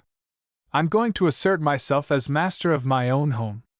I'm going to tell Stuart Morrison that I have business with him, and that I'll attend to it in a strictly business office later, where he can't insult my friends and abuse my hospitality. Wait a minute! I've had an acute attack of it, too, this evening, the same ailment, but I'm getting over it. Don't lose your head and your temper, both at the same time. You're not in the right trim just now to go against that bullhead. Let's estimate him squarely. That's always my plan in business. Mr. Daunt plucked a cigar from a box on the table and lighted up leisurely, soothing himself into a matter-of-fact mood. Corson waited with impatience, but his politician's caution began to tug on the bits, moderating the rush of his passion, and he took a cigar for himself. Outside of this petty mayor business, does Morrison cut any figure, have any special power in state politics? The banker asked. Not a particle, not as a politician. He doesn't know the ABCs of the game. How much influence can he wield as an agitator, as he threatens to become? Corson's declaration was less emphatic. We're conservative, the mass of us, in these parts. Starting trouble isn't wielding influence, Daunt. He'll be going up against a political machine that has always handled this state safely and sanely, and we know what to do with troublemakers. This communistic stand of his certainly discredits him with the corporations, also. Dispose has been doing good work, and practically all of them have come over to the consolidated camp. Of course, Morrison is antagonizing the banking interests too. Is he a heavy borrower? He doesn't borrow. He works on his own capital. St. Ronan's is free and clear, admitted the senator crossly. That's too bad. Calling loans is always effective in improving a radical's opinions. Then this friend, whom you have held up to me as so important in our plans. I did consider him important, Daunt. I do now. I know him. I have seen him go after things, ever since he was a boy. That storage commission scheme is his own device, and as the head of it, he occupies a strategic position. But it's only a scheme. He has no actual organization of the people behind it. Confound it!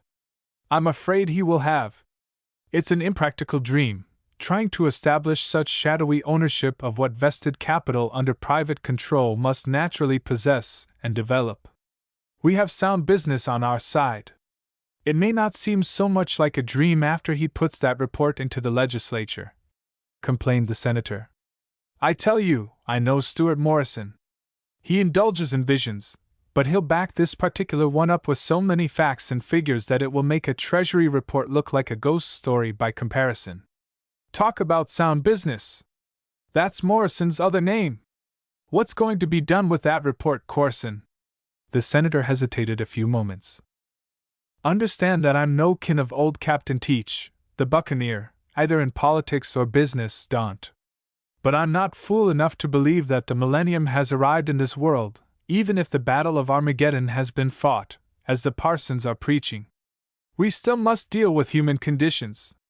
The tree is full of good ideas, I'll admit. But we've got to let 'em ripen. Eat 'em now, and it's a case of the gripes for business and politics, both. Therefore, the senator paused and squinted at the end of his cigar. Well, Daunt, we'll have to apply a little common sense to conditions, even though the opposition may squeal. That ownership of the water power by the people isn't ripe.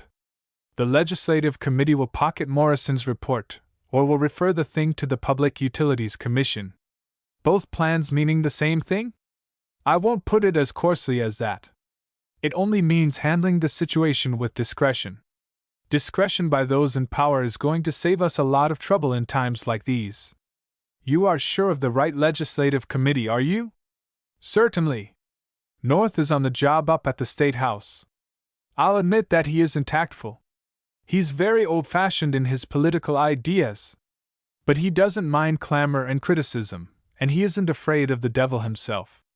Between you and me, I think, continued the senator, judicially, that North is skating pretty near the edge this time. I would not have allowed him to go so far if I had been in better touch with conditions down here. But it's too late to modify his plans much at this hour.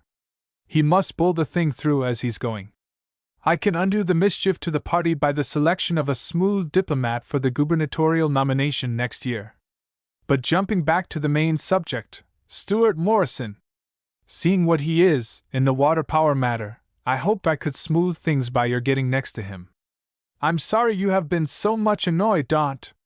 He may make it uncomfortable by his mouth, but he cannot control anything by direct political influence. Absolutely not. The senator was recovering his confidence in himself as a leader. He started up from his chair and stamped down an emphatic foot. He is a nonentity in that direction. Politics will handle the thing. The legislature will be all right. The situation on Capitol Hill is safe. However, I think I'll pass a word or two with North. He went to the wall of the study, slipped aside a small panel, and lifted out a telephone instrument. A little precaution I've held over from the old days, Corson informed his guest, with a smile. A private line to the executive chamber. From where he sat, Daunt could hear the governor's voice. The tones rasped and rattled and jangled in the receiver, which, for the sake of his eardrum, Senator Corson held away from his head. The puckers on his countenance indicated that he was annoyed, both by the news and by the discordant violence of its delivery. But it's not as threatening as all that. It can't be, the listener kept insisting. Well, I'll come up, he promised at last. I'll come, but I think you're over-anxious, North. There was a sound as if somebody were banging on a tin pan at the other end of the line. His Excellency had merely put more vigor into his voice. I'm quite sure that he's still here, in my house, Corson replied. Yes, I certainly will. He hung up. You seem to think, Daunt, that I didn't have a good and a sufficient reason for saying a few words to Morrison when I started to hunt him up a few minutes ago. However, this time you'll have to excuse me. I'm going to him. But you're not intending to make him of any especial importance in affairs, are you? You said he could be ignored. Yes. But I don't propose to ignore his efforts to stir up the mob spirit in a city of which he happens to be mayor. He has been up to that mischief. I have heard straight reports from various sources this evening. The governor has been posted, and he is very emphatic on the point. Corson rubbed the ear that was still reminding him of that emphasis. That's the trouble with men like Morrison, when they begin to talk people's rights these days, Senator. They go up in the air and jump all the way over into Bolshevism. I'm sorry now because I counseled you to smooth your temper. Go at him. I'll sit here and finish my smoke. At the head of the broad staircase, Senator Corson came upon Mrs.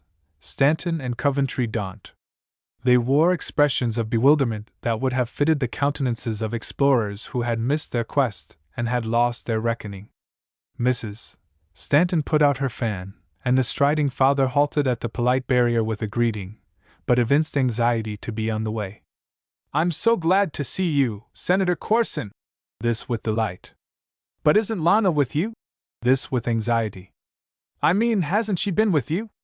My dance contracts with Miss Corson have been shot quite all to pieces, said Coventry. I have searched everywhere for her, I think I have, supplemented the sister. But we guessed she must be with you, and we didn't venture to intrude. And you are sure she is not in the ballroom? Absolutely. Young Mr. Daunt plainly knew what he was talking about. Coventry, if you and Mrs. Stanton will go there and wait a few moments, I am positive that Lana will come to you very promptly. Senator Corson also seemed to know what he was talking about. 11 flarebacks in the case of Love and a Mob. Again was Stewart a close listener, his chin resting on his knuckles, his serious eyes searching Lana's face while she talked. A cozy harbor was afforded by the bay of the great window in the library. When Stewart had returned to the girl, he noticed that she had provided the harbor with a breakwater, a tall Japanese screen. Waiting there, she had found the room drafty, she informed him. He was placid when he returned. His demeanor was so untroubled and his air so eagerly invited her to go on from where she had left off that she did not bother her mind about the errand which had called him away. I'm really glad because we adjourned the executive session for a recess, she confided. I've had a chance to think over what I was saying to you, Stewart. While I talked, I found myself getting a bit hysterical. I realized that I was presumptuous, but I couldn't seem to stop. But I have been going over it in my mind, and I'm glad now that my feelings did carry me away. Friendship has a right to be impetuous on some occasions. I never tried to advise you in the old days. You wouldn't have listened anyway. I've always been glad to listen to you, he corrected. But it makes a friend so provoked to have one listen and then go ahead and do just as one likes. I want to ask you, while you have been away from me, have you been reflecting on what I said? He stammered a bit, and there was not absolute candor in his eyes. To tell the truth, Lana, I allowed myself to be taken up considerably with other matters. But I did remember my promise to hurry back to you, just the minute I could break away, he added apologetically. I'm a little disappointed in you, just the same, Stewart. I've been hoping that you were putting your mind on what I said to you. I was hoping that when you came back. Well, go on, Lana, he prompted gently, when she paused. It's so hard for me to say it so it will sound as I mean it, she lamented. To make my interest appear exactly what it is. To find the words to fit my thoughts just now. I know what they're saying about me these days in Marion. I know our folks so well. I don't need to hear the words, I have been studying their faces this evening. You, also, know what they're saying, Stewart. He confined his assent to a significant nod. Jeannie McDougal's few words on the subject had been, for him, a comprehensive summary of the general gossip. When I was speechifying to you in St. Ronan's office, you thought I had come back here filled with airs and lofty notions. I knew how you felt. He shook his head and allowed the extent of his negation to be limited to that. I'll tell you how I felt, sometime, but now I'll listen to you. I was putting all that on for show, Stewart. I felt so, I don't know. Embarrassed, perhaps. And I felt that you. Her color deepened then in true embarrassment. And they were all there. It was naive confession, and he smiled. So I said to my wee mither Lana, by way of setting her right as to meddlesome tongues. I am sincere and honest still, Stewart, where my real friends are concerned. I've just complained because I can't find words to express my thoughts to you. Well, I never was at a loss when we were boy and girl together. She paused and they heard the sound of music. There's a frilly style of talk that belongs with that, down there, she went on. There was a hint of contempt in her gesture. But you and I used to get along better, or worse, with plain speech. The flash of a smile of her own softened her mood. I make it serve me well in my affairs, agreed Morrison. Do you think I'm airy and notional and stuck up? No. Do you think I'm posing as a know-it-all because I have been about in the world and have seen and heard? No. But you do think I'm broader and wiser and more open-minded and have better judgment on matters in general than I had when I was penned up here in Marion, don't you? Yes. Stewart, you're not helping me much, staring at me and popping those no's and yeses at me. You make me feel like, but honestly, I'm not. I don't intend to seem like that. Eh? Why, like an opinionated lecturer, laying down the law of conduct to you. I don't mean to do all the talking. You'd better, Lana, for the present, he advised seriously. If you have something to say to me, take care and not let me get started on what I want to say to you. She flushed. She drew away from him slightly. In her apprehensiveness, she hurried on for her own protection. I hoped you were coming back just now, Stuart, and put out your hand to me as your friend, a good pal who had given sensible advice, and say to me, Lana, you have used your wits to good advantage while you have been out and about in the world, and your suggestions to me are all right. Aren't you going to say so, Stuart? As I understand it, putting all you said to me a while back in that plain language we have agreed on, you tell me that I'm missing my opportunities, have gone to sleep down here in Marion, am allowing myself to be everlastingly tied up by petty business details that keep me away from real enjoyment of a bigger and better life, and that there's not the least need of my spending my best years in that fashion. You state it bluntly, but that is the gist of it. Yes, I was blunt. I'm going to be even more blunt. What do I get out of this prospective, bigger life, Lana? He drew a deep breath. Do I get you? Stuart, hush! Wait. He had spread his hands to her appealingly. I am talking to you as your friend. I'm talking of your business, your outlook. I must say something further to you. He set as firm a grip on his emotions as he had on his anger earlier in the evening when Krylovensky's hand had dealt him a blow. Her demeanor had thrust him away effectually. The fire died in his eyes. Go on, Lana. I have promised to allow you to have your say. And once I start, only a yes can stop me. She displayed additional apprehension and plunged into a strictly commercial topic with desperate directness. I'm positive that you have no further need of making yourself a slave to details of business. I know that you can be free to devote yourself to the higher things that are worthy of your real self and your talents, Stuart. Father says that through Mr. Daunt there will come to you the grandest opportunity of your life. I suppose that's what Mr. Daunt explained to you when you were with him this evening. Even though you may not consider me wise in men's business affairs, Stuart, you must admit that my father and Mr. Daunt know. You haven't any silly notions, have you? You're ready to seize every opportunity to make a grand success in business, the way the great men do, aren't you? There was a very different light in Morrison's eyes than had flamed in them a few moments before. He stared at her appraisingly, wonderingly. His demanding survey of her was disconcerting, but his somberness was that of disappointment rather than of any distrust. Has your father asked you to talk to me on the subject of that business? She did not reply promptly. But his challenge was too direct. I confess that father did intimate that there'd be no need of mentioning him in the matter. He asked you to talk to me, then? Yes, Stuart. And I thought you were talking only for yourself when you begged me to step up into that broader life. His voice trembled. She did not appear to understand his emotion. But I am talking for myself, protested the girl. You're talking only your father's views, his plans, his ambition, his scheme of life, talking Daunt's project for his own selfish ends. I don't understand. I hope you don't. For the sake of my love for you, I hope so. He was striving to control himself. In the name of what we have been to each other in days past, I hope you are not there, that you don't realize they are making you but I can't say it. I want proof from you now by word o' mouth. I don't want any more prattle of business. I want you to show me that you are talking for yourself. Lana Corson, say to me some word from your own heart, something for me alone, something from old times, to prove that you are what I want you to be. I love you. You are mine. I don't believe their gossip. I have never given you up. I've been waiting patiently for you to come back to me. Can't you go back to the old times, and speak from your own soul? The intensity of his appeal carried her along in the rush of his emotion. Stuart, I have been speaking for myself, as best I knew how. I'm back to the old times.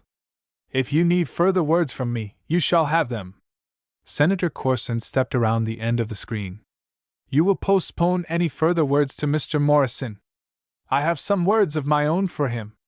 Lana, Coventry Daunt is waiting for you in the ballroom, and I have told him that you will be there at once. Mr. Daunt must continue to wait, father. I have something to tell Stuart, and you must allow me to say it. Say it to him, alone. You shall never speak another word to him on any subject with my permission. I have been listening and— Father, do you confess that you have been eavesdropping?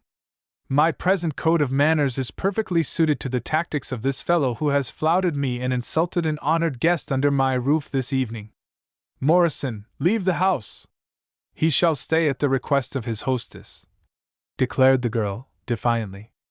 On with you to your guests, that's where your hostess duties are. Corson reached to take her arm. Stuart hastily raised Lana's hand and bent over it. I am indebted to you for a charming evening. He stood erect, and his demeanor of manly sincerity removed every suggestion of sarcasm from the conventional phrase he had spoken quietly. The charm, Senator Corson, has outweighed all the unpleasantness. When he turned to retire, Corson halted him with a curt word.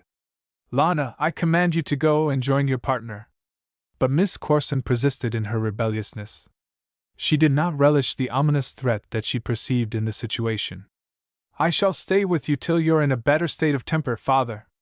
You'll hear nothing to this man's credit if you do stay, said the senator acridly. I have just talked on the phone with the governor, Mayor Morrison. He asked me to notify you that your mob, which you have stirred up in your own city, by your devilish speeches this evening, is evidently on the warpath. He expects you to undo the mischief, seeing that your tongue is the guilty party. Lana turned startled gaze from her father to Morrison. Amazement struggled with her indignation. Her amazement was deepened by the mayor's mild rejoinder. Very well, Senator. I have an excellent understanding with that mob. Making speeches to a mob, Lana gasped. I'll not allow even my father to say that about you, Stuart, and leave it undisputed. Your father is angry just now, Lana. Any discussion will provoke further unpleasantness. Confound you! Don't you dare to insult me by your condescending airs, thundered Corson. You have your orders. Go and mix with your rabble and continue that understanding with them, if you can make them understand that law and order must prevail in this city tonight. The library was in a wing of the mansion, far from the street, and the three persons behind the screen had been entirely absorbed in their troubled affairs. They had heard none of the sounds from the street. Somebody began to call in the corridor outside the library. The voice sounded above the music from the ballroom, and quavered with anxious entreaty as it demanded, over and over, Senator Corson! Where are you, Senator Corson? Here, replied the senator. The secretary rushed in. There's a mob outside, sir. A threatening mob. Morrison, your friends are looking you up. They are radicals, anarchists. They must be, panted the messenger. They are yelling, down with the capitalists. Down with the aristocrats. I ordered the shades pulled. The men seem to be excited by looking in through the windows at the dancers in the ballroom. There'll be no trouble.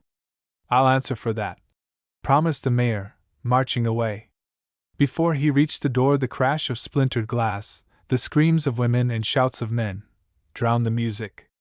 Stuart went leaping down the stairs. When he reached the ballroom, he found the frightened guests massed against the wall, as far from the windows as they could crowd. A wild battle of some sort was going on outside in the night, so oaths and cries and the grim thudding of battering fists revealed. Before Stuart could reach a window, one of those from which the glass had been broken, Commander Lanigan came through the aperture with a rush, skating to a standstill along the polished floor. Blood was on his hands. His sleeves hung in ribbons. In that scene of suspended gaiety he was a particularly grisly interloper. They sneaked it over on us, Mr. Mayor, he yelled. I got a tip and routed out the Legion boys and chased them, but the dirty Bolshevists beat us to it up the hill. But we've got 'em licked. Keep 'em licked for the rest of the night, Morrison suggested. I'll be downtown with you, right away. But Lanigan, in his raging excitement, was not amenable to hints or orders, nor was he cautious in his revelations.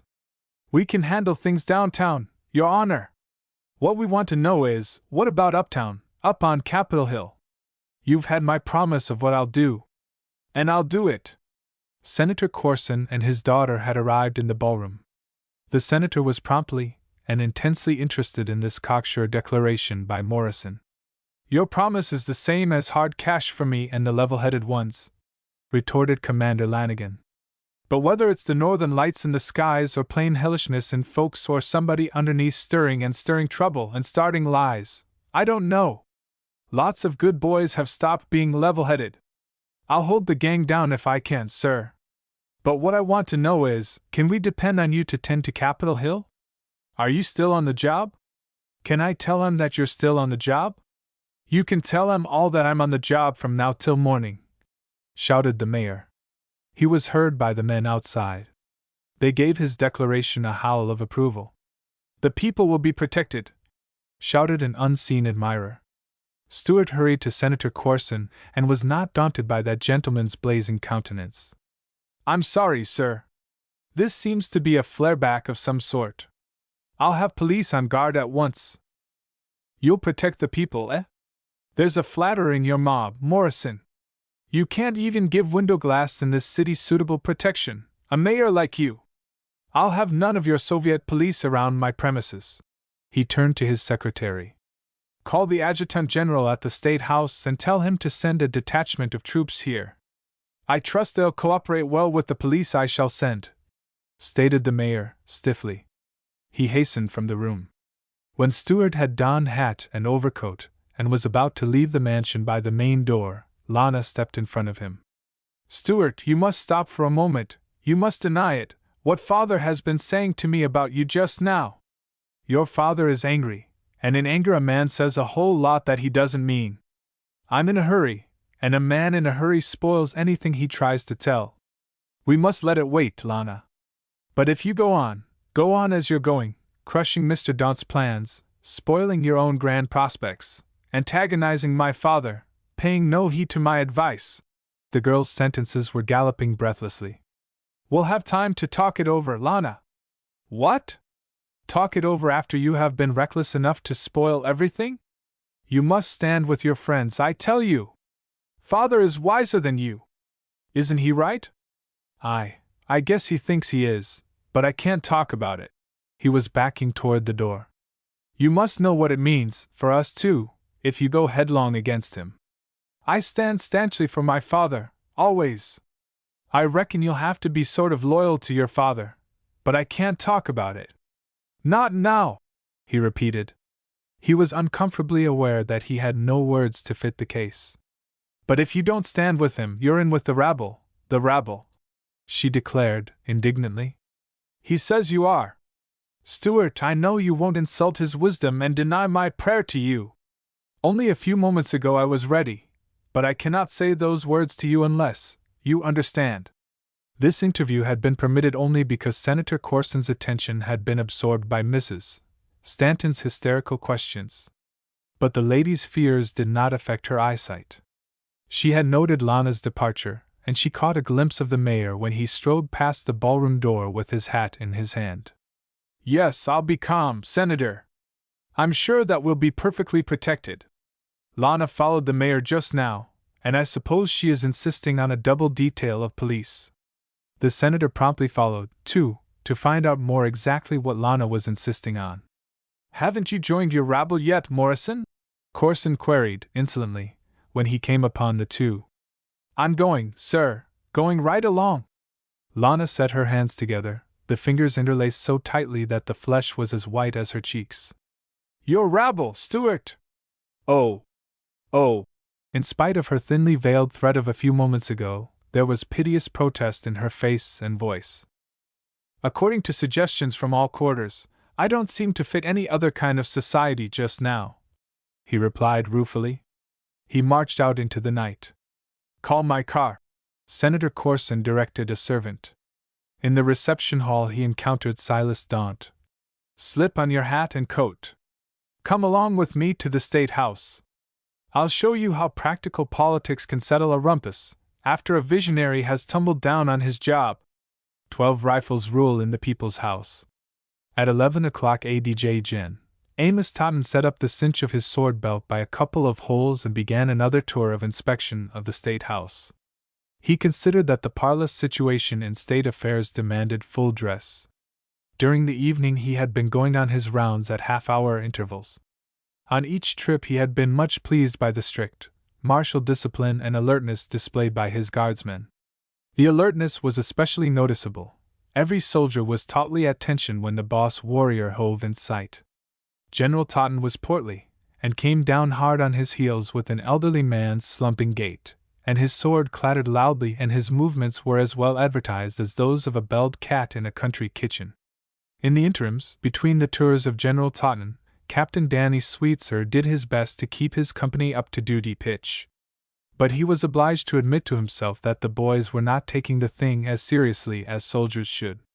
Squads were scattered all over the lower part of the great building, guarding the various entrances. While Captain Sweetser was lecturing the tolerant listeners of one squad, he was irritably aware that the boys of the squads that were not under espionage were doing nigh about everything that a soldier on duty should not do, their diversions limited only by their lack of resources. Therefore, when General Totten complimented him at 11 o'clock, Captain Sweetser had no trouble at all in disguising his gratification and in assuming the approved, sour demeanor of military gravity. Even then his ears, sharpened by his indignation, caught the clicking of dice on tiles. "Of course, there will be no actual trouble tonight," said the general, removing his cap and stroking his bald head complacently. "I have assured the boys that there will be no trouble. But this experience is excellent military training for them, and I'm pleased to note that they're thoroughly on the qui-vive." Captain Sweetser, on his own part, did not apprehend trouble either, but the A.G.'s bland and unconscious encouragement of laxity was distinctly irritating. "Excuse me, sir, but I have been telling em right along that there will be a rumpus. I was trying to key em up. Remember that you're a citizen as well as a soldier." The general rebuked his subaltern sternly. "Don't defame the fair name of your city and state, sir. The guard has been called out by His Excellency, the Commander-in-Chief, merely as a precaution. The presence of troops in the State House, their mere presence here, has cleared the whole situation. Mayor Morrison agrees with me perfectly on that point." "He does?" demanded the captain, eagerly, showing relief. "Why, I was afraid—" He checked himself. "Of what, sir?" "He didn't look like giving 3 cheers when I told him in the mill office that we had been ordered out. Mayor Morrison called me on the telephone in the middle of the day, and I explained to him why it was thought necessary to have the State House guarded." "And what did he say?" urged the captain, still more eagerly. Again he caught himself. He saluted. "I beg your pardon, General Totten. I have no right to put questions to my superior officer." But General Totten was not a military martinet. He was an amiable gentleman from civil life, strong with the proletariat because he had been through the chairs in many fraternal organizations and, therefore, handy in politics. And he was strong with the governor on account of another fraternal tie. His sister was the governor's wife. General Totten, as a professional mixer, enjoyed a chat. "That's all right, Captain. What did the mayor say, you ask?" He courteously made no comment. Official tact. He is well gifted in that line. His manner spoke for him, signified his complete agreement. He was cordially polite. Very. The general put on his cap and slanted it at a jaunty angle. And he still approves. Is very grateful for the manner in which I'm handling the situation. He called me only a few minutes ago. From his residence. I informed him that all was serene on Capitol Hill. And what did he say when he called you this time? Nothing. Oh, nothing by way of criticism. Distinctly affable. Captain Sweetser did not display the enthusiasm that General Totten seemed to expect. Let's see, Captain. You are employed by him? Not quite that way. I'm a mill student, learning the wool business at St. Ronan's. Aren't you and Mayor Morrison friendly? Oh, yes. Certainly, sir. But, Captain Sweetser appeared to be having much difficulty in completing his sentences, now that Stuart Morrison had become the topic of conversation. But what? He didn't say anything, you tell me? His cordiality spoke louder than words. And, of course, I was glad to meet him halfway. I have invited him to call at the State House, if he cares to do so, though the hour is late. And now I come to the matter of my business with you, Captain Sweetser, stated the general, putting a degree of official sanction on his garrulity in the case of this subordinate. "If Mayor Morrison does come to the State House tonight, by any chance you may admit him." "Did he say anything about coming?" "Mayor Morrison understands that I am handling everything so tactfully that an official visit by him might be considered a reflection on my capability." "His politeness equals mine, Captain. Undoubtedly he will not trouble to come. If he should happen to call unofficially, you will please see to it that politeness governs." "Yes, sir." "But the other orders hold good, do they, politeness or no politeness?" "For mobs and meddling politicians, certainly. I put them all in the same class in a time like this." General Totten clucked a stuffy chuckle and clanked on his official way. Captain Sweetser heard a sound that was as fully exasperating as the click of dice. Somebody, somewhere in the dimly lighted rotunda, was snoring. He had previously found sluggards asleep on settees. He went in search of the latest offender. But his thoughts were occupied principally by reflection on that peculiar reticence of the Morrison of St. Ronan's. Mill student Sweetser was assailed by doubts of the correctness of General Totten's comfortable conclusions. Mr. Sweetser, in the line of business, had had opportunity on previous occasions to observe the reaction of the Morrisons' reticence. The adjutant general did not bother with the elevator. He marched up the middle of the grand stairway. The State House was only partially illuminated with discreet stint of lights. All the outside incandescence of dome, porte-cochere, and vestibules had been extinguished. The inside lights were limited to those in the corridors and the lobbies. The great building on Capitol Hill seemed like a cowardly giant, clumsily intent on being inconspicuous. General Totten did not harmonize with the hush. He was distinctly an ambulatory noise in the corridor which led to the executive department. He was announced informally, therefore, to His Excellency. There was no way of announcing oneself formally to the governor at that hour, except by rapping on the door of the private chamber. The reception room was empty, the private secretary was not on duty, the messenger of the governor and of the executive council had been informed by Governor North that his services would not be required for the rest of the evening. Being both adjutant general and brother-in-law, Totten did not bother to knock. The governor was at his broad table in the center of the room. The big chandelier above the table was ablaze, and the shadows of the grooves on North's face were accentuated. He was staring at the opening door with an expectancy that had been fully apprised as to the caller's identity, and he was not cordial. "You make a devilish noise lugging that meat cleaver around, Amos. What's the use of all the full-dress nonsense?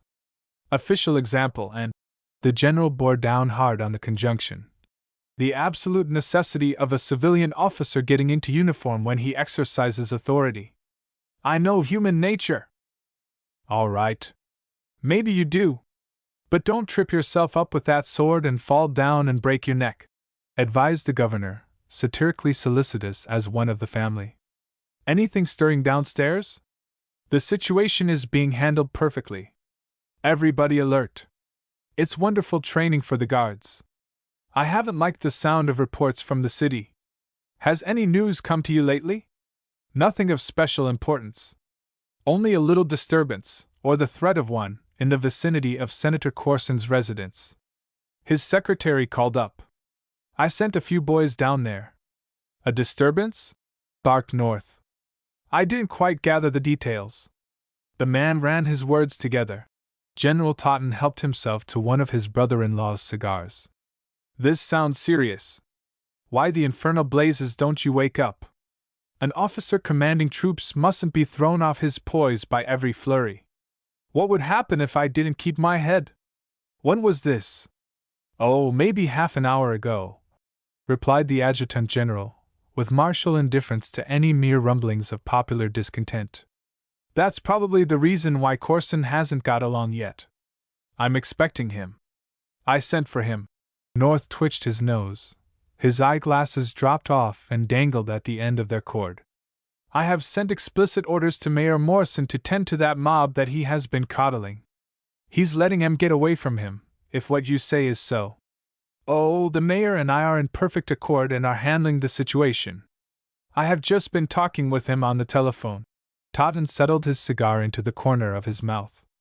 "Where is he?" "At his residence." showing that he isn't any more worried than I am. Well, if he has got the thing in hand again, I hope he'll stay at his residence. If reports are anything to go by, he didn't help matters by going downtown and making speeches to that rabble.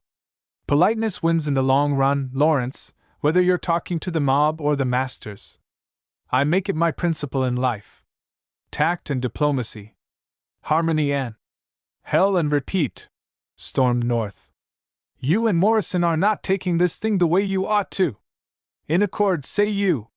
He is torching em up and you are grinning while the fire burns. Fine teamwork. Amos, you get in accord with me and my orders.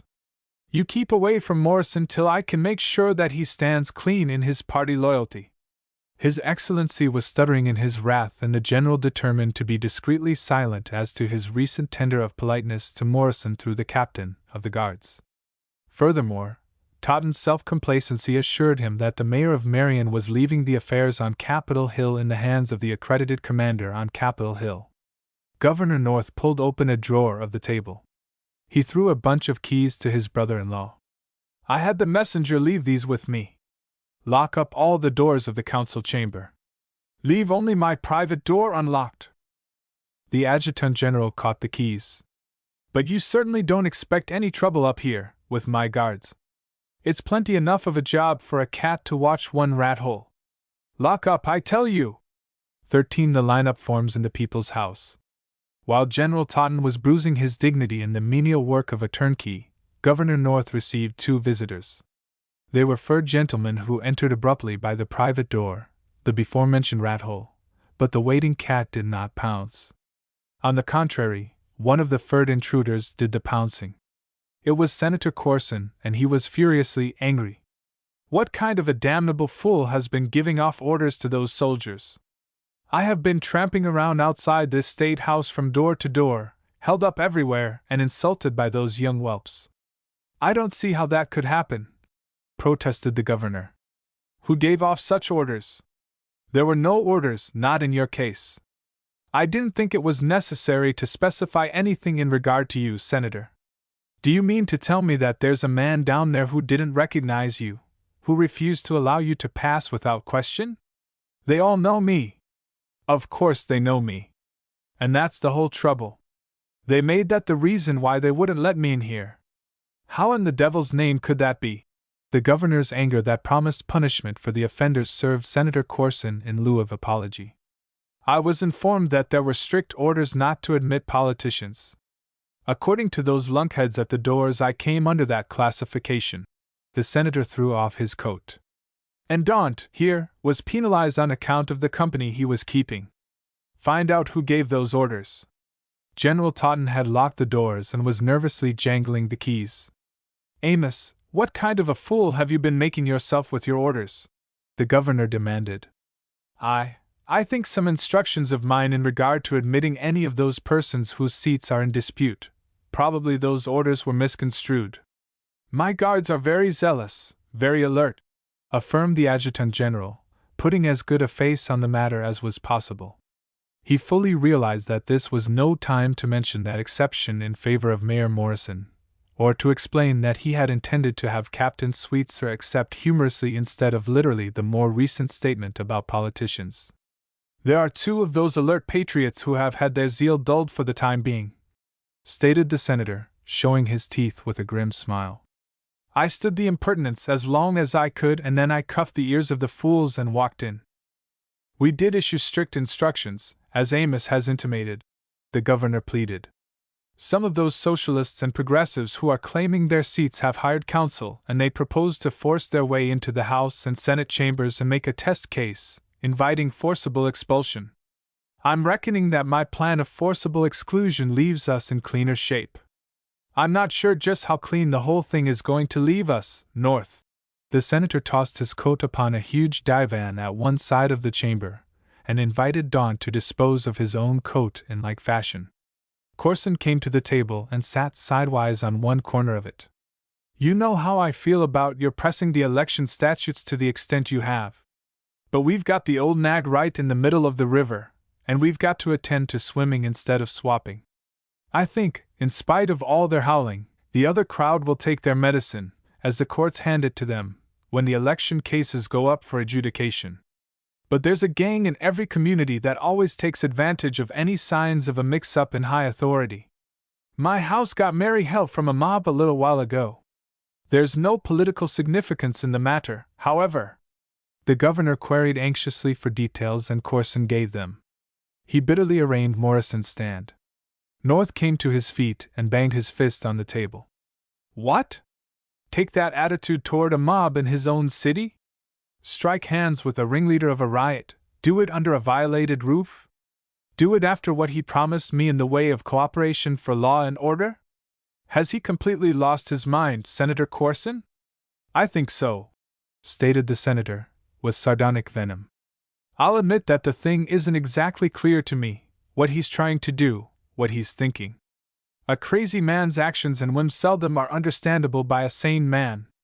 But, so I gather, after showing us, as he has this evening, a sample of his work in running municipal government, he now proposes to take full charge of state matters. What? Yelled the governor. Yes. Promised the ringleader of the mob to come up here and run everything on Capitol Hill. In behalf of the people, as the people's protector. The senator's irony rasped like a file on metal. Banker Daunt was provoked to add his evidence. It's exactly as my friend Corson says, Governor. I have been hearing some fine Soviet doctrines from the mouth of Morrison this evening. Not at all stingy about giving his help to all those who need it. Gave his pledge of assistance to the fellow in the ballroom, as Corson says. Understood him to say that he is coming up here to help you, too. I rather expected to find him here, pursued the senator. He went away in a great hurry to go somewhere. But after my experience with your alert soldiers downstairs, Totten, I'm afraid our generous savior is going to be bothered about getting in. The adjutant general pulled off his cap and scrubbed his palm nervously over the glossy surface that was revealed. You might give some special orders to admit him, suggested Corson. He'll be a great help in an emergency. This settles it with me as to Morrison and his conception of law and order, affirmed Governor North. I have been depending on him to handle his city. I'd as soon depend on Lenin and the kind of government he's running in Russia. According to the samples furnished by both, I think Lenin would rank higher as help, said the senator. At least he has shown that he knows how to handle a mob. But we may as well calm down, North, and attend to our own business. We are making altogether too much account of a silly nincompoop.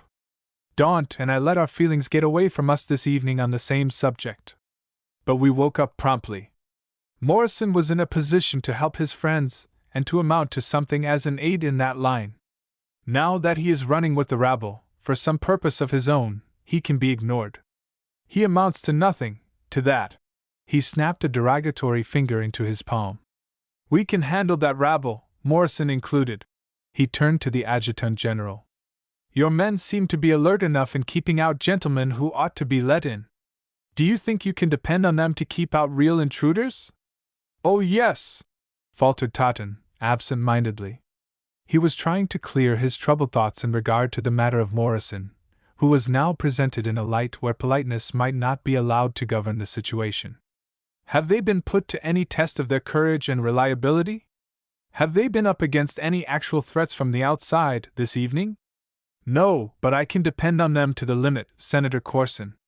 I have been on regular tours of inspection. They are a cool and nervy set of young men, and I have impressed on them a sense of what a soldier on duty should be. Very well, Totten. Nevertheless, let us hope that the mob fools have gone home to bed, including our friend Morrison. He needs his sleep. I believe he still follows the family rule of being in his mill at 7 in the morning. He's a good millman, even if he isn't much of a politician. And I don't look for any trouble, anyway, declared General Totten, adding in his thoughts, for his further consolation, the assurance that, at 11:30, so the clock on the wall revealed to his gaze, such an early riser as Morrison must be abed and asleep. Therefore, the exception for the sake of politeness did not threaten to complicate affairs. But at that instant something else did threaten. Through the arches and corridors of the State House rang the sounds of tumult, breaking on the hush with terrifying suddenness. One voice, shouting with frenzied violence, prefaced the general uproar. There was the crashing of shattered wood. The rifles barked angrily. My God, North! I've been afraid of it, Corson lamented. You have crowded M too hard. I'm going by the law, Corson. The election law. The statute law. And the riot laws of this state. The law says a mob must be put down. An immediate and reassuring silence suggested that the law had prevailed and that a mob had been put down in this instance. Corson, whose face was white and whose eyes were distended, voiced that conviction. If a gang had been able to get in, they'd be howling their heads off. But it was quick over. The men in the executive chamber stood in their tracks and exchanged troubled glances in silence. Amos, what are you waiting for? Demanded His Excellency. For a report, an official report on the matter, mumbled the adjutant general, steadying his trembling hands by shoving them inside his sword belt. Go down and find out what it all means. I can save time by telephoning to the watchman's room, demurred Totten. Incidentally saving your skin, the governor rapped back. But I don't care how you get the information, if only you get it and get it sudden. Totten went to the house telephone in the private secretary's room and called and waited. He called again and waited. Nobody is on his job in this state house tonight. His Excellency's fears had wire-edged his temper. By gad! You go down there and tend to yours, as I have told you to do, Amos, or I'll take that sword and race you along the corridor on the point of it. We must be informed on what this means, insisted the senator. There was a rap on the private door. Again the men in the executive chamber swapped uneasy glances. Corson's demeanor invited the governor to assume the responsibility. His Excellency was manifestly shirking. He looked over his shoulder in the direction of the fireplace, as if he felt an impulse to arm himself with the ornamental poker and tongs. May I come in? The voice was that of the mayor of Marion. The voice was deprecatory.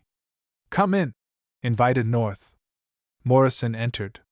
He greeted them with a wide smile that did not fit the seriousness of the situation, as they viewed it. There was humor behind the smile. It suggested suppressed hilarity. It hinted that he had something funny to tell them. But their grim countenances did not encourage him. If I am intruding on important business, shut the door behind you. What is it? What happened? Demanded North. Before shutting the door, Morrison reached into the gloom behind him and pulled in a soldier. Stuart had put off his evening garb. He wore a business suit of the shaggy gray mixture that was one of the staples among the products of St. Ronan's mill. His matter-of-fact attire was not the only element that set him out in sharp contrast among the clawhammers and uniforms in the room. He was bubbling with undisguised merriment. Corson, Daunt, and the governor were sullenly anxious. Even the young soldier looked flustered and frightened. I have brought along Paul Duchesne so that you may have it from his own mouth. Go ahead, Duchesne. Let him in on the joke. Gentlemen, get ready for a laugh. Stuart set an example for them by a suggestive chuckle. Your arrival in the State House seems to have been attended by considerable of a demonstration, commented Senator Corson, recovering himself sufficiently to indulge in his animosity. Judging from your success in starting other riots this evening, I ought to have guessed that you were in the neighborhood. My arrival had nothing whatever to do with the demonstration, Senator. Go on, Duchesne. I jumped myself, stammered the soldier, a particularly crestfallen Canuck. I see you don't grasp the idea, Morrison hastened to put in. We mustn't have the flavor of the joke spoiled. I know Paul here. He works in my mill. He has a little affliction that's rather common among French Canadians. He's a jumper. He suddenly clapped the youth on the shoulder and yelled, Hi! So loudly that all the auditors leaped in trepidation. The soldier leaped the highest, flung his arms about wildly, and let out a resounding yelp. That's the idea, explained Stuart. A congenital nervous trouble. Jumpers, they are called. What the devil is this all about? Raged the governor. Tell em, Paul. Hurry up. I gone off on de nap on a settee, muttered Duchesne, twisting his fingers together. General Totten winced. Der ban whole lot o' dem gone off on de nap, too, asserted the guard, offering defense for himself. By way of showing alertness, Totten, growled the senator. So I ban dream summit ing. Ba gar. I dream dat Tiri or two bobcat he come. Never mind the details of the dream, Paul, interposed Morrison. These gentlemen have business. Get 'em to the laugh, quick. Ma big button on ma belt she caught on de crack between de slat of dat settee. And when I fight all dat bobcat dat jump on myself, bag. It was de settee dat fall on me and I fight dat all over de floor. Dat's all. Oh yes. They all wake up and shoot. And nobody hurt, stated Morrison. He gazed at the sour faces of the listeners. Great Scott! Doesn't Duchesne's battle to the death with a settee get even a grin? What's the matter with all of you? We seem to be quite all right, in our normal senses, returned the senator icily. I believe there are persons who gibber and giggle at mishaps to others, but I also believe that such a peculiar sense of humor is confined largely to institutions for the refuge of the feeble-minded. You may go back to your nap, Duchesne. The mayor turned on the soldier and spoke sharply. He followed the young man to the door and closed it behind Duchesne. He marched across the chamber and faced the surly governor. I brought the boy here, Your Excellency, so that you might get the thing straight. I hope you believe him, even if you don't take much stock in me. Morrison's face matched the other's in gravity. There was an incisive snap in his tone. I happened to be in the rotunda when the... How did you happen to be in the rotunda, sir? Past the guards. I walked in. By whose permission? Why, I reckon it must have been yours, returned Stuart calmly. I gave no such permission. Well, at any rate, I was informed by the guards that a special exception had been made in my case. Furthermore, Governor North, you told me this evening that if I needed any specific information I could find you at the State House. By telephone, sir. By telephone. I distinctly stipulated that. I'm sorry. I was considerably engrossed by other matters just then. Perhaps I didn't get you straight. However, telephone conferences are apt to be unsatisfactory for both parties. I'm glad I came up. I assure you it's no personal inconvenience to me, sir. There's a fine system of military guard here, and a fine bunch to enforce it. That's what I've got on my mind to say, whipped out the senator. If one man in a settee can show up your soldiers in that fashion, Totten, what will a real affair do to them? Nobody sent for you, Mayor Morrison. Nobody understands why you're here, stated Governor North. You're not needed. The intruder hesitated for a few moments. His eyes found no welcome in any of the faces in the executive chamber. He swapped a whimsical smile for their frowns. Well, at all events I'm here, he said mildly. He was carrying his overcoat on his arm, his hat in his hand. He went across the room and laid the garment carefully on the divan, smoothing its folds. His manner indicated that he felt that the coat might be lying there for some little time, and consideration for good cloth was ingrained into Morrison. 14. The impending shame of a state. Morrison, returning from the shadows, standing in the light flood from the great chandelier, confronted three men who were making no effort to disguise their angry hostility. The adjutant general, nervously neutral, dreading incautious words that would reveal his unfortunate policy of politeness, tiptoed to the table and laid there the bunch of keys. I'm needed officially downstairs, Your Excellency. By Judas. I should think you were. Stuart placed a restraining hand on Totten's arm. I beg your pardon, Governor, but we need the Adjutant General of the state in our conference. Conference about what? About the situation that's developing outside, sir. I'm principally interested in the situation that has developed inside. In just what capacity do you appear here? There was offensive challenge in every intonation of North's voice. His eyes protruded, purple circlets made his cheekbones look like little knobs. He shoved forward his eyeglasses as far as the cord permitted and waggled them with a hand that trembled. Morrison's good humor continued. His calmness was giving him a distinct advantage, and North, still shaken by the panic of a few moments before, was forced farther off his poise by realization of that advantage. Allow me to be present simply as an unprejudiced constituent of yours, Governor North. Judging from all reports, I'm not sure whether you are a constituent or not. I'm considerably doubtful about your politics, Morrison. I hope you don't intend to read me out of the party, sir. But if that question is in doubt, please permit me to be here as the mayor of the city of Marion. There's no doubt about my being that. Let me remind you that this is the State House, not City Hall. But tolerate me for a few minutes. I beg of you, sir. Both of us are sworn executives. Your duties lie where you belong, down in your city. This is the State House, I repeat. Do you absolutely refuse to give me a courteous hearing? Under the circumstances, after your actions this evening, after your public alliance with the mob and your boasts of what you were coming up here to do, I'm taking no chances on you. You're only an intruder. Again, this is the State House. Morrison dropped his deference. He shot out a forefinger that was just as emphatic as the governor's eyeglasses. I accept your declaration as to what this place is. It is the State House. It is the big house of the people. I'm a joint owner in it. I'm here on my own ground as a citizen, as a taxpayer in this state. I have personal business here. Let me inform you, Governor North, that I'm going to stay until I finish that business. That poppycock kind of reasoning would allow every mob mucker in this state to rampage through here at his own sweet will. General Totten, call a corporal and his squad. Put this man out. Senator Corson grunted his endorsement, and went to a chair and sat down. His Excellency was pursuing his familiar tactics in an emergency, the rough tactics that were characteristic of him. In this case, Senator Corson approved and allowed the governor to boss the operation. I think, Mayor Morrison, ventured the Adjutant General, considering that recent perfect understanding we had on the matter, that we'd do well to keep this on the plane of politeness. So do I, Stewart agreed. Then I hazard the guess that you'll accompany me downstairs to the door.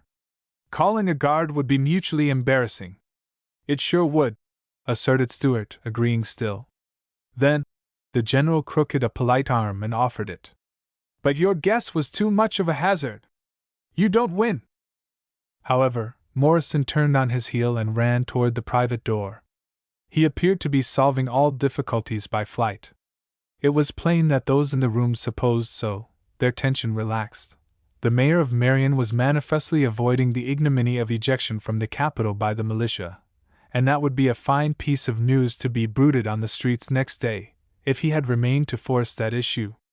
Stewart flung open the door. But instead of stepping through, he stepped back. Come in, he called. Paymaster Andrew McTavish led the way, plodding stolidly, his neck particularly rigid. Delora Bunker, stenographer at St. Ronan's Mill, followed. Last came Patrolman Relihan, his bulk nigh filling the door, his helmeted head almost scraping the lintel. He carried a nightstick that resembled a flail handle rather than the usual locust club. Morrison slammed the door, and Relihan put his back against it. There was a profound hush in the executive chamber. The feet of those who entered made no sound on the thick carpet. Those who were in the chamber offered evidence of the truism that there are situations where words fail to do justice to the emotions. Morrison was the first to speak. He walked to the table before uttering a word. On his way across the room, his eyes were on the keys. When he leaned on the table, he put one hand over them. This invasion seems outrageous, gentlemen. Undoubtedly it is. But I have tried another plan with you, and it did not succeed. I had hoped that I would not need these assistants whom I have just called in. Totten, go bring the guard. North's voice was balefully subdued. Relihan looked straight ahead and twirled his stick. I apologize for stretching my special exception a bit, and introducing these guests past the boys at the door. Stewart went on. I'm breaking the rules of politeness, and the rules of everything else, I'm afraid. But all rules seem to be suspended tonight. Totten! The governor roared, pounding his fist on the arm of his chair. Morrison gave the policeman a side glance as if to inform himself that all was right with Relihan. Then he pulled a handy chair to the table and motioned to Miss Bunker. She sat down and opened her notebook. I have come here on business, gentlemen, and you must allow me to follow some of my business methods. The heat of argument often causes men to forget what has been said. I'm willing to leave what I may say to the record, and in view of the fact that all this is public business, I trust I'll have your cooperation along the same line. And there's a young lady present," he added. "That fact will help us to get along wonderfully well together." "What's that devilish policeman doing at my door?" demanded the governor, finding that his frantic gestures were not starting the adjutant general on his way. "Ensuring complete privacy." The mayor beamed on the governor. "Nothing gets in, nothing gets out." North grabbed the telephone instrument on his desk. One of Stewart's hands was covering the keys. With the fingers of the other hand he had been fumbling under the edge of the desk. He suddenly pulled wires from the confining staples. He yanked a big mill knife from his trousers pocket and cut the wires. North flung a dead instrument clattering on the broad table, and found only oaths fit to apply to this perfectly amazing effrontery. "You need not take, Miss Bunker!" The quiet dignity of Morrison and the rebuke the governor found in the girl's contemplative eyes choked off the profanity as effectively as would gripping fingers at his throat. "I realize that all this is absolutely unprecedented, has never been done before, is unadulterated gall on my part, Governor North. Perhaps I haven't a leg to stand on. Morrison, this infernal nonsense must cease!" Senator Corson shouted, leaping from his chair and shaking both fists. "You need not take, Miss Bunker!" Corson gulped and surveyed the young lady, and found her eyes as disconcertingly rebuking as they had proved in the case of North. "Not especially on account of the style of your language, Senator. But you are merely a visitor here, the same as I. At the present time your comments on the business between the governor and myself can scarcely have any weight in the record. What in blazes is that business?" "Get it out of you!"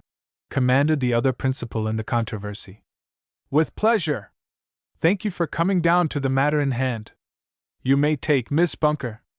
"Governor North, I have been about among people this evening and you have been making incendiary speeches, and I demand to know what you have said and why you have said it. I have no time now to go into those details. My business is more pressing, sir. You're in cahoots with a mob. I saw you operating, with my own eyes under my own roof," asserted Senator Corson, violently. "I have no time for discussing that matter." Morrison looked up at the clock on the wall. "This other business, I assert, is urgent." Banker Daunt had been holding his peace, growling anathema to himself in the depths of a big chair. He struggled to the edge of that chair. "I am in this building right now to warn the governor of this state that you are playing your own selfish game to stifle enterprise and development, and to discourage outside capital, hundreds of thousands of it, waiting to come in here." "Pardon me, sir. I have no time to discuss water power, either. Right now I'm submitting news instead of theories." He faced the governor again. "That's why I'm here. I'm bringing news. That news must put everything else to one side. We have minutes only to deal with the matter. And if we don't use those minutes with all the wisdom that's in us, the shame of our state will be on the wires of the world inside of an hour." His vehemence intimidated them. His manner as the bearer of ill tidings won what his appeals had not secured, an instant hearing. "What I say will be a matter of record, and the blame will be placed where it belongs. You can't claim that you didn't have facts. I have been among the people. I have sent others among them and I have received reports and I know what I am talking about. There's a mob massing downtown, a mob made up of many different elements. That kind of mob can't be handled by mere arguments or by machine guns. That mob must be shown. Talking won't do any good. Just a moment. You won't do what you ought to do, Governor, unless you have this thing driven straight at you. In that mob are the men who have voted for various members of the legislature who claim seats and whose seats are threatened. It's a personal matter with those men. You can't soft soap them tonight with promises of what the courts will do. Several hundred huskies are on the way over here from the Agawam quarries. Those men don't care about this or that candidate. They have been paid to grab in on general principles, and they're bringing sledgehammers. In that mob, also, are the red aliens who keep under cover till a row breaks out. Any kind of trouble suits their purpose, and you know what their purpose is in regard to this government of ours. They're coming, I tell you. They're coming on to Capitol Hill. And what have you been doing to stop them, after all your promises of what you'd do? raged North. "I've been doing the best I could, with what loyal boys I could depend on. But I want to know now what you're going to do. Shoot every damnation thug of 'em who gets in range of our machine guns. Totten, hustle yourself downstairs and see that it's done. Genera! Totten will not leave this room, not now. You're all wrong, Governor. That's the way a mob was handled in one state in this Union not so very long ago, and the governor was right. He was hailed from one end of the country to the other as right. The principle behind him was right. That's what you mean, Governor North. That was just the point he made. Do you dare to stand there and intimate that I haven't got principle behind me? Statute law, election law?" Morrison glanced again at the clock, then he tossed a bomb into the argument. "The principle in this instance is a pretty wobbly backing, sir. I'm afraid that even my loyal boys will join the mob if the news gets out about those election returns in certain districts, the returns that were sent back secretly to be corrected." The bomb had all the effect that Morrison hoped for. His Excellency slumped back in his chair and pittered, his lips wordlessly. "I don't think the news has actually got out among the general public, but it's apt to leak any minute, sir. You can't afford to take chances." "Such slander is preposterous," Corson asserted. "What used to be done, reviving old stories. I say that our party will not lend its countenance to any such tricks." In his excitement, he had dropped an admission as to the past in politics while offering a disclaimer as to the present. "There's no time now for any political discussions," retorted Morrison curtly. "It's a matter right now of sidetracking a fight. If that fight comes off, Governor North, the truth will come out. And you can't point to a principle in your case as an excuse for bloodshed. If a mob attacks this state house, there's got to be a fight. It takes two to make a fight, sir. Order General Totten to march his troops out of the state house. Machine guns and all. Tell them to go home and go to bed." That audacious advice was a second bomb. After a few moments, Senator Corson leaped out of his chair, strode across the room, and plucked his coat and hat from the divan. "Come along, Daunt," he counseled, his voice cracking hoarsely. "Hold on, Senator," expostulated the governor. "I need your help. I won't allow myself to be mixed into this mess, North. I can't afford to help shoulder the blame where I have not been fully informed. And I won't allow a lunatic to endanger my life. Come on, Daunt, I tell you. If you're bound to go, I'll go along too," proffered the governor, rising hastily. "This thing can be handled. It's got to be handled. We'll go where this infernal, clattering loom from St. Ronan's Mill can't break up a gentlemen's conference." Stewart did not suggest that the gentlemen remain, nor did he offer to go, nor did he plead for a decision. He stood quietly and watched them pull on their overcoats. The senator led the retreat toward the private door. Morrison dropped the captured bunch of keys into his pocket. Relihan held his club horizontally in front of him with both hands. "Get out of the way!" yelped Corson. The officer shook his head. "General Totten, open that door." "No chance," Relihan growled. North wagged his way close to the barring fender and shook an admonitory finger under the policeman's nose. "I'm the governor of this state. I order you to move away from that door. I can't help what ye are. I'm taking me orders on EFRM the Mayor O'Marion." "You see, gentlemen," suggested Morrison, "it looks as if we'd be obliged to settle our business right where we are, in this room. Time is short. Won't you come back here to the table?" There was absolute silence in the executive chamber, a silence that continued. The dignitaries at the door deigned to accord to Morrison neither glance nor word.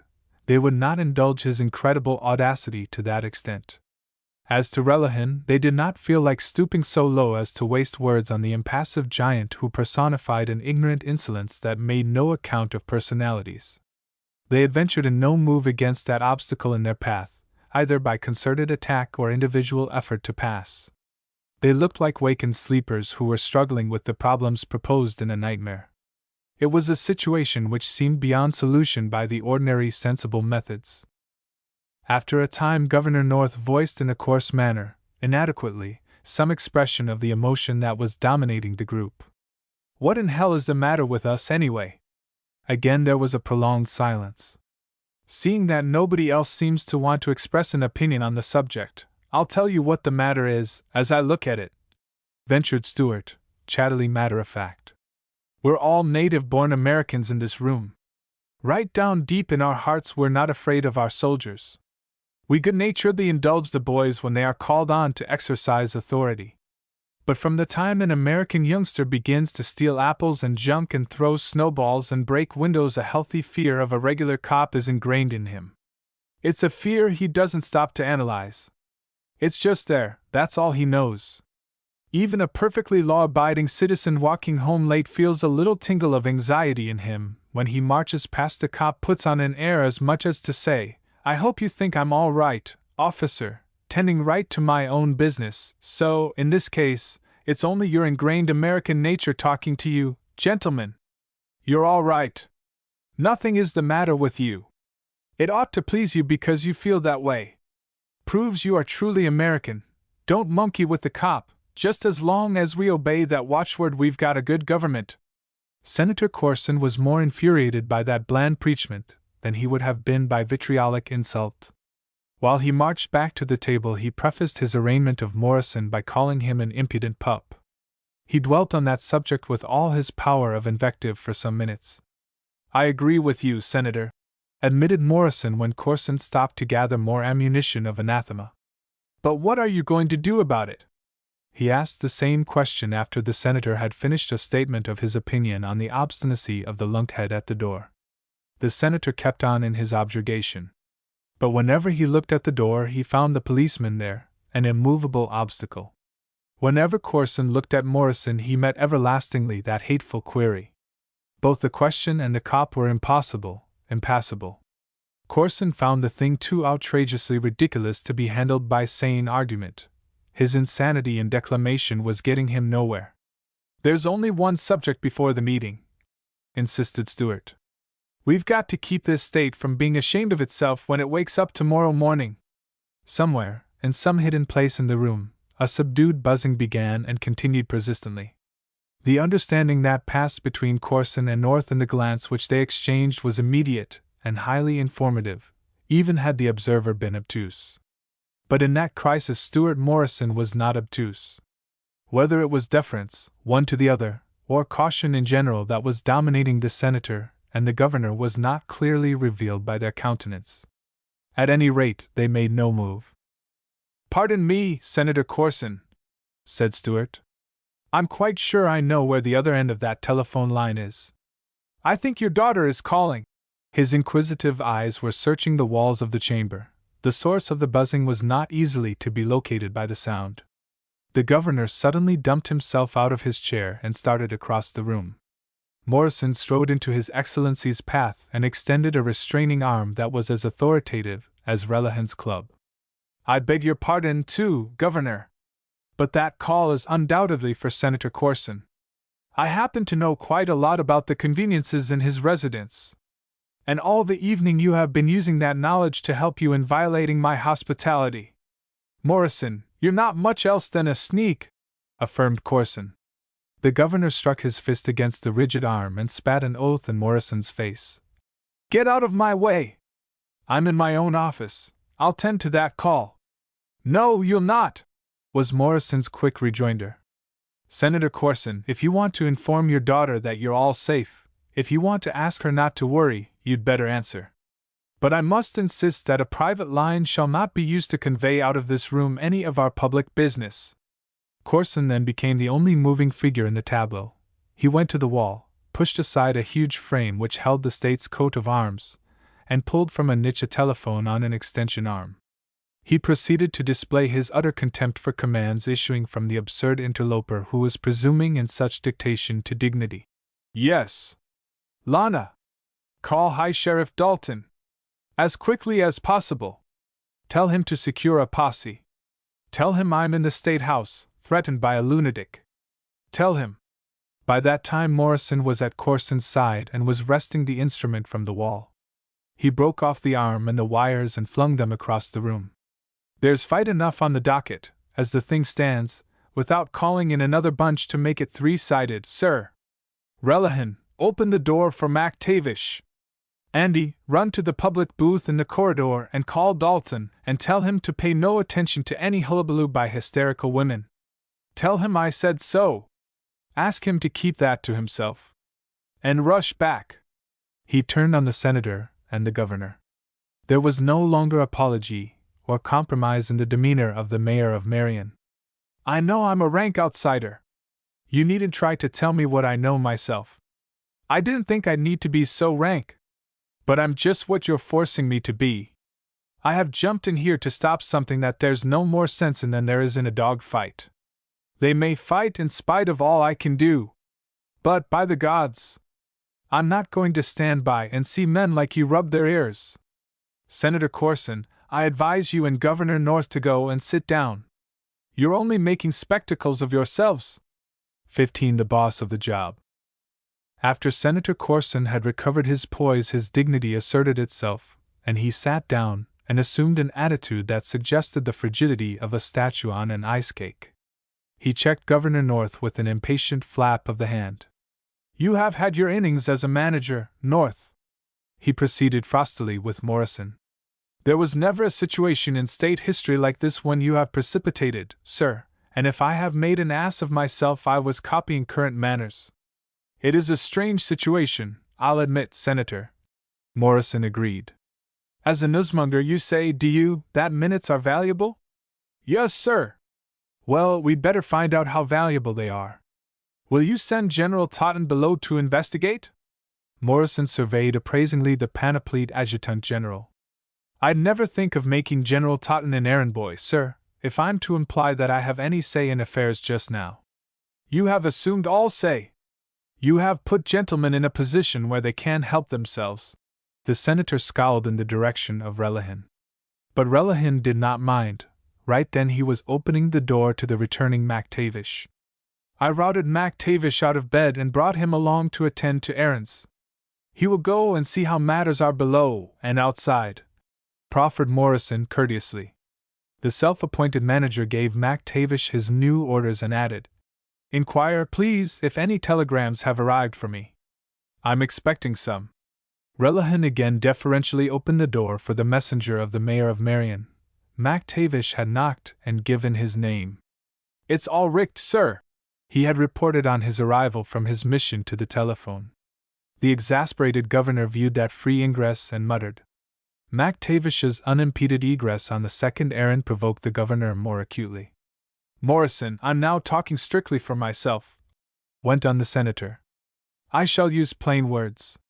By your attitude, you directly accuse me of being a renegade in politics. To all intents and purposes, I am under arrest, as a person dangerous to be at large in the affairs that are pressing. Senator Corson, I don't believe you ever did a deliberately wrong or wicked thing in your life, as an individual. I thank you.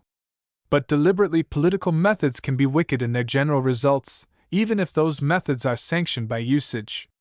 It's wicked to start a fight here tonight by allowing political misunderstandings to play fast and loose with the people. You're a confounded imbecile, that's what you are, shouted Governor North. The mayor turned on him, replying in the same sort of language, so that you may understand right where you and I get off in our relations. I'll tell you that you're the kind of man who would use grandmothers in a matched fight to settle a political grudge, if the other fellow had a grandmother and you could borrow one. Now let me alone, sir. I am talking with Senator Corson. The senator squelched the governor with another gesture. We have our laws, Morrison. We must abide by 'em. And the political game must be played according to the law. I think I have already expressed my opinion to you about that game, sir. I'll say again that in this country politics is no longer a mere game to be played for party advantage and the aggrandizement of individuals. The folks won't stand for that stuff any longer. I think you and North, both of you, are overexcited. You're going off half-cocked. You are exaggerating a tempest in a teapot. If every community in this country gets right down to business and stops the teapot tempests by good sense in handling them when they start, we'll be able to prevent a general tornado that may sweep us all to Tophet, Senator Corson. Legislation on broad lines will remedy our troubles. We are busy in Washington on such matters. Good luck to the cure-all, sir! But in the meantime we need specific doses, right at home, in every community, early and often. That's what we ought to be tending to tonight, here in Marion. If every city and town does the same thing, the country at large won't have to worry. Senator Corson kept his anxious gaze on the private door. Well, let's have it, Morrison. You seem to be bossing matters, just as you threatened to do. What's your dose in this case? I wasn't threatening. I was promising. Promising what? That the people would get a square deal in this legislative matter. You don't underrate your abilities, I note. Oh, I was not promising to do it myself. I have no power in state politics. I was promising that Governor North and his executive counselors who canvassed the election returns would give the folks a square deal. In his rage, the governor, defying such presumptuous interference, was not fortunate in phrasing his declaration that Morrison had no right to promise any such thing. The big millman surveyed His Excellency with a whimsical expression of distress. Why, I suppose I had the right to promise that much on behalf of our chief executive. You aren't going to deny him a square deal, you don't mean that, do you, sir? Confound your impudence, you have no right to twist my meaning. I'm going by the law, strictly by the statutes. The question will be put up to the court. Certainly, affirmed Senator Corson. It must go to the court. Just then Relihan slammed the private door with a sort of official violence. MacTavish had entered. He marched straight to Morrison with the stiff jerkiness of an automaton. He carried a sealed telegram and held it as far in front of himself as possible. Stewart seized upon it and tore the envelope. I'm glad to hear you say that about the court, gentlemen. I have taken a liberty this evening. Will you please wait a moment while I glance at this? It was plainly, so his manner indicated, something that had a bearing on the issue. They leaned forward and attended eagerly on him when he began to read aloud. My opinion hastily given for use if emergency is such as you mention is that mere technicalities, clerical errors that can be shown to be such or minor irregularities should not be allowed to negative will of voter when same has been shown beyond reasonable doubt. Signed, Davenport, Judge Supreme Judicial Court. Morrison waited a few moments, gazing from face to face. Then he leaned across the table and gave the telegram into the hands of Miss Bunker. Make it a part of the record, please, he directed. Well, I'll be eternally condemned, roared the governor. You're a rank outsider. You don't know what you're talking about. How do you dare to involve the judges? They don't know what they're talking about, either, on a point of law, in this case. Perhaps Judge Davenport isn't talking law wholly in that telegram. He may be saying a word as an honest man who doesn't want to see his state disgraced by riot and bloodshed tonight. The mayor addressed MacTavish with eager emphasis. What do you find down below, Andy? Nate particular pother within doors. Muckle powwow why out, reported the old man tersely. Then you gotta look outside? Aye. When I took the message frae the telegraph laddie at the door. Was Joe Lanigan in sight? Aye. It's all right so far, gentlemen, the mayor assured his involuntary conferees. Joe is on the job with his American Legion boys, as he promised me he'd be. Now I'm going to be perfectly frank and inform you that I have made a promise of my own in this case. I haven't meant to be presumptuous. I don't want you to feel that I've got a swelled head. I'm merely trying to keep my word and carry out a contract on a business oasis. It's only a matter of starting right. Then everything can be kept right. He whirled on MacTavish. Trot down again, Andy. I'm expecting more messages. And keep us posted on happenings. Are such humble persons as North and I are entitled to be let in on any details of your contract, Mr. Boss-in-Chief? Inquired the senator. I think the main contract is your own, sir, yours and the governor's. I don't like to seem too forward in suggesting what it is. Nothing you can say or do from now on will seem forward, Morrison. Even if you should order that Hereford steer, there, at the door, to bang us over our heads with his shillelagh, it would seem merely like an anticlimax, matched with the rest of your cheek. What's the contract? You and North stated the terms of it yourselves, when you were campaigning last election. You said that if you were elected you'd be the servants of the people. What in the devil do you claim we are now? I make no assertion. But when I was down with the bunch this evening, I was able to get into the spirit of the crowd. I found myself feeling, just as they said they felt, that it's a queer state of affairs when servants barricade themselves in a master's castle and use other paid servants to threaten with rifles and machine guns when the master demands entry. I'd be carrying out my contract, would I, by disbanding that militia and opening this state house to the mob? Demanded North. This is a peculiar emergency, sir, Morrison insisted. Outside are massing all the elements of a know-nothing, roughhouse melee. Even the Legion boys don't know just where they're at till there's a showdown.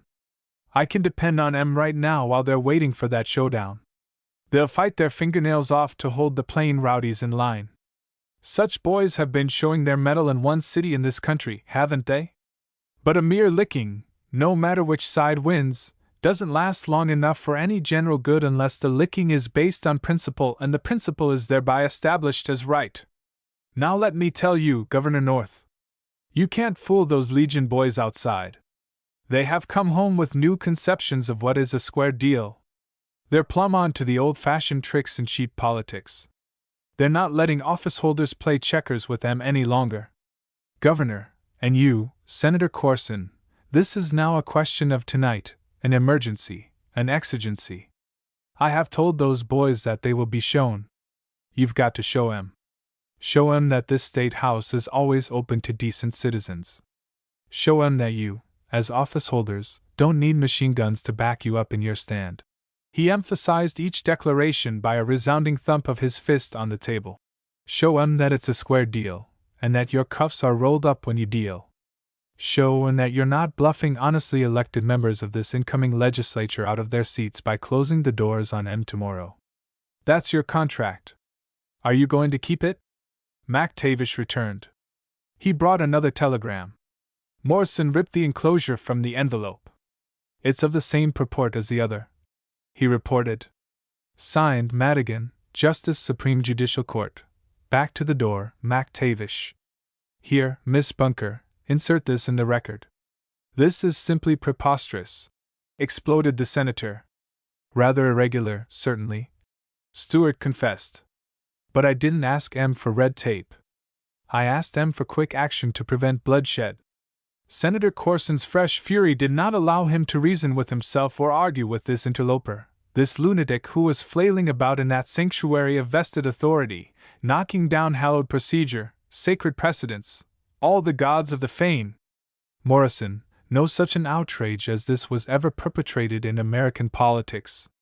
It surely does seem to be a new wrinkle, Senator. I'll confess that I don't know much about politics. It's all new to me. I apologize for the mistakes I'm making. Probably I'll know more when I've been in politics a little longer. You will, sir. Governor North agreed with that dictum, heartily, irefully. I do seem to be finding out new things every minute or so, went on Stewart, making the agreement unanimous. Taking your opinion as experts, perhaps I may qualify as an expert, too, before the evening is over. Where is this infernal folly of yours heading you? Corson permitted his wrath to dominate him still farther. He shook his fist under Morrison's nose. Straight toward a bright light, Senator. I'm putting no name on it. But I'm keeping my eyes on it. And I can't stop to notice what I'm knocking down or whose feet I'm treading on. The senator went to Governor North and struck his fist down on His Excellency's shoulder. I've been having some doubts about your methods, sir, but now I'm with you, shoulder to shoulder, to save this situation. Pay no attention to those telegrams. There's no telling what that idiot has wired to the justices. This man has not an atom of authority. You cannot legally share your authority with him. To defer to one of his demands will be breaking your oath to preserve order and protect state property. Exactly. I don't need that advice, Corson, but I do need your support. I shall go ahead strictly according to the Constitution and the statutes. I am glad to hear you say that, Governor, stated Morrison. Did you expect that I was going to join you and your mob of lawbreakers? Your explicit statement pleases me, I say. Shall you follow the Constitution absolutely, in every detail? Absolutely. In every detail. Right down to the last technical letter of it? Good gad! What do you mean by asking me such fool questions? I'm getting a direct statement from you on the point. For the record, he pointed to the stenographer, I shall observe the Constitution of this state to the last letter of it, absolutely, undeviatingly. And now, as governor of this state, I shall proceed to exert my authority. Put that statement in the record. I order you to leave the State House immediately. Record that too. Otherwise I shall prefer charges before the courts that will put you in state prison, Morrison.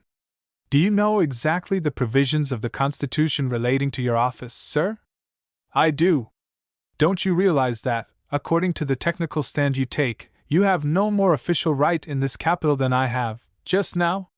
His Excellency's silence, his stupefaction, suggested that his convictions as to Morrison's lunacy were finally clinched. The Constitution that you have invoked expressly provides that a governor's term of office expires at midnight on the day preceding the assembling of the first session of the legislature. You will be governor in the morning at 10:30 o'clock, when you take your oath before the joint session. But by your own clock up there you ceased to be governor of this state 5 minutes ago. Morrison drawled that statement in a very placid manner. His forefinger pointed to the clock on the wall of the executive chamber. Governor North did know the Constitution, even if he did not know the time o' night until his attention had been drawn to it. He was disconcerted only for a moment, then he snorted his disgust, roused by this attempt of a tyro to read him a lesson in law. Senator Corson expressed himself. Don't bother us with such nonsense. Such a ridiculous point has never been raised. But this is a night of new wrinkles, as we have already agreed, insisted the mayor of Marion. I'm right along with the governor, neck and neck, in his observance of the letter of the law. Well, then, we'll stick to the letter, snapped His Excellency. I have declared this State House under martial law. The Adjutant General, here, is in command of the troops and the situation. I'm glad to know that. I'll talk with General Totten in a moment. Again MacTavish came trotting past Relihan. Morrison snatched away the telegram that his agent proffered, but the master demanded news before proceeding to open the missive. There's summit in the air, reported Andrew. Much blustering. The square is crowded. Whilst I was signing the laddie's book, Lanigan cried me the word for ye to look sharp and keep the promise, else he wouldna answer for a. Gentlemen, I'll let you construe your own contracts according to your consciences.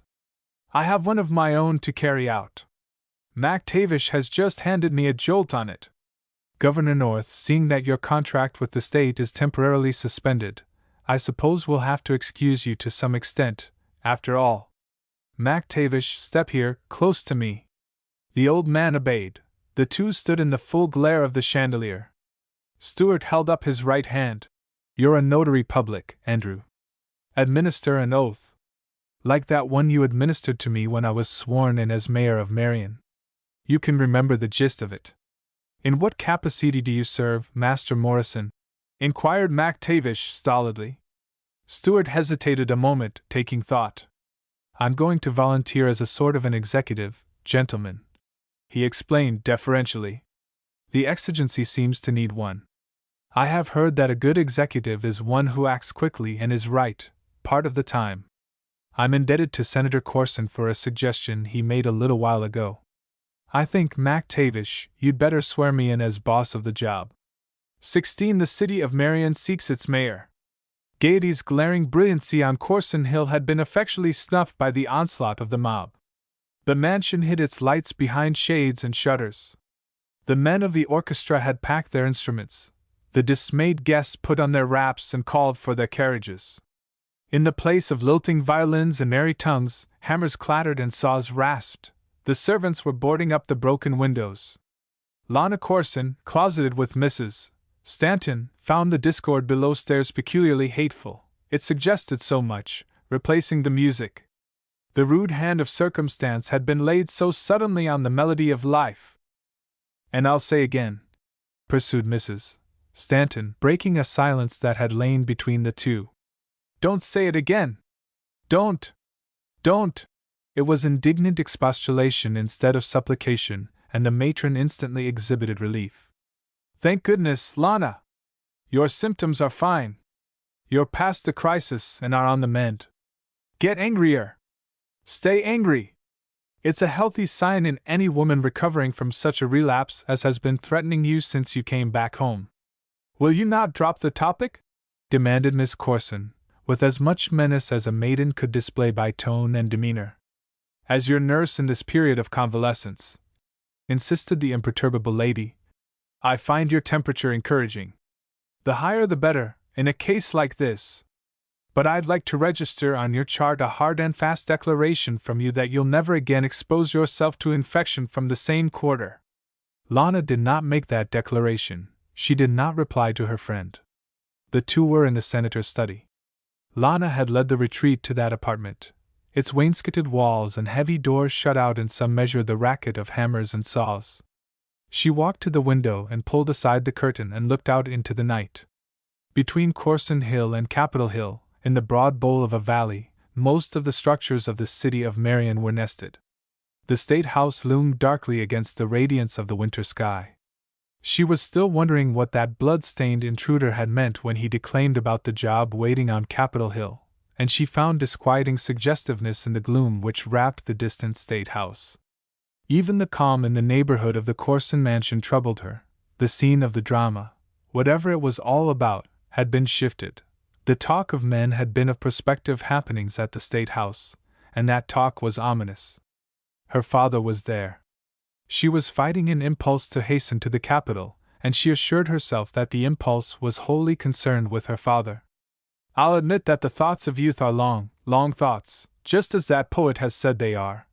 Mrs. Stanton went on, one topic engrossing her. But I'm assuming that there's an end to M, just as there is to the much-talked of Long Lane. In poems there's a lot of nonsense about marrying one's own first love, and I suppose the thing is done, sometimes. Yes, I'm quite sure of it, because it's written up so often in the divorce cases. If I had married any one of the first 5 fellows I was engaged to, probably my own case would have been on record in the newspapers before this. Lana dear, why don't you come here and sit down and confide in a friend and assure her that you're safe and sane from now on? Miss Corson, as if suddenly made aware that somebody in the room was talking, snapped herself about-face. Doris, what are you saying to me? I'm giving you a little soothing dissertation on love, the right kind of love, the sensible kind. How do you dare to annoy me with such silliness in a time like this? Why, because this is just the right moment for you to tell me that you are forever done with this silly kind of love. Mushy boy and girl love is wholly made up of illusions. This Morrison man isn't leaving you any illusions in regard to himself, is he? Miss Corson came away from the window with a rush. Her cheeks were danger flags. You seem to be absolutely determined to drive me to say something dreadful to you, Doris. I've been trying so hard to remember that you're my guest. Your friend, you mean? You listen to me. I'm making my own declarations to myself about the men in this world, the ones I know. If I should say out loud what I think of them, or if I should say what I think of friends who meddle and maunder on about love, I'd be ashamed if I were overheard. Now not another word, Doris Stanton! She stamped her foot and beat her hand hard on the table in a manner that smacked considerably of the senator's violence when his emotions were stirred. I'm ashamed of myself for acting like this. I hate such displays. But I mean to protect myself. And now keep quiet, if you please. I have something of real importance to attend to, even if you haven't. She went to a niche in the wall and pulled out the private telephone instrument. The pressure of a button was required to put in a call. After the prolonged wait, Senator Corson's voice sounded, high-pitched, urgent. His appeal was broken short off. Lana stared at Mrs. Stanton while making futile efforts to get a reply to frantic questions. Fear paled the girl's face and widened her eyes.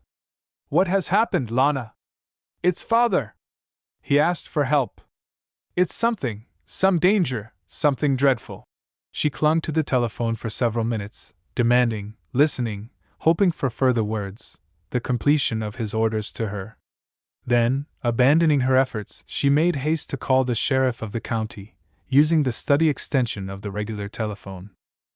The customary rattle informed her that the line was in use, after she had called for the number, looking it up in the directory. When she finally did succeed in getting the ear of the sheriff, she was informed in placatory orotund by that official that all her fears were groundless. "I have been talking with the State House just before you called me, Miss Corson. I am assured on the best of authority that everything is all right there."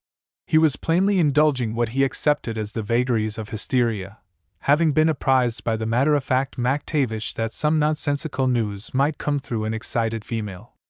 "I think you must have misconstrued what your father said. My informant is known to me as reliable." "Oh no, Miss Corson, I cannot give you his name.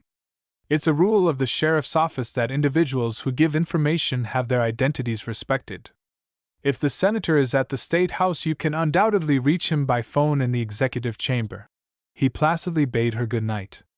But Miss Corson was unable to communicate with the executive chamber. After many delays, she was informed that Central had tried repeatedly and directly through the State House Exchange, as was the custom after the departure of the exchange operators for the night. Central officially reported "line out of order." During her efforts to communicate, Coventry Daunt hastened into the study. He had tapped, and he obeyed his sister's admonition. "Come in. I tell you something terrible is the matter," Lana declared, giving up her efforts to get news over the wire. "Coventry, your looks tell me that you have heard bad news of some sort." "I don't want to be an alarmist," admitted young Daunt, "but all sorts of whip-wap stuff seemed to be in the air all of a sudden. I just took a run down to the foot of the hill.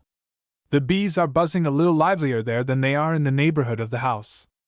Up here some soldier boys are waving their bayonets and fat cops are swinging clubs. We're all right, ladies, but there are all sorts of stories about what's likely to happen up at the State House. I've come to tell you that if you can do without me, I think I'll take a swing over to Capitol Hill. I don't want to miss anything good, and I'll bring back straight news."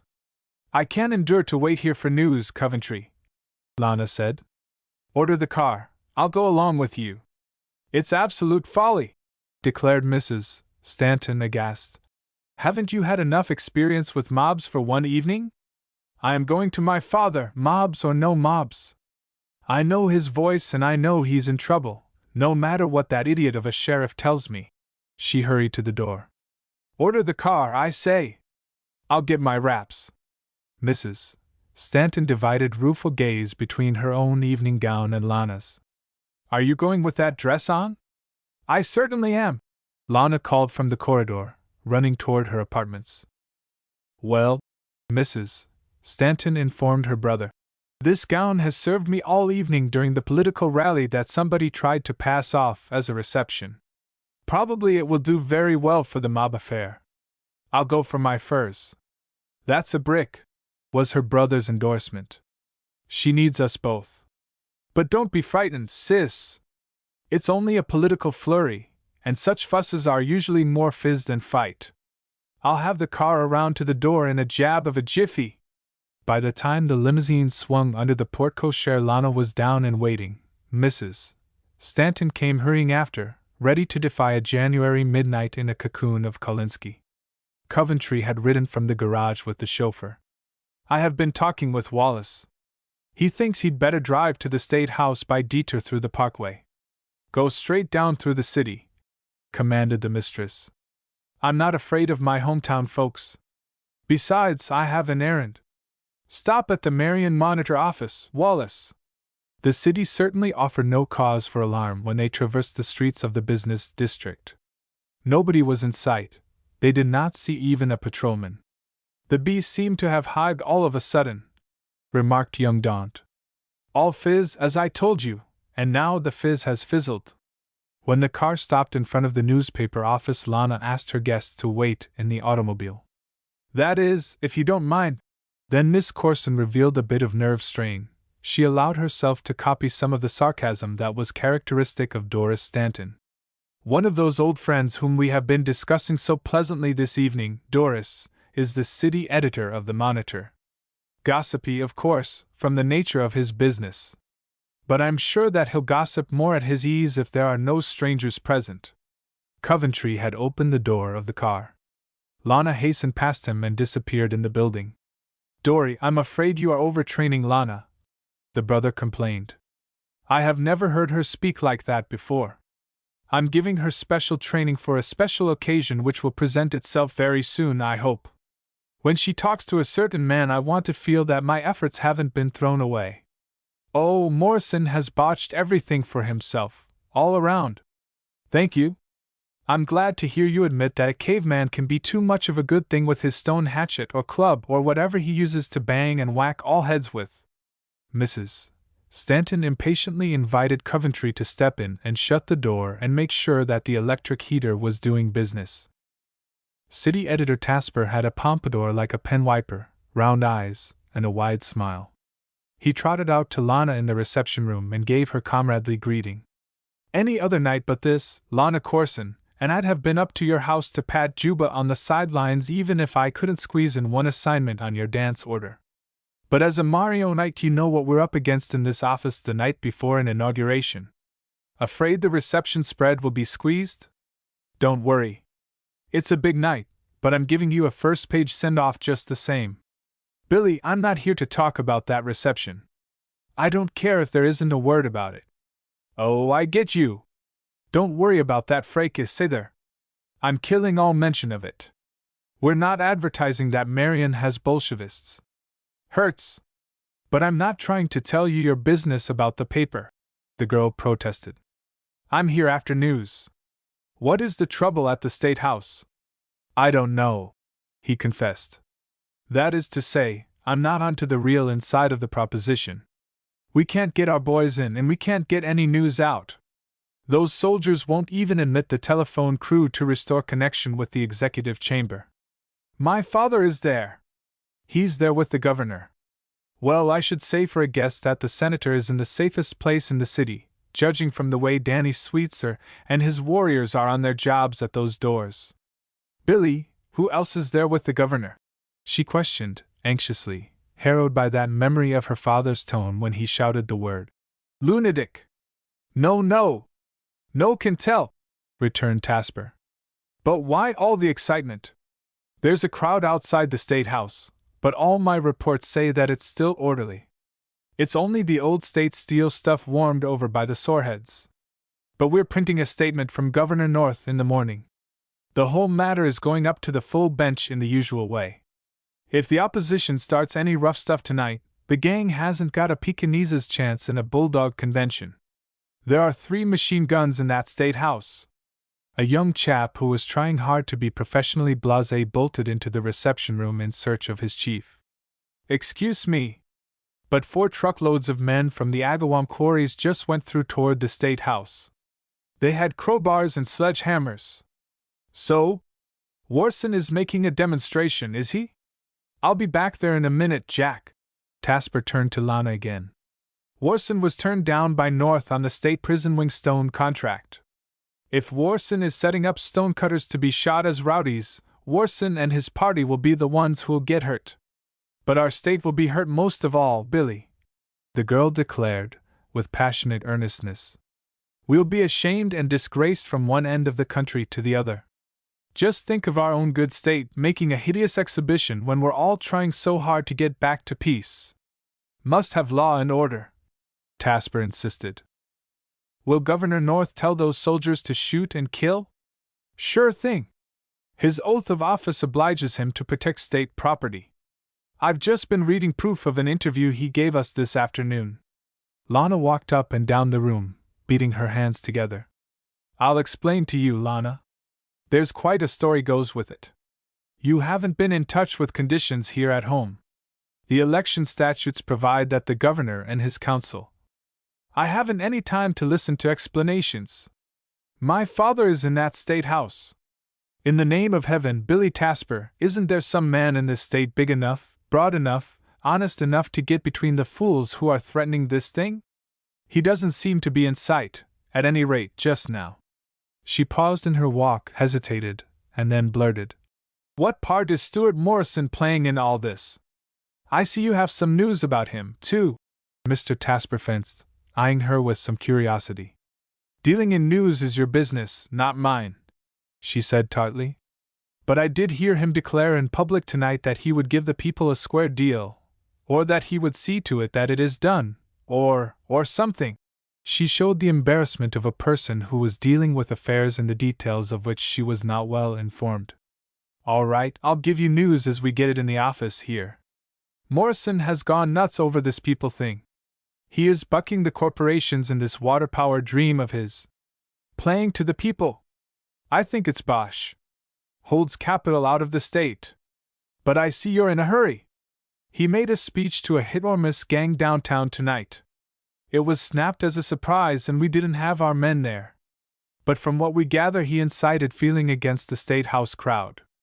Told his merry men he'd grab in and fix it for 'em. Bad fuzzle, Lana. Bad. When a mayor of a city talks like that he's putting a fool notion into the heads of unthinking irresponsibles, making 'em believe that there is really something to be fixed. He ought to have told them that everything was all right and to go home and go to bed. Your father would have told them that. That's good politics. But you and I know Stuart from the ground up. He is about as much a politician as I am parson, and I'd wreck a well-established parish in less than 5 minutes by the clock. He's taking a little more time as a wrecker in his line, but he's making a thorough job of it. When Tasper mentioned job, he suggested a natural question to Miss Corson. Where is he right now? This time the stare that the city editor gave the girl was distinctly peculiar. According to what we can get in the way of reports, Lana, the last time Morrison was seen in public he was talking with you. If he has talked with anybody since then, the folks he has talked with are keeping mighty mum about it. Perhaps he has told you where he was going. Miss Corson exhibited an emotion that was more profound than mere embarrassment. Pardon me, but I'd like to know, Lana. It's mighty important to me in the line of my business right now. What? Can't you find the mayor of the city in a time like this? He's not at home. He's not at City Hall. The chief of police won't say a word. And he's not in the crowd outside the State House. Lana did not disclose the fact that she had suggested to the mayor, in a way, the rabble as Morrison's probable destination, and that he had agreed with her. And a fine chance he has of being let inside the State House, Tasper went on with conviction. After the attitude he has taken in regard to the administration. He may be there, nevertheless. Whether hope that he was there or fear that he might be there prompted Lana's suggestion was not clear from her manner. You'll sooner find a rat down the back of my neck than find Stuart Morrison inside that State House after the brags he has been making around the city in the past few hours, declared Tasper, with the breezy freedom of long friendship with the caller. He is the number one in the list of those who can't get in. But Captain Sweetser is his mill student. Captain Sweetser, in this new importance of his, is leaning so far backward, in trying to stand straight, that he's scratching the back of his head on his heels. His own brother is one of our reporters, and what Dan did to Dave when Dave made a holler at the door is a matter of record on the emergency hospital blotter. That's straight. Inch of sword blade. Not dangerous, but painful. All through this interview Lana had maintained the demeanor of one who was poised on tiptoes, ready to run. She gathered her coat's broad collar more tightly in its clasp of her throat, and started for the door. But she whirled and ran back to Tasper. You say that Stuart Morrison is no politician. But I noticed the queer flash in your eyes, Billy Tasper. Do you think he is a coward and has run away? Tut, tut! Not so strong. The newspaper man put up a protesting palm. I simply state that His Honor the Mayor is under somewhere. I never saw any signs of his being a coward, but a lot of us have never been tested by a real crisis, you know. You say he has no power in politics. Could he do anything in a case like this? Tasper clawed his hand over his head, and the crest of his pompadour bristled more horribly. He could at least try to undo some of the trouble he has caused by his tongue. He could be at City Hall, where he belongs. The fact that he isn't there, that he can't be found, speaks a whole lot to the people of this city, Lana Corson. Why, there isn't a policeman to be seen on the streets of Marion tonight. We can't get any explanation from police headquarters. A devil of a mayor, say I. She turned and fled to the door. Lana, called the editor. He has made promises that he can't back up, and he has ducked. That's the story. We're going to say so in the Monitor. We can't say anything else. She made no reply. She did not wait for the elevator to take her down the single flight of stairs. She ran, holding her wrap about her. Coventry Daunt, on the watch for her, opened the limousine's door, and she plunged in. Wallace! To the State House! Quick! She commanded. When Taspar returned to the city room, he was told that somebody was waiting on the telephone. It was one of the men assigned to the matter on Capitol Hill. He was calling from a drugstore booth in that neighborhood. Boss, it looks as if they're going to mix it. The tough mutts are ready to grab any excuse, and they won't listen to men like Commander Lanigan of the Legion. If there's a fight pulled off, all we can do is to see that we have a good story. What else? I think I've located the mayor. I can't get anything at all out of those tin Napoleons at the doors, but Lanigan says that Morrison is in the State House, on his job, so Lanigan puts it. Lanigan is a liar, the city editor yelped. He has been a two-legged hurrah for Morrison ever since his high school days. I like a good lie when it's told to help a friend. This one isn't good enough. Stuart Morrison is in that State House like tissue paper napkins are in Tophet. But shan't I send in what Lanigan says? We won't have any room for the joke column in the morning, returned the city editor, hanging up. 17 The Capitol in shadow. Capitol Square was choked with men. The gathering was characteristically a mob made up of diverse elements. It was not swayed by a set purpose and a common motive. It was not welded by coherence of intent. Its eddies rushed here or filtered there, according as arguments or protests gained attention by sharp clamor above the continuous diapason of voices. One who was versed in the natures and the moods of mobs would have found that mass particularly menacing by reason of the lack of unanimity. Too many men of the component elements did not know what it was all about.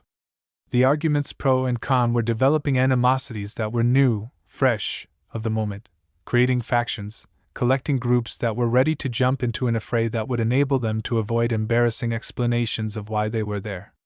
A mob of that sort is easily stampeded. Some men who captained the factions did know why they were there. A few of them harangued, others went about, whispering and muttering, inciting malice by their counsel. The scum of that yeasty gallimaufry was on the outskirts. When the Corson limousine rolled into the square and sought to part its way through that scum, somebody in the crowd made a proposition that was promptly favored as far as the votes by voices went. Tip the lapdog kennel upside down! Chauffeur Wallace met the emergency with quick tactics. He reversed and drove the car backward. The fingers of the attackers slipped from the smooth varnish, and the wheels threatened those who tried to grab the running boards. Men who seized the fender bar were dragged off their feet.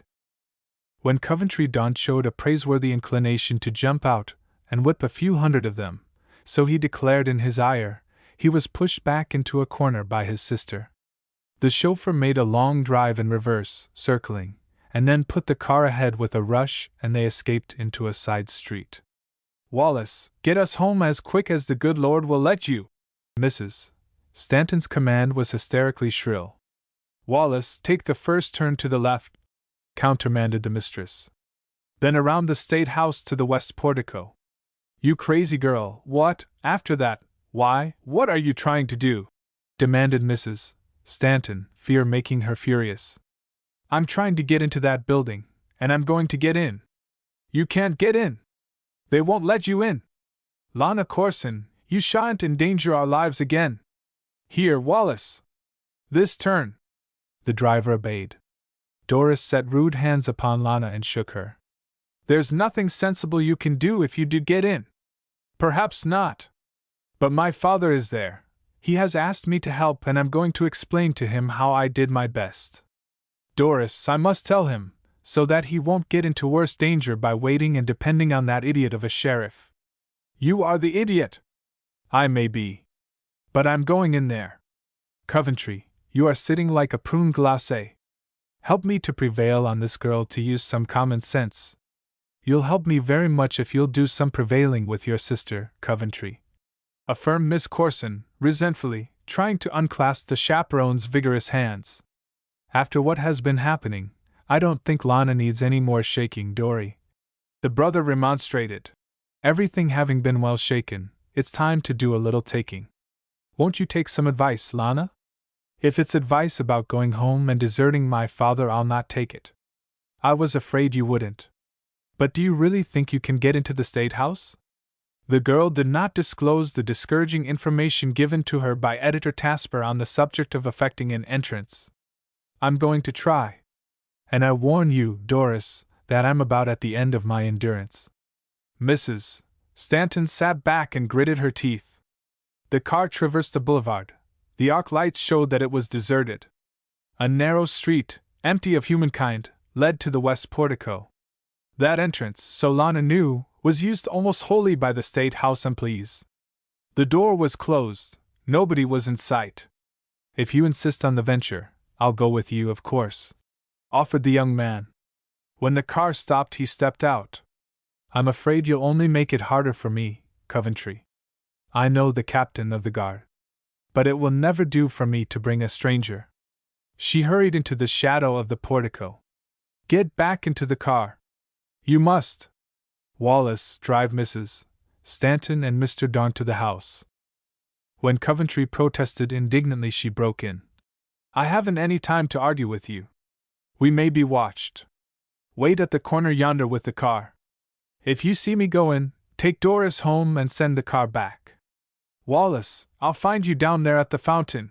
She designated with a toss of her hand the statuary, gleaming in the starlight, and when the car moved on, she ran up the steps of the State House.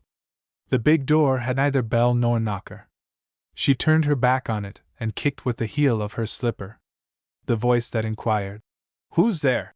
revealed that the warder was not wholly sure of his nerves. I am Senator Corson's daughter. She received no reply. I tell you I am Senator Corson's daughter. I want to come in. My father is there. She was answered by a different voice. She recognized it. It was the unmistakable drawl and nasal twang of Pearlie Wyman. Her girlhood memories of Pearlie's voice had been freshened very recently because he had been assigned to the Corson mansion by Thompson the florist as her chief aide in decorating for the reception. Wall, I should say he was here, and then some. This was the door he came in through. Open it! Open it at once, Pearlie Wyman. I didn't know about that, Miss Corson. We've got orders about politicians and mobbers. I'm hither. I command you to open this door. Who else is there? I'm alone. Soldier Wyman pulled the bolts and opened. I ain't feeling like taking any more chances with the Corson family this evening, he admitted, with a grin that set his long jaw awry. Your father and I cuffed my head up to a peak when I tried to tell him what my orders were. Miss Corson was not interested in the troubles of Guard Wyman. He was talking through a narrow crack. She set her hands against the door and pushed her way in. Where is my father? What trouble is he in? I reckon it can't be any kind of trouble but what he'll be capable of taking care of himself in it all right, opined the guard, fondling his cheek with the back of his hand. But there ain't any trouble in here, Miss Corson. It's all serene as a canned sardine that was canned for the siege of Troy, as it said in the opera the high school cadets put on that year you was in the. There's a mob in front of the State House. It'll stay there, stated Wyman, remaining as serene as the comestible he had mentioned. The St. Ronan's rifles can't be backed down by any mob. We have been ordered to shoot, and that kind of a gang in this city might as well learn its lesson tonight as any other night. It's getting time to do a lot of law and order shooting in this country. The girl, harrowed by her apprehensions, was not in the mood to discuss affairs with this amateur belligerent. But his complacency and his bloodthirsty attitude was peculiarly exasperating in her case. He seemed to typify that unreasonable spirit of slaughter that disdained to employ the facilities of good sense first of all. This florist clerk, whom she had last seen on a step-ladder with his mouth full of tacks, was talking of shooting down his fellow civilians as if there were no other alternative. My father may be in danger in this State House, but I'm glad he is here. He is not condoning this. He is not allowing this shame. Who is the lunatic who is threatening my father and bringing disgrace on this state? She remembered the senator's assertion over the telephone and, in her eagerness for news, she was willing to start with the humble soldier Wyman. She realized suddenly that her spirit of fiery protest was provoking her into an argument that might seem rather ridiculous if somebody in real authority should overhear her talking to Wyman and his mate. The portico door opened into a remote corridor. "The only lunatic, up to date, Miss Corson, has been a Canuck who had a knockdown and drag out with a settee in." Lana was not finding Wyman's statement especially convincing in the way of establishing faith in his sanity. "I thank you for letting me in.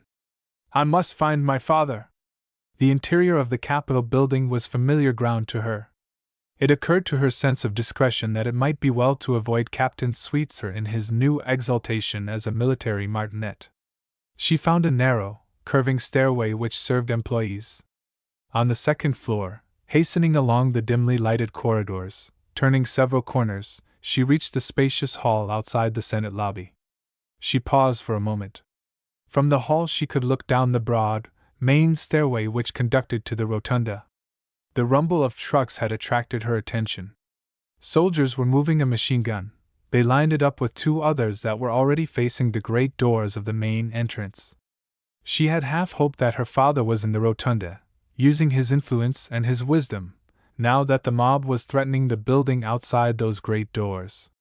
She did not understand just how the senator would be able to operate, she admitted to herself, but she felt that his manly advice could prevail in keeping his fellow citizens from murdering one another. In the gloom below her she saw only soldiers and uniformed Capitol watchmen. Across from her in the upper hall where she waited there was the entrance to the wing which contained the executive chambers.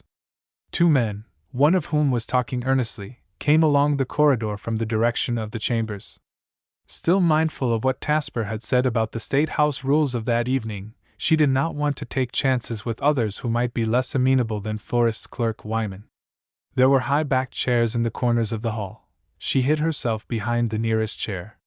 Her dark fur coat and the twilight concealed her effectually.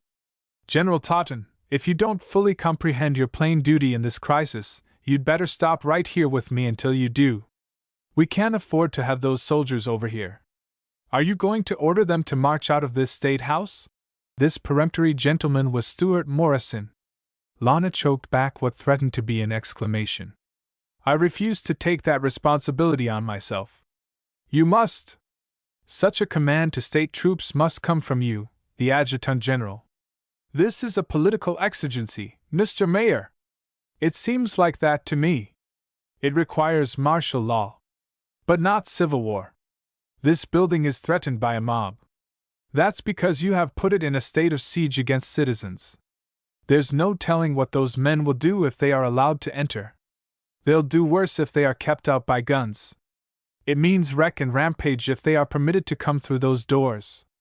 Look here, Totten, this State House has stood here for a good many years, with the citizens coming and going in it at will. I don't see any dents. This is an exigency, and it's different, sir. The state must assert its authority. I'll not argue against the state and authority with you, Totten, for you're right and there's no time for argument. But when you said political exigency you said a whole lot, and we'll let this particular skunk cabbage go under that name. Don't try that law and order and state authority bluff with me in such a case as this is. You're right in with a bunch, and you know just as well as I do what the game is this time. Probably those folks outside there don't know what they want, but they do know that something is wrong. Something is almighty wrong when elected servants are obliged to get behind closed doors to transact public affairs. I'm putting this on a business basis because business is my strong point. These red-tape fellows go to war and use the people for the goats to settle a matter that could be settled peaceably by hard-headed, everyday men in 5 minutes. Now with these few words, and admitting that I'm all that you want to tell me I am, and confessing to a whole lot more that I personally know about my unadulterated brass cheek in the whole thing, we'll close debate. Order those militia boys to march out. Morrison held a little sheaf of papers in his hand. He flapped the papers violently under General Totten's nose. Do you dare to ignore these telegrams, the opinions of the justices of the Supreme Judicial Court of this state? I don't. The papers flicked the end of the general's nose and he shuffled slowly backward. Do you dare, I say? This exigency. That's the name we've agreed on, for a dirty political trick without an atom of principle behind it. These telegrams will make great reading on the same page with the list of names in the hospitals and the morgue. General Totten was retreating more rapidly, but the vibrating papers inexorably kept pace with his nose. But to leave this state house unguarded. I have already shown you what I can do with one single cop. I gave you a little lecture on cops in general back yonder. You fully understand how one cop handled the adjutant general of a state. I'll answer for the guarding of this state house. Send away your militia.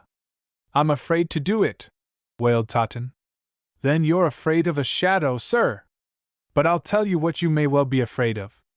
I'm giving you your chance to save your face and your dignity. Order away those boys or I'll go and stand on the main stairway and tell them just how they're being used as tools by political tricksters. And then even your tricksters will land on your back and blame you for forcing an exposure. I'll tell the boys. I swear I'll do it. And I'll bet you gold dust against sawdust that they'll refuse to commit murder. Totten, this exigency is now working under a full head of steam. You can hear that mob now. This thing is getting down to minutes. I'll give you just one of those minutes to tramp down into that rotunda and issue your orders. But what? The general's tone unmistakably indicated surrender. The governor had already shifted the onus. Totten knew his brother-in-law's nature. The governor would just as soon shift the odium after such an explosion as this wild Scotchman threatened. You needn't bother about the what, sir. You give the order. And as soon as the thing is on a business basis, I'll tend to it. Stewart took the liberty of hooking his arm inside the general's. The officer seemed to be experiencing some difficulty in getting his feet started. The two hurried along and trudged down the middle of the main stairway. Lana followed. She halted at the gallery rail and surveyed the scene below. Even in her absorption in the affair between Stewart and the adjutant general, she had been aware of the rising tumult outside. The bellow of voices had settled into a sort of chant of, "Time's up! Time's up!" Captain Sweetser had deployed his men across the rotunda behind the machine guns. When he beheld the mayor and the general on the stairs, he saluted nervously. "They're getting ready to use sledgehammers, sir. Shall I hand them the rifle fire first or let loose with the machine guns?" Stewart still held to the general's arm. Totten hesitated. His face was white and his lips quivered. Morrison's gaze was set straight ahead, but a twist of his face indicated that he said something through the corner of his mouth. The general made his plunge. "Captain Sweetser, instruct your men to empty their magazines, assemble accoutrements, and stand at ease in marching order." The captain came onto his tiptoes in order to elongate himself as a human interrogation point. "Captain Sweetser, order your bugler to sound retreat." The officer forced an amazed croak out of his throat by way of a command, and on the hush within the rotunda the clarion of the bugle rang out. It echoed in the high arches. Its sharp notes cut into the clamor outdoors. Morrison recognized a voice that was keyed to a pitch almost as high as the bugle's strains. "Hold your yawp! Don't you hear that?" Lanigan screamed. "Don't you know the difference between that and a fish peddler's horn? That's the tune we fellers heard the Huns play just before Armistice Day. That's retreat. Come on, Legion," he urged frantically. "Ram back those sledgehammers." Morrison grinned and released the general's arm. "You hear that, do you, sir? When you can convince fair men that you're on the right slant, the fair men will proceed to show roughnecks where they get off if they go to trying on the wrong thing. There's going to be the devil to pay," insisted the adjutant general. "You're going to let that mob into the State House, and they'll fight all over the place. We'll see what they'll do after the showdown, sir. And you can't make much of a showdown in the dark." He left General Totten on the stairs, leaped down the remaining steps, and ran to a group of watchmen and night employees of the State House who were bulwarking the soldiers. "I'm beginning to see that it's some advantage, after all, to be the mayor of this city," Stewart informed himself. One of Marion's aldermen was chief electrician of the Capitol building and was in the group, very much on duty on a night like that. "Tory has always backed me in the city government meetings, at any rate." The alderman came out of the ranks, obeying the mayor's gesture. "Alderman, I'm in the minority here right now, but I hope you're going to vote with me for more light on the subject." Tori did not understand what this quick shift in all plans signified, and said so, showing deference to the mayor at the same time. If we've got to fight that gang, we need these soldiers, Mayor Morrison. Our kind of men, aldermen, fight best in the light. The cowards like the dark so that they can get in their dirty work. Do you get me? Yes. Thanks. Excuse me for hurrying you. But get to that switchboard. We need quick action. You and I represent the city of Marion right now. Must keep her name clean. I'll explain later. But give her the juice. Jam on every switch. Dome to cellar. Lots of it. Put their night beetle eyes out with it. He was hustling along with Tori toward the electrician's room. He was clapping his hand on the alderman's shoulder. I'm going outside there, Tori. Touch up the old dome and give me all the front lights. If the bricks begin to whiz, I want to see who's throwing M18 the Capitol alight. First of all, within the State House, there was burgeoning of the separate lights of the wall brackets, and then the great chandeliers burst into bloom. Electrician Tori possessed a quick understanding and was in the habit of doing a thorough job whenever he tackled anything. He threw in the switches as rapidly as he could operate them. Story by story, the great building was flooded with glory that mounted to the upper windows and overflowed into the night with a veritable cascade of brilliancy when the 1,000 bulbs of the dome's circlet flashed their splendor against the sky. The lamps of the broad front portico and its approaches added the final, dazzling touch to the general illumination.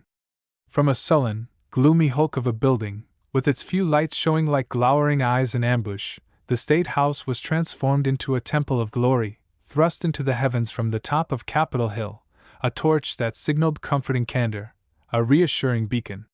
The surprise of the happening stilled the uproar.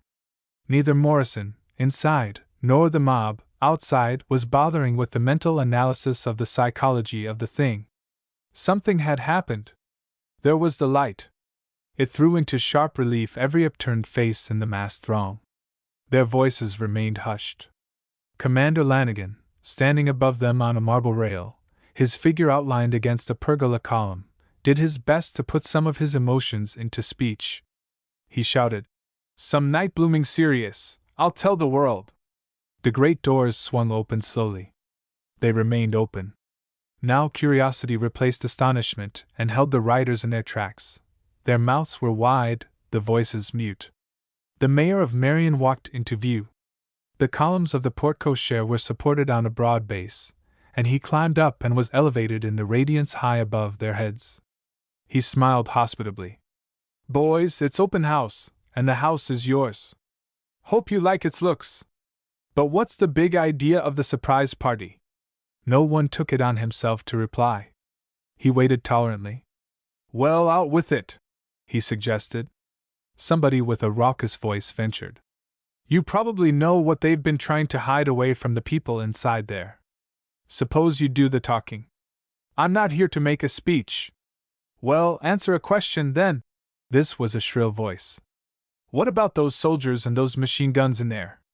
"Not a word." With yells, oaths, and catcalls, the crowd offered comment on that declaration. His demeanor as a statue of patience was more effective than remonstrance in quieting them. "Any other gentleman wish to offer more remarks? Get it all out of you." He utilized the hush. "Boys, I'm going to give you something better than words. Hearing can't always be trusted. But seeing is believing." He pulled a police whistle from his pocket and shrilled a signal. For a time there was no answer or demonstration of any sort. Then the tramp of marching feet was heard on the pavement of the square. It was Marion's police force, issuing from some point of mobilization near at hand. It was the force in full strength, led by the chief. He was in dress parade garb, and the radiance of the square was reflected in imposing highlights by his gold braid. The crowd was shaken by eddies and was convulsed by quickly formed vortices. Morrison was studying that mob with his keen gaze, watching the movements as they sufficed to reveal an expression of emotions. "Hold on, boys! Don't run away!"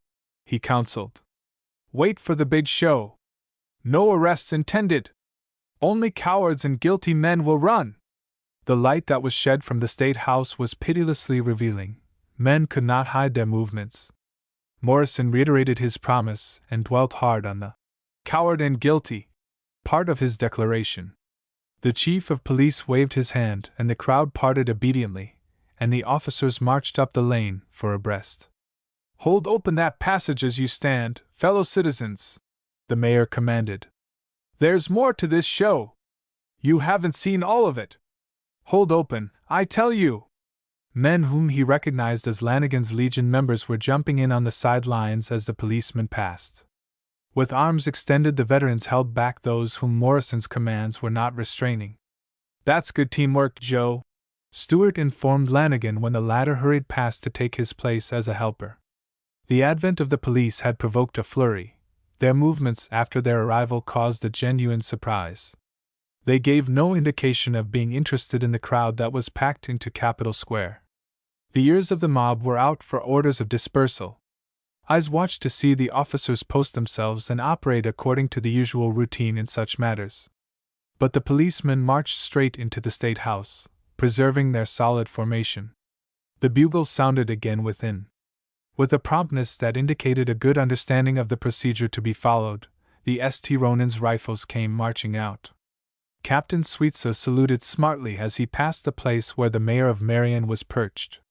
"How about 3 cheers for the boys?" Morrison shouted. "What's the matter with you down there?" He led them off as cheerleader. He marked the sullen groups, the voiceless malcontents, as best he was able. The Legion boys were vehemently enthusiastic in their acclaim. The guards marched briskly. The machine guns clanged along the pavement, bringing up the rear. "That's all," Stewart declared, when the soldiers were well on their way. "Now you don't need any words, do you? I'll merely state that your State House is open to the people." "Like blazes it is," bawled somebody. He pointed to the open doors, his reply to that challenge. "How about those cops?" demanded somebody else. "Your State House is open, I tell you. If you want to go in, go ahead. It's open for straight business, and it will stay open. There are no dark corners for dirty tricks or lying whispers. It's your property. If there's any wub mean enough to damage his own property, he'll be taken care of by a policeman. That's why they're in there. That's what you're paying taxes for, to have policemen who'll take care of sneaks who can't be made decent in any other way. Some other gentleman like to ask a question?" Morrison realized that he had not won over the elements that were determined to make trouble. His searching eyes were marking the groups of the rebels. He directed an accusatory finger at one man, a Marion politician. "Mathewson, what's on your mind? Don't keep it all to yourself and those chaps you're buzzing with." Mathewson, thus singled out, was embarrassed and incensed at the same time. What have they been trying to put over with that militia, anyway? Put protection over state property because such mouths as yours have been making threats ever since election. But just as soon as it was realized that good citizens, like the most of these here, were misunderstanding the situation and were likely to be used as tools of gangsters, out went the militia.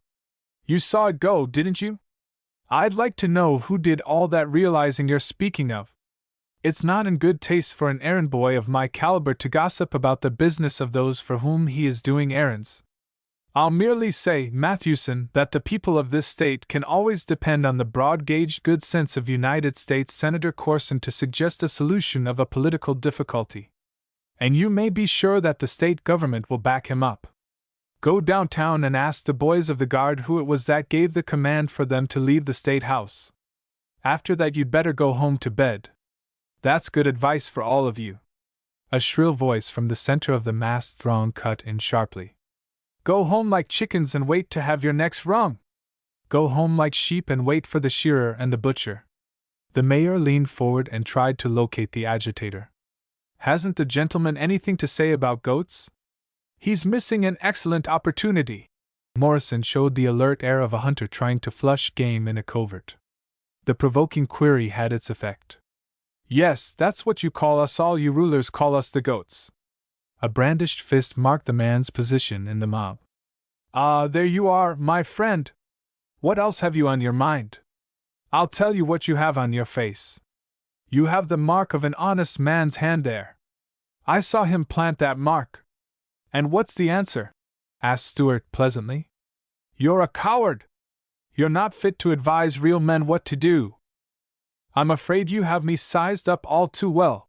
There was something like wistful apology in Morrison's smile. Lanigan had forced his way close to the foot of the plinth where the mayor was elevated. The commander's head was tipped back, his goggling eyes were full of anguished rebuke, and his mouth was wide open.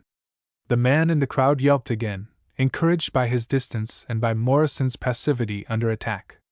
You think you own a mill? Your honest workmen own it. You are a thief! My God! Lanigan squawked, hoarsely. Aimed it in you? Ain't a spark of it in you? Morrison delivered sharp retort in an undertone. Don't you know better than to tangle my lines when I'm playing a fish? Shut up! He tossed his hand at the individual in the crowd, inviting him to speak further. You're a liar, Toole, responded the disturber. That's a tame epithet, my friend. Commonly used in debate. I'm afraid you're running out of ammunition. Haven't you anything really important to say, now that I'm giving you the floor? Men were beginning to remonstrate and to threaten in behalf of the mayor of the city. Hold on, boys, Morrison entreated. We must give our friend a minute more if he really has anything to say. Otherwise we'll adjourn. The bait had been dangled ingratiatingly. A movement had been made to jerk it away. The fish bit, promptly and energetically. I'll say it. I'll say what ought to be said. I'll shame the cowards here. Let brother what's-his-name come along, boys. Please. Please. The mayor stretched forth his arms and urged persuasively. Keep your hands off him. Let him come. They're going over him for a gat, Mr. Mayor, called Lanigan. I've given them one lesson in that line this evening, already. The volunteers who were patting the disturber released him. The patting had not been in the way of encouragement. Nothing on him.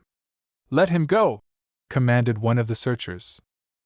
The man who came forcing his way through the press, his clenched fists waving over his head, was young, pallid, typically an academic devotee of radicalism, a frenetic disciple, obsessed by furor loquendi. He was calling to the mob, trying to rouse followers.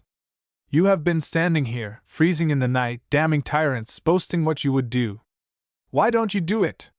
Do you let a smirking ruler bluff all the courage of real men out of you? He's only doing the bidding of those higher up. He admits it. He's a tool, too. He's a fool, along with you, if he tries to excuse tyranny.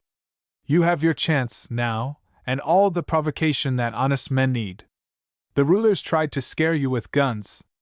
But you have called the bluff. Their hired soldiers have run away. Now is your time. Take your government into your hands. Down with aristocrats. Smash 'em like we smashed their windows. They hold up an idol and ask you to bow down and be slaves to it, but you're only bowing to the drivers of slaves. They hide behind that idol and work it for all it's worth. They point to it and tell you that you must empty your pockets to add to their wealth, and work your fingers off for their selfish ends. He halted a short distance from the plinth, declaiming furiously. Morrison broke in, snapping out his words. Down to cases, now! What is the idol? A patchwork of red, white, and blue rags. Morrison whirled, crouched on his hands and knees, set his fingers on the edge of the plinth, and slid down the side. He swung for an instant at the end of his arms and dropped the rest of the way to the pavement. Lanigan had started for the man, but Stewart overtook the commander, seized him by the collar and coat-tail slack, and tossed him to one side. Here's a case at last where I don't need any help or advice from you, Joe! Punch the face off him, adjured Lanigan, even while he was floundering among the legs of the men against whom he had been thrown. The mayor plunged through the crowd in the direction of the vilifier. The man did not attempt to escape. Strike me! Strike me down!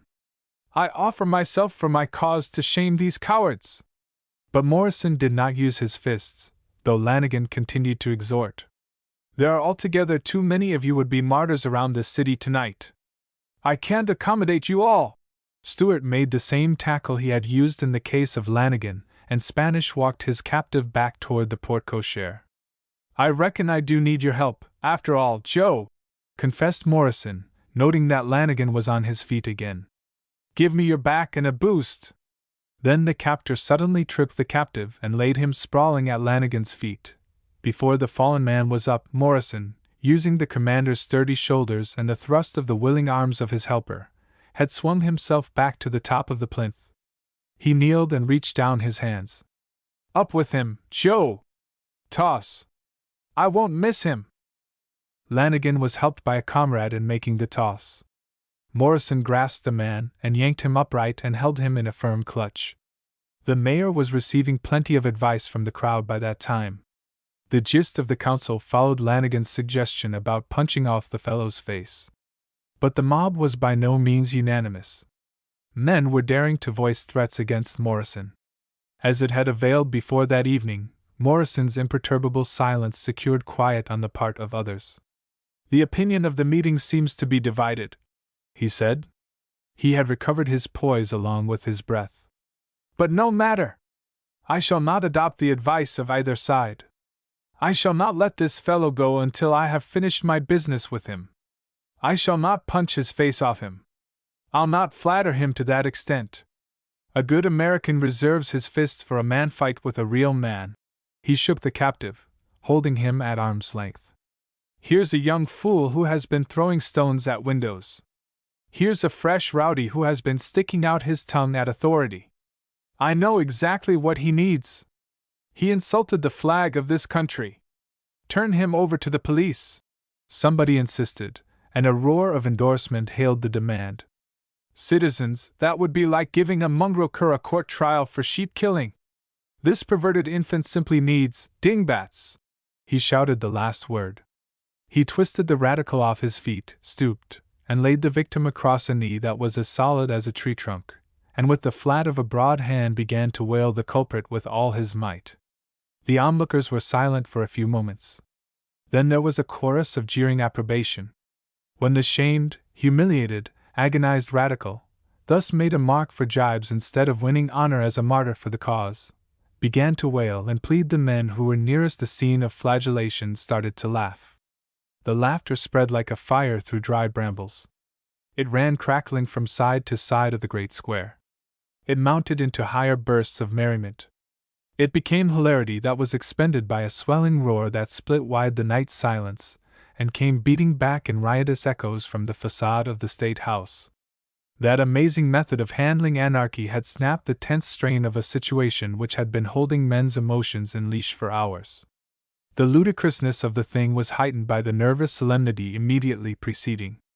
Men beat their neighbors on the back in instant comradeship of convulsed, rollicking jubilation. "Always leave 'em laughing when you say goodbye," Morrison advised the chap whom he was manhandling. He held the fellow over the edge of the plinth by the collar and dropped him, wilted and whimpering, into the waiting arms of the appreciative Lanigan. "Dry his eyes, Joe, and wipe his nose, and see that he gets started for home all right." Morrison stood straight and secured a hearing after a time. "Boys, those of you who are in the right mind, and I hope all of you are that way now, after a good laugh, I've given you a sample of how to handle the Bolshevist blatherskites when you come across them in this country. Look around, and if you find any more of them in the crowd, go ahead and dose them with dingbats. Fine remedy for childish folly. I reckon all of us have found out that much for ourselves in the old days. I won't keep you standing in the cold here any longer. Good night." He leaped down onto the porch and went into the State House. General Totten was near the big door. The men outside were guffawing again. Morrison was dusting his palms with the air of a man who had finished a rather unpleasant job. "Do you hear 'em, Totten? Sounds better than howls of a crowd bored by machine-gun bullets, eh? How much chance do you think there is of starting a civil war among men who are laughing like that?" 19 Lana Corson has her doubts. The chief of police had distributed his officers to posts of duty and was patrolling the rotunda. He saluted the mayor when Morrison came hurrying in through the main entrance. "All is fine, Chief. I thank you for your work. I don't look for anything out of the way, after this. But keep your men on till further orders." At the foot of the grand stairway, Stewart's self-possession left him. Lana Corson was standing halfway up the stairs. Her furs were thrown back, revealing her festival attire. Her beauty was heightened by the flush on her cheeks and by the vivid animation in her luminous eyes. He paused for a moment, his gaze meeting hers, and then he hastened to her. How did it happen that you're here, Lana? I'm here, let that be an answer for now. But this, Stuart, this what I have been seeing and hearing. Does it mean what it seems to mean? I'll have to admit that I don't know exactly how it does show up from the sidelines. Suppose you say, I heard you talk to General Totten. I heard you talk to that mob. I saw what you did. But I heard you give all the credit to my father. She searched Stuart's face with more earnest stare. You have saved the state from disgracing itself, haven't you? Isn't that what you have done, you yourself? Oh, nonsense! Tell me, how did you get in and who came with you? I'm here alone, Stuart, and it's of no importance how I got in. The question I have asked you is the important one just now. Her insistence was disconcerting. He had not recovered from the astonishment of the sudden meeting. He felt that he ought to lie to that daughter, in the interests of her family pride, but he was conscious of his inability to lie glibly just then. Where is your car? Waiting for me in the little park. Lana, there'll be no more excitement here, not a bit. Nothing to see. Suppose you allow me to take you to the car. Come! He put out his arm. Certainly not. Not till I see my father. He is in danger. I assure you he is not. I left him with the governor only a few minutes ago, and the senator was never better in his life, nor safer. In spite of his best endeavor to be consolatory and matter-of-fact, he was not able to keep a certain significance out of his tone. From where she stood she could look across the rotunda and down into the square. The glare of the lights made all movements visible. The crowd was melting away. Stuart, brains and tact have accomplished wonders here tonight. I want to know all the truth. Why shouldn't you be as candid to me as you seemed to be with those men when you were talking to them? I want to give my gratitude to somebody. The name of our good state has been kept clean. You're not fair to me if you leave me in the dark any longer. I did my little bit, that's all. I'm only one of the cogs. I know how I'll make you tell. I propose to give you all the credit. And I never knew you to keep anything that didn't belong to you. Now you're not fair yourself, Lana. We just put our heads together, the whole of us, that's all. Put our heads together. You know. As men will. His stammering eagerness did not satisfy her feminine penetration. Her daughterly interest in the senator's political standing was stirred as she reflected. My father is down here to see that his fences are in good shape, she declared, with true Washington sapience. I think it was his duty and privilege to step out there and make the speech. I'm surprised because he let such an opportunity slip. With all due respect to the mayor of Marion, you were not at all dignified, Stuart. They laughed at you, and I didn't blame them. I can't blame them either, he confessed. I guess I lost my head. I'm not used to making speeches. I have made 2 since supper, and both of them have seemed to stir up a lot of trouble for me. I think myself that you're rather unfortunate as a speechmaker, she returned dryly. I suppose you're going back to report to father. I'll go with you. In her manner there was implied promise that she would proceed to learn more definitely in what quarters her especial gratitude ought to be expended. Lana, he urged, I wish you'd go home and wait for your talk with your father when he comes. He'll be coming right along. I'll see that he does. There's nothing, not much of anything to keep him here. But I need to have a little private confab with him. So private that I mustn't listen? I hope that we're still old friends, Stuart, you and I, though your attitude in regard to father's affairs has made all else between us impossible. He did not pursue the topic she had broached. There was a certain finality about her deliverance of the statement, a decisiveness that afforded no hint that she would consider any compromise or reconsideration. His face was very grave. I have a little business, a few loose ends to take up with the senator. Once more I beg that you will defer. I will go with you to the executive chamber. I'll be grateful for your escort. If you don't care to have me go along with you, I can easily find my way there alone. Her manner left no opportunity for further appeal. He bowed. He did not offer his arm. They walked together up the stairway. With side glances she surveyed his countenance wonderingly. In his expression true distress was mingled with apprehensiveness. He had the air of an unwilling guide detailed to conduct an unsuspecting innocent to be shocked by the revelations of a chamber of horrors. She put it that way to herself in jesting hyperbole. The newspaper men, who had followed Mayor Morrison into the State House, had been holding aloof, politely, from a conference which seemed to have no bearing on the political situation. They hurried behind and overtook Stuart and the young lady at the head of the stairway.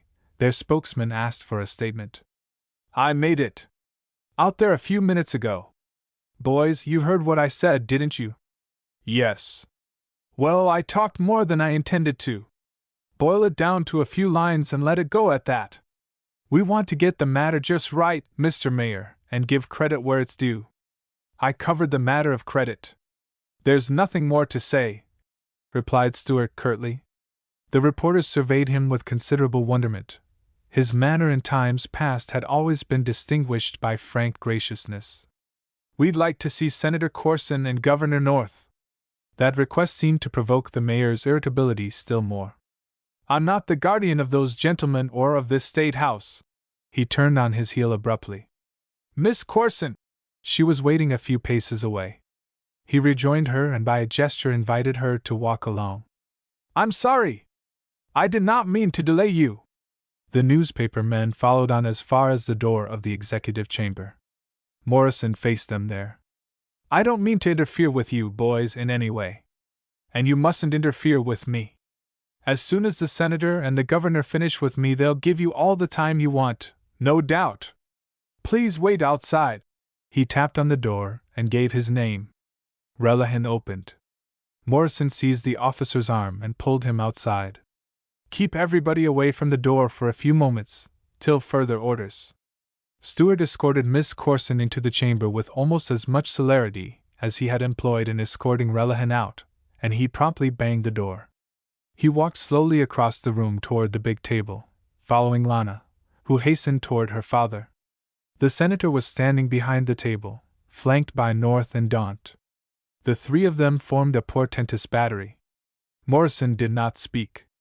His expression indicated humility. He drooped his shoulders. There was appeal in his eyes. "Here I am," the eyes informed the glowering senator. But a side glance hinted. "Here is your daughter, too. Use judgment." Lana was manifestly perplexed by what she saw. Three distinguished gentlemen were presenting the visages of masculine furies. She looked away from them and received a little comfort from the placid countenances of Andrew MacTavish and Delora Bunker, but their presence in that place and at that hour only made her mystification more complete. She had been allowing her imagination to paint pictures before she stepped into the executive chamber. She had expected to find her father virtuously triumphant, serenely a successful molder of pacific plans. His scowl was so forbidding that she stopped short. "Father, it's wonderful, perfectly wonderful, isn't it?" She tried to speak joyously, but she faltered. "I saw it all. I saw how your plan succeeded. Damn you, Morrison! What has happened?" The senator did not merely demand, he exploded. The silence which followed became oppressive. Miss Corson was too thoroughly horrified to proceed. Apparently Governor North and Daunt had selected their spokesman, and had nothing to say for themselves.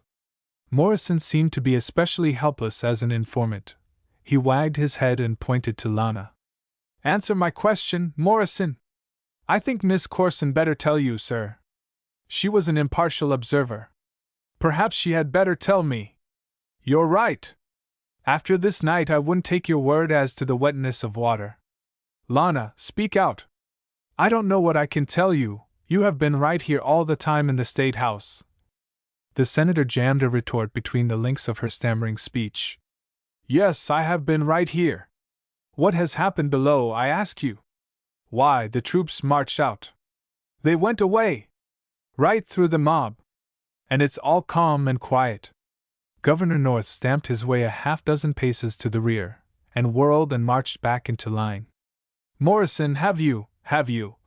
Senator Corson choked. Not knowing exactly what to say, he shook his fist. "Father, what's the matter? It was only carrying out your orders." Orders, my orders? Stuart Morrison, why don't you say something? She demanded. I'm sure your father prefers to hear from you. Confound it! I do want to hear, and hear immediately. Lana displayed some of the paternal ire. Stuart, I asked you to be candid with me. You're leaving me to flounder around disgracefully in this matter.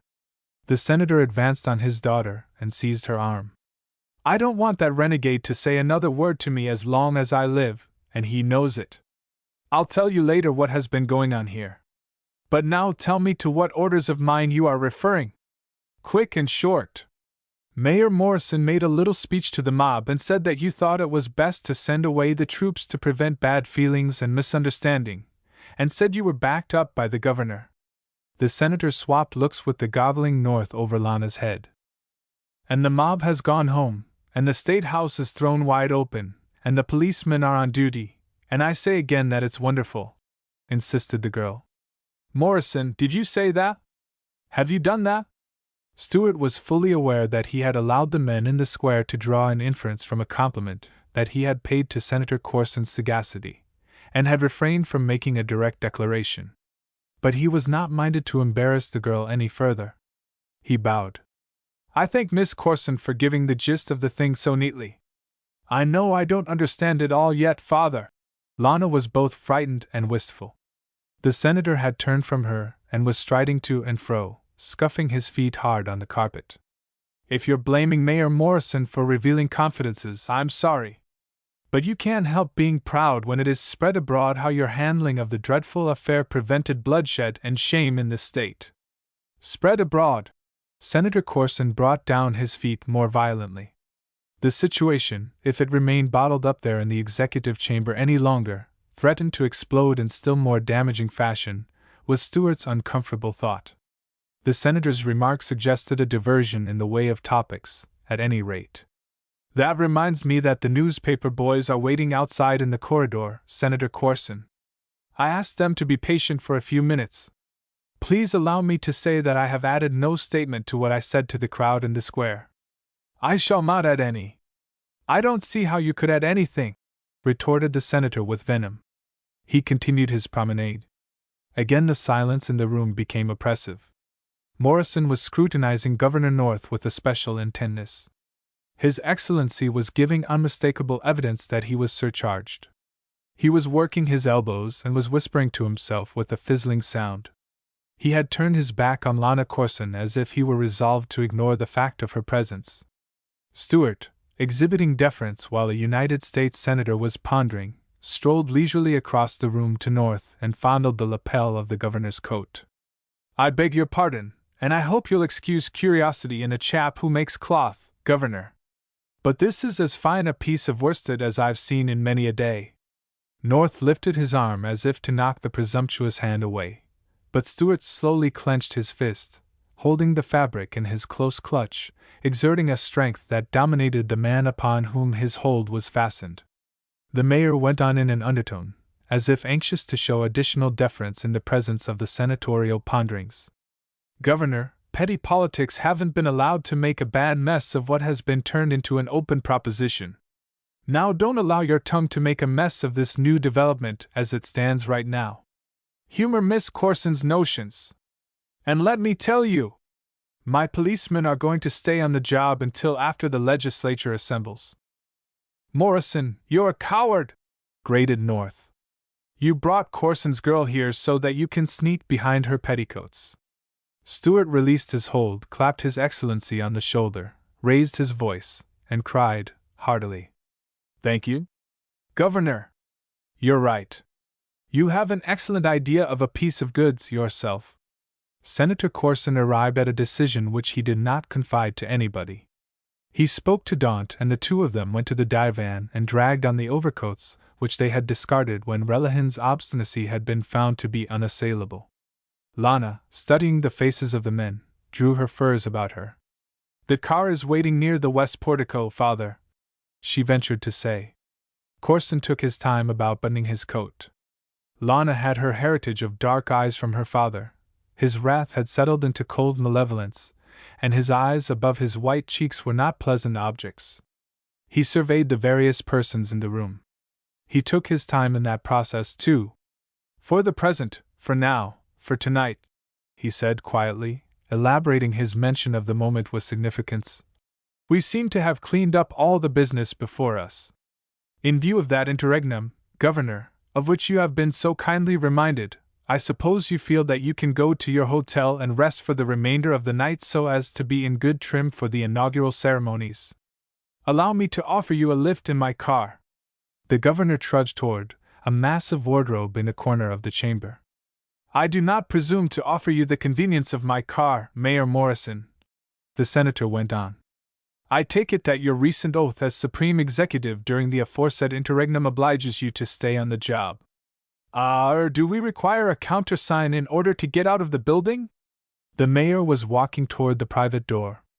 No, sir, he said mildly. I hope you hear that, Governor North.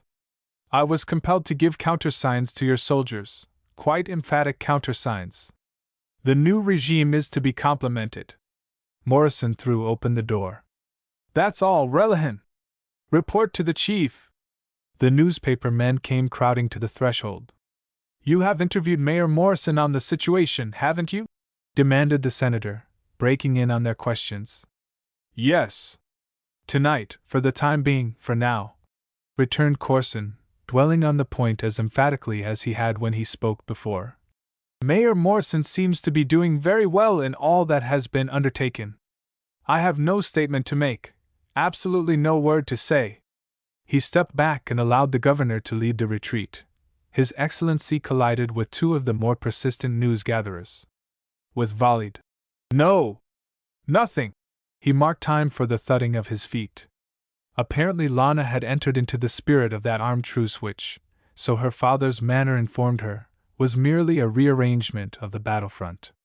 She hurried out of the chamber without even a glance in Morrison's direction. Stuart's grim countenance intimidated the reporters. They went away. For a long time the mayor paced up and down the executive chamber, his hands clasped behind him. Miss Bunker thumbed the leaves of her notebook, putting on an air of complete absorption in that matter. MacTavish studied the mayor's face. Morrison was wearing that expression which indicated a mood strange for him. MacTavish had seen it on the master's face altogether too many times since the Morrison had come from the mill in the forenoon. It was not the look he wore when matters of business engrossed him. The old paymaster liked to see Morrison pondering on mill affairs.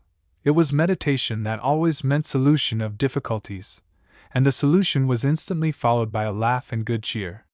But it was plain that Morrison had not solved anything when he turned to MacTavish. Not much like honest, real business, this, Andy? Nathing like, sir. Doesn't seem to be a polite job either, politics, if you go in and fight the other fellow on his own ground. I've e'er hated the skulch and the scalawags. Totten calls this a political exigency. I'll no name it for missile in the hearing o' the lass. Seems to need a lot of fancy lying when a greenhorn like me starts late, and is obliged to do things in a hurry. Gives business methods an awful wrench, Andy. Aye. The old Scotchman was emphatic. In fact, in a political exigency, according to what I've found out this evening, the quickest liar wins. He walked to Miss Bunker's side. You might jot that down as sort of summing the thing up and consider the record closed. Do you think it's all closed and that Yuri wheel out of it? Inquired MacTavish, anxiously. I think, Andy, drawled the mayor, a wry smile beginning to twist at the corners of his mouth, that I may have the militia and the people and the politicians well out of it, but considering the mess, as it concerns me, myself, I'm only beginning to be good and properly in it. Ye hae the record, as jotted by the lass, and I heard ye say naething but what was to your credit. And the words o' the high judges. Yuri well backed. Oh, that reminds me, Andy. That boy who brought the telegrams to the door. He'll come to the mill in the morning. Pay him $10. I didn't have the money in my clothes when I hired him. And that reminds me, too, Mr. Morrison, said Miss Bunker. Do you want me to keep the telegrams with the record? You remember you took them when you went out with the general. Morrison reached into his breast pocket for the papers, tore them slowly across, and stuffed the scraps back into a side pocket.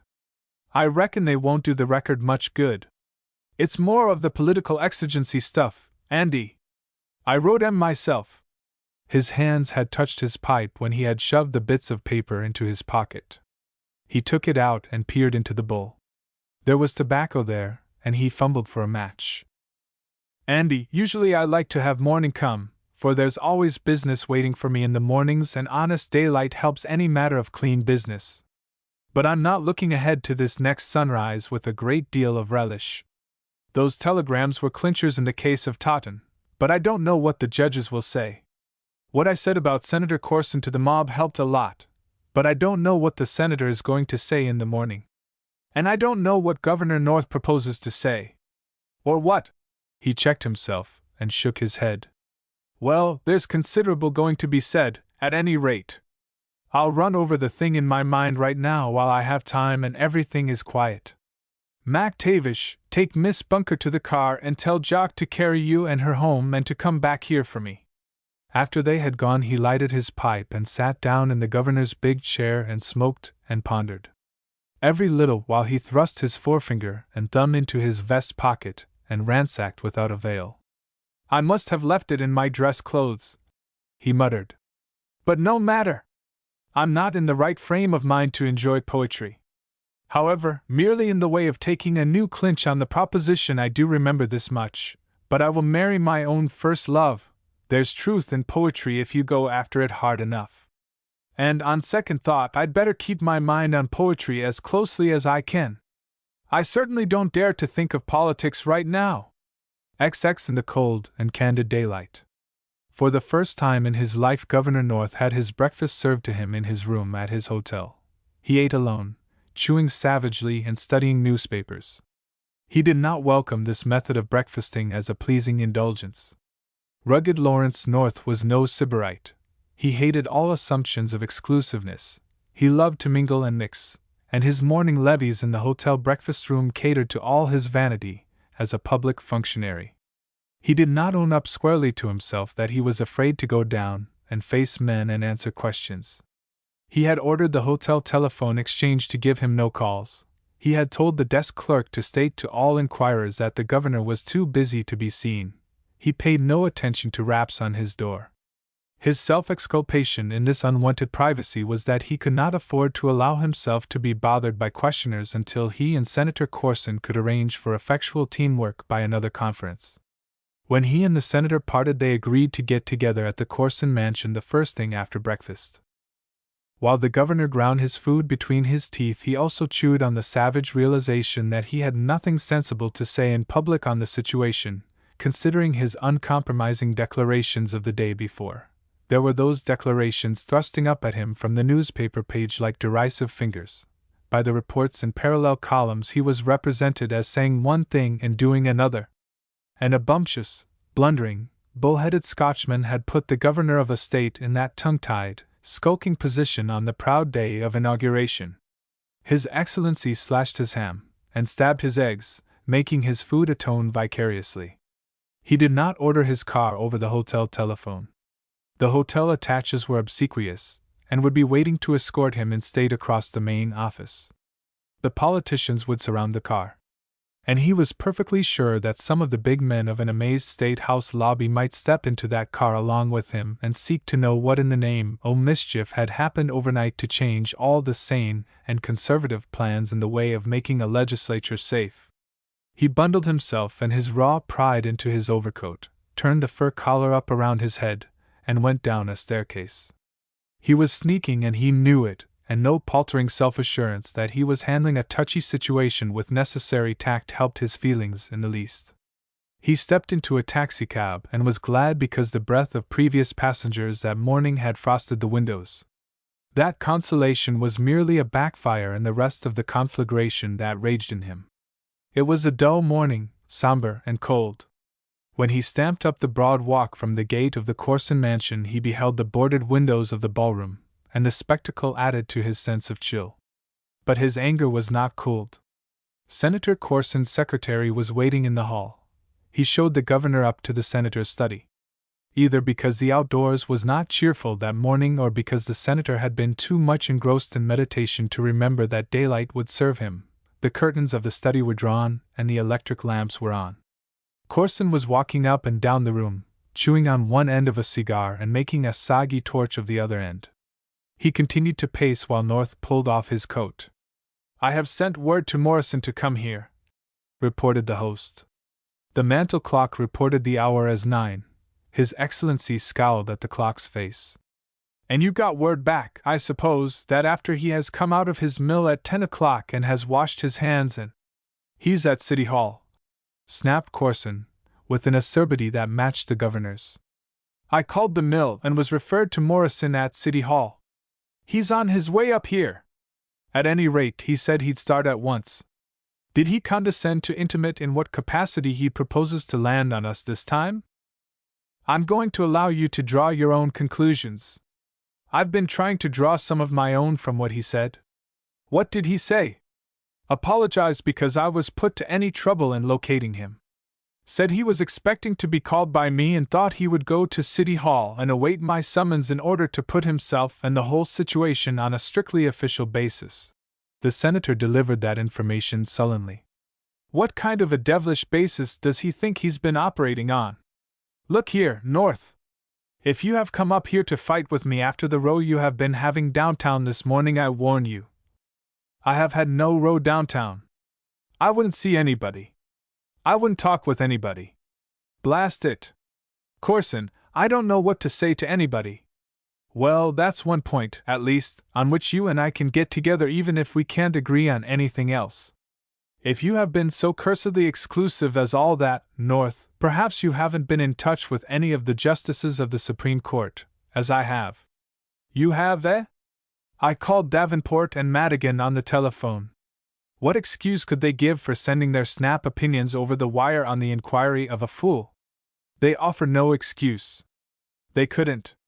They knew nothing about any telegrams till I informed them. They received no inquiry. They sent no replies, naturally. That did that." The governor pawed at his scraggly neck. "He faked all that stuff?" "Absolutely." Comment which could not have been expressed in long speeches and violent denunciation was put into the pregnant stare exchanged by the two men. Then the senator took another grip on his cigar with bared teeth and began to march again. "Corson, what's going to be done with that blue-blazed understudy of Ananias?" "Depend on the wrath of heaven, perhaps," said the senator sarcastically.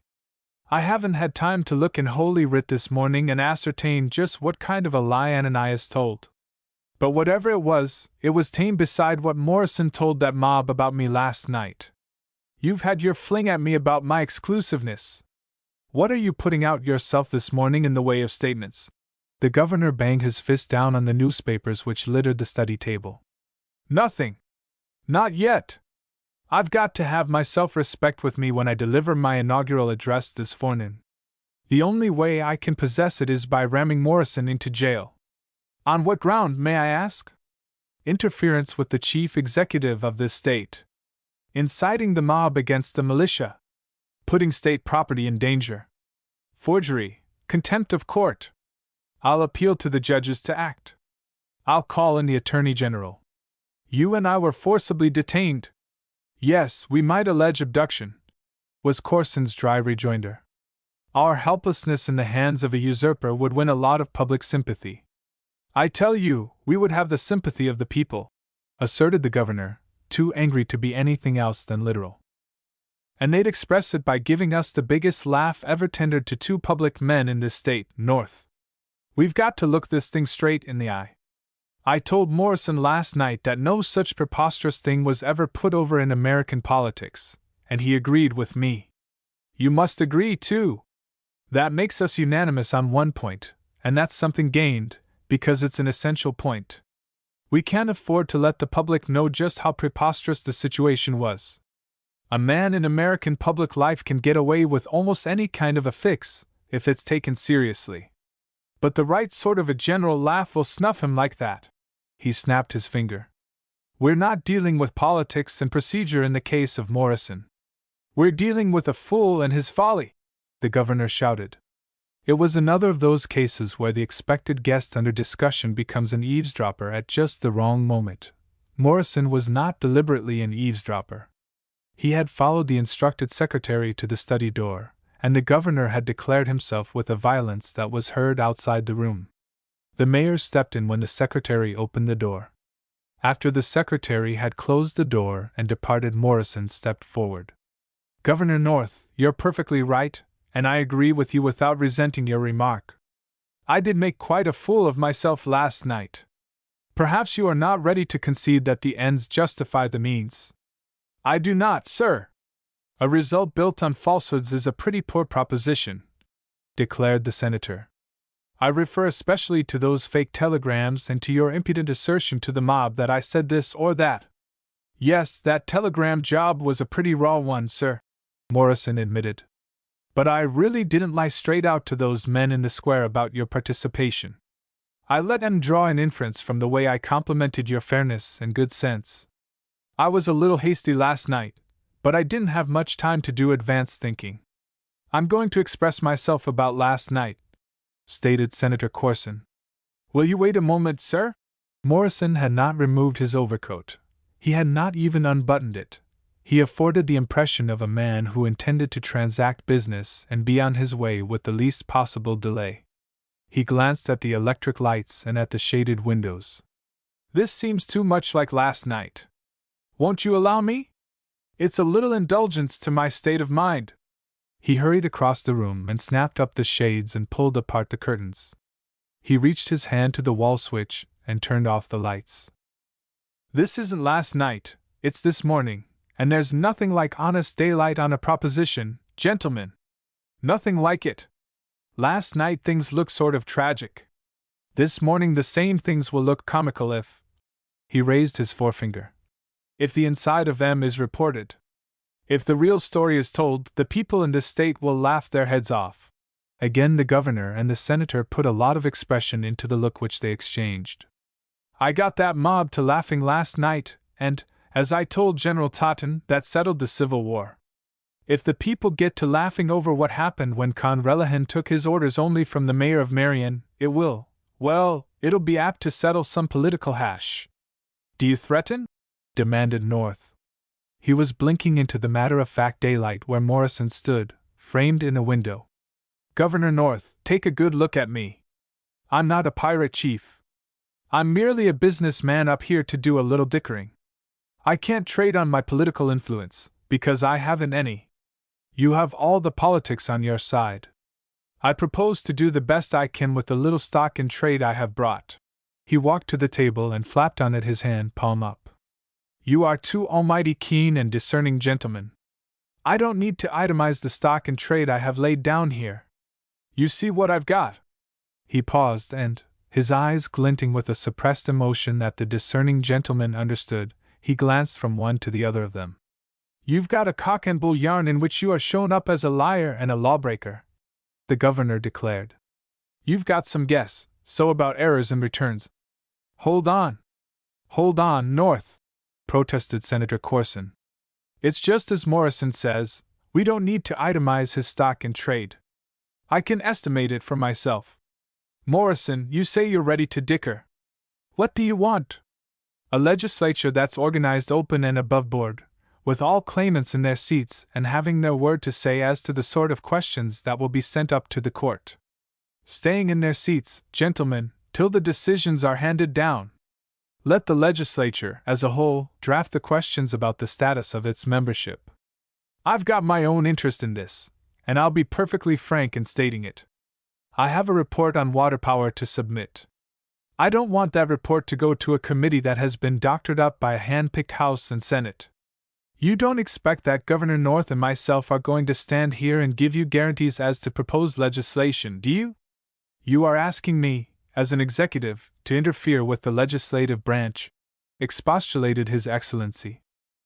"Gentlemen, I don't expect to settle the problems of the world here this morning, or even this water power question. I'm simply demanding that the thing be given a fair start on the right track." There was a great deal of significance in his tone when he added, "I hope there'll be no need of going into unpleasant details, gentlemen. All three of us know exactly what is meant." Senator Corson was distinctly without enthusiasm. He maintained his air of chilly dignity. What legislation is contemplated under that report that you will submit? Some of the lawyers say that a general law prohibiting the shipping of power over wires out of the state must be backed by a change in our Constitution. Until we can secure that change, there must be a prohibitive clause on every water power charter granted by the legislature, a clause that restricts all the developed power for consumption in this state. A policy of selfishness, sir. No, Senator Corson, a policy that protects our own development until we can create a surplus of power. Sell our surplus, perhaps. That's a sound rule of business. If you'll allow me to volunteer a word or two more as to plans, I'll say that eventually I hope to see the state pay just compensation and take back and control the water power that was given away by our forefathers. As to power that is still undeveloped, I consider it the heritage of the people, and I refuse to be a party to putting a mortgage on it. My ideas may be a little crude just now. I say again that everything can't be settled and made right in a moment, but I have stated the principle of the thing, and we fellows who believe in it are going ahead on that line. I realize perfectly well, sir, that this plan discourages the kind of capital that Mr. Daunt represents, but if there is one thing in this God's country of ours that should not be put into the hands of monopoly, it's the power and the currents of the rivers that are fed by the lakes owned by the people. I'm a little warm on the subject, Senator Corson, I'll confess. I have been stubbing my toes around in pretty awkward shape. But I had to do the best I could on short notice. You have been very active in the affair, was the senator's uncompromising rejoinder. Governor North continued to be frankly a skeptic and had been expressing his emotions by wagging his head and grunting. In the line of his general disbelief in every declaration and in everybody, he pulled his watch from his pocket as if to assure himself as to the real time. He had scowled at the senator's mantel clock as if he suspected that even the timepiece might be trying to put something over on him. I must be moving on toward the State House. He wore the air of a defendant headed for the courtroom instead of a governor about to be inaugurated. I must know where I stand. Morrison, what's it all about, anyway?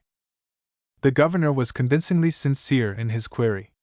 He had the manner of one who had decided, all of a sudden, to come into the open. There was something almost wistful in this new candor. Stuart's poise was plainly jarred. What's it all about? He blinked with bewilderment. Why, I have been telling you, Governor. Do you think for 1 minute that I believe all that righteous Rollo rant? I have been stating my principles and… Hold on. I've had all the statements that I can absorb. What's behind them? That's what I want to know. Wait, I tell you! Don't insult my intelligence any more by telling me it's altruism, high-minded unselfishness in behalf of the people. I have heard others and myself talk that line of punk to a finish. Are you going to run for governor next election? Absolutely not. Are you grooming a man? No, sir. Building up a political machine? Certainly I am not. Going to organize a water power syndicate of your own after you get legislation that will give you a clear field against outside capital? No, most positively.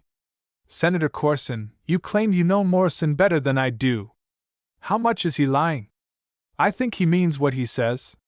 North picked up his overcoat and plunged his arms into the sleeves. If I should think so, if I should place implicit faith in any man who talks that way, I'd be ashamed of my weakness, and I've got too many things about myself to be ashamed of, all the way from table manners to morals. There's one thing that I'm sort of holding on to, and that's the fact that my intellect seems to be unimpaired in my old age. Morrison, I don't believe half what you say. The mayor of Marion made no reply for some moments. Corson, surveying him, showed uneasiness. A retort that would fit the provocation was likely to lead to results that would embarrass the host of the two executives. Oh, by the way, Governor, said Stuart quietly, I just came from City Hall. I really did not intend to drift so far from strictly official business when I came up here. I want to assure you that there will be no expense to the state connected with the police guard at the Capitol. They are at your service till after the inaugural ceremonies. Do you think you will need the officers on duty at your residence any longer, Senator Corson? No, sir. I agree with you that everything seems to have quieted down beautifully. Governor, you have my best wishes for your second term. I'm sorry I'll not be able to go to the State House to hear your address. He went to the governor and put out his hand, an act which compelled response in kind. I'm much obliged. His Excellency was curt and caustic. After the vaudeville show of last night, there won't be much today at the State House to suit anybody who is fond of excitement. Before North, departing, reached the door, Senator Corson's secretary tapped and entered. He gave several telegrams into the hand of his employer. Pardon me, gentlemen, apologized the senator, tearing open an envelope. Wait a moment, North. These messages may bear on the situation. He read them in silence one after the other, his face betraying nothing of his thoughts. He stacked the sheets on the table. Evidently several notable gentlemen in our state rise early, read the newspapers before breakfast, and are handy to telegraph offices, he remarked, leveling steady gaze at Stuart. These telegrams are addressed to me, but by good rights they belong to you, Mr. Mayor, I'm inclined to believe. There was irony in the senator's tone. Morrison offered no reply. They're all of the same tenor, North, explained Senator Corson. I'm bracketed with you. You'll probably find some of your own waiting at the State House for you. And more to come. Well, what are they? Compliments for the sane, safe, and statesmanlike way we handle the crisis and save the good name of the state. Now, Morrison, raged the governor, you can begin to understand what kind of a damnable mess you've jammed me into along with Corson, here.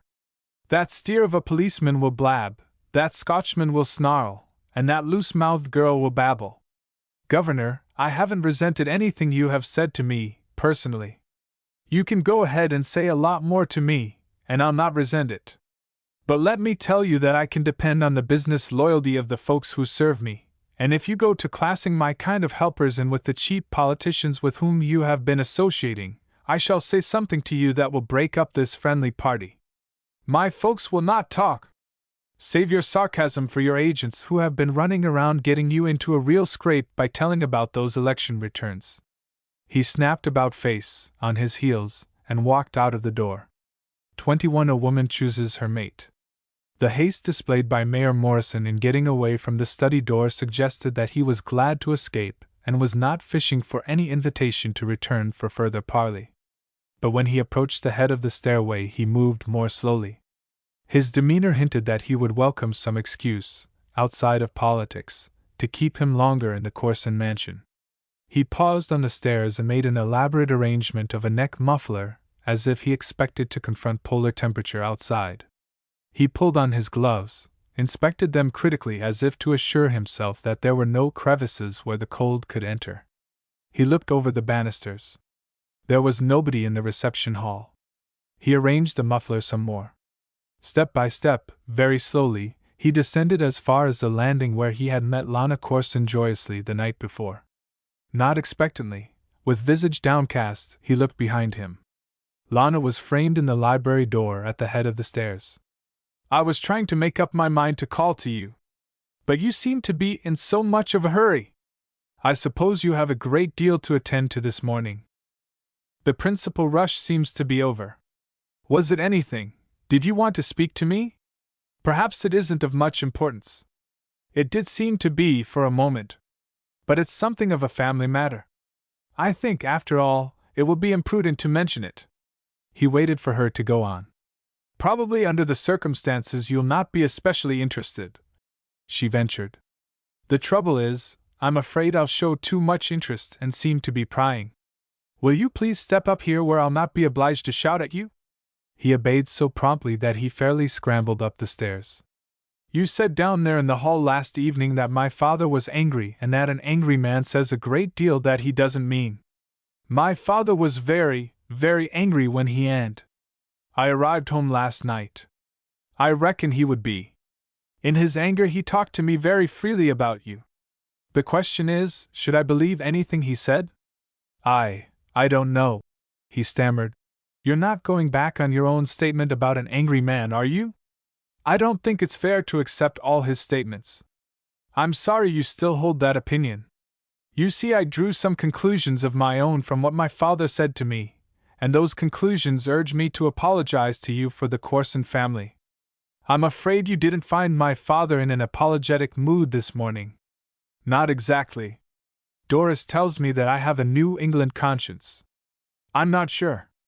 At any rate, I'm feeling very uncomfortable about something. It may be because you're misunderstood by our family. Do I seem forward? No. Of course you don't. But you're putting me in a terrible position. I don't know what to say. I don't want any apologies.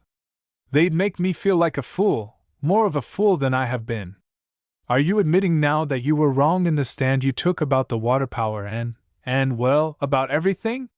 He had been listening in distress and perplexity, striving to understand her, groping for the meaning she was hiding behind her quiet manner. But her question struck fire from the flint of his resolution. That power matter is a principle, and I am not wrong in it. As to the means I used last night, it was brass and blunder, and I'm ashamed of acting that way. There's no need of going into the matter. I received a great deal of information from my father, when he was angry. And I woke up early this morning and began to consider the evidence.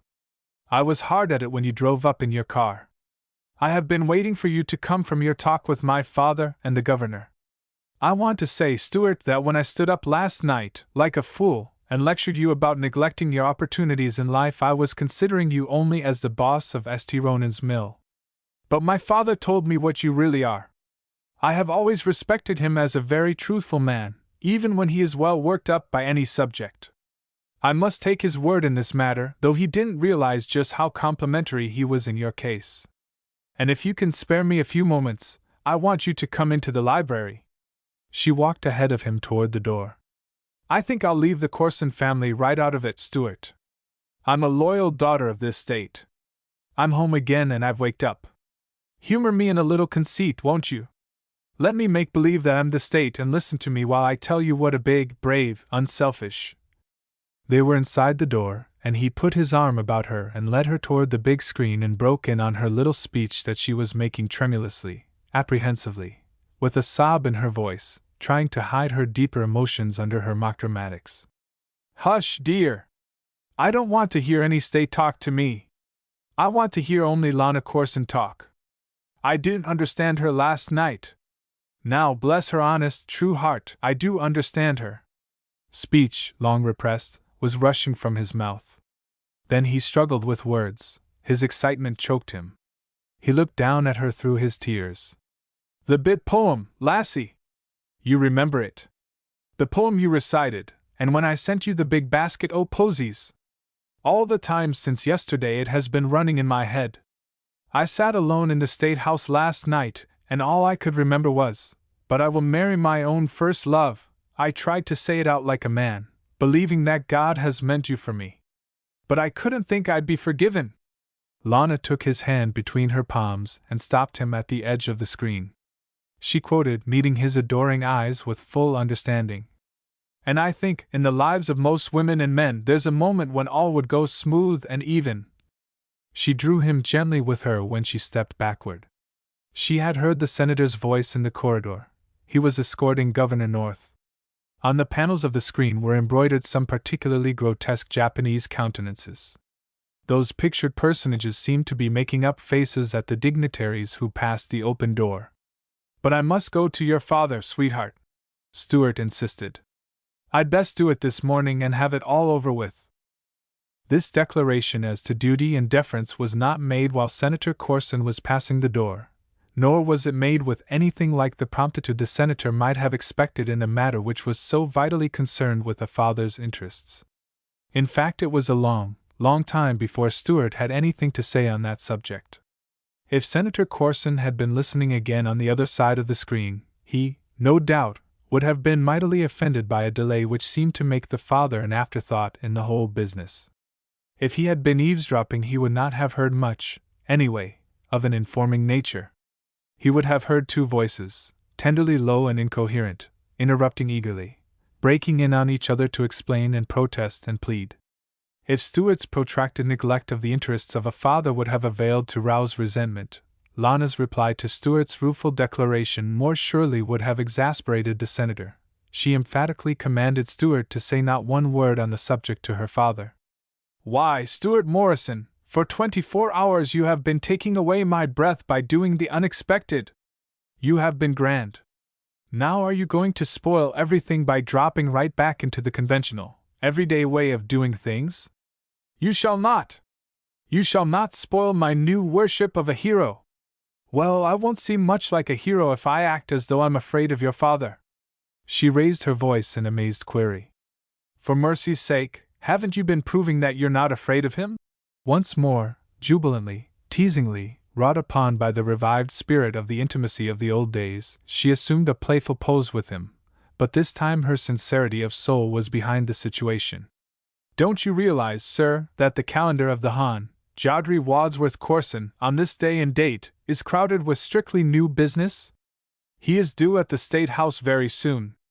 Do you think he can afford to be bothered with unfinished business? He worshipped her with silence and a smile. Yes, Mr. Mayor of Marion, unfinished business, yours and mine.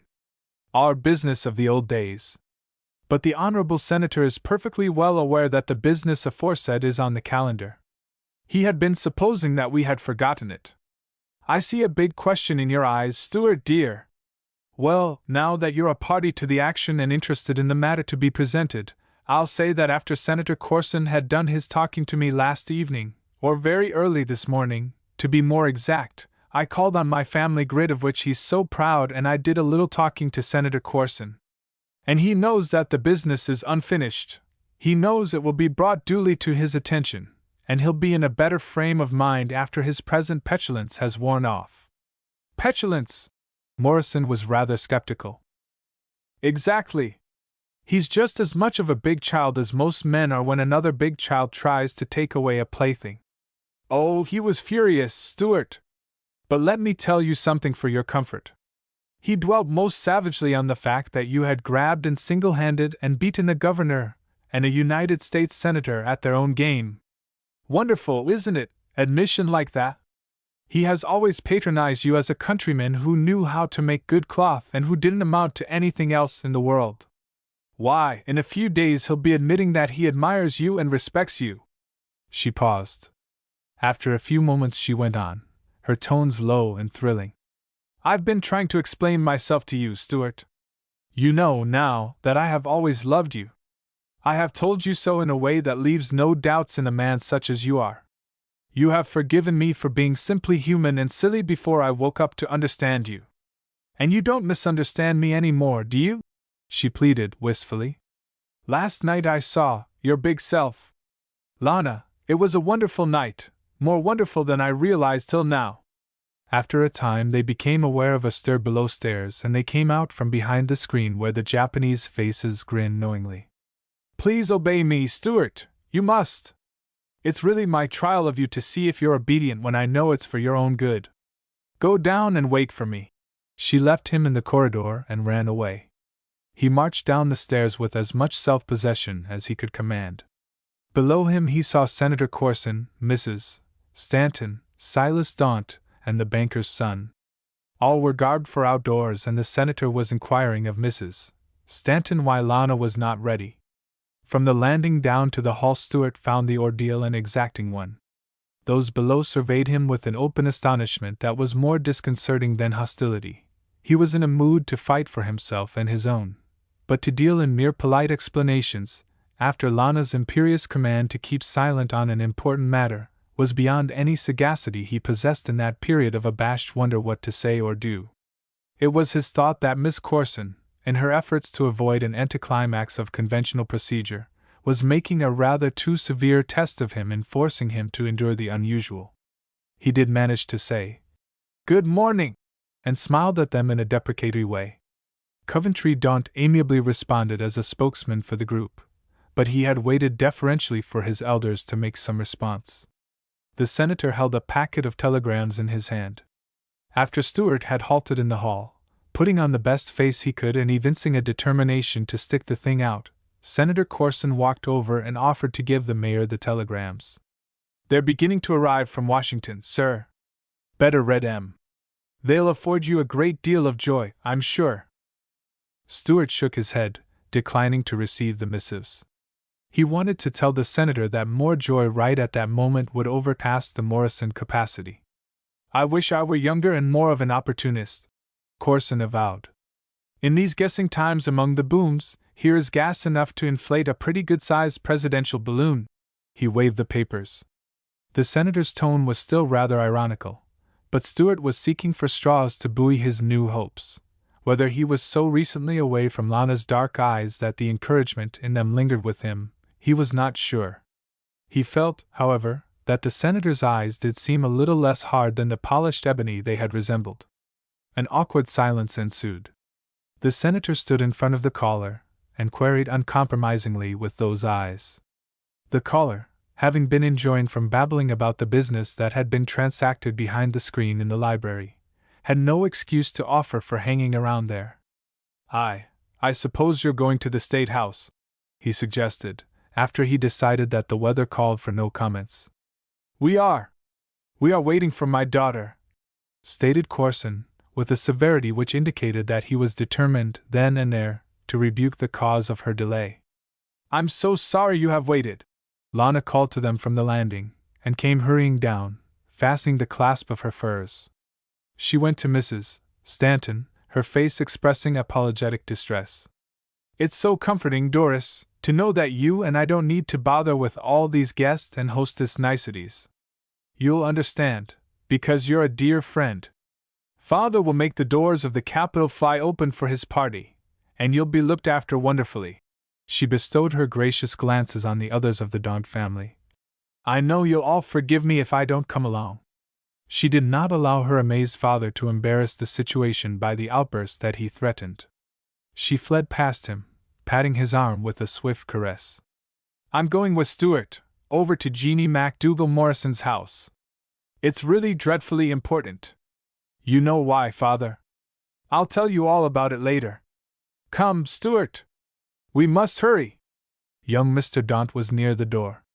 He opened it for her. When Stuart passed, following the girl closely, the volunteer door tender qualified as a good sport. He whispered, Good luck, old man. When Coventry closed the door, he gave his sister a prolonged and pregnant stare of actual triumph. It was only a look, but he put into it more significance than sufficed for Doris's perspicacity. He had confided to his sister, the evening before, his hopeful reliance on a girl's heart. But the Lana Corson who came down the stairs, who confronted them, who had fearlessly chosen her mate before their hostile eyes, was a woman. And Coventry's gaze told his sister boastingly that he had made good in one respect: he had called the turn in his estimate of a woman. The end.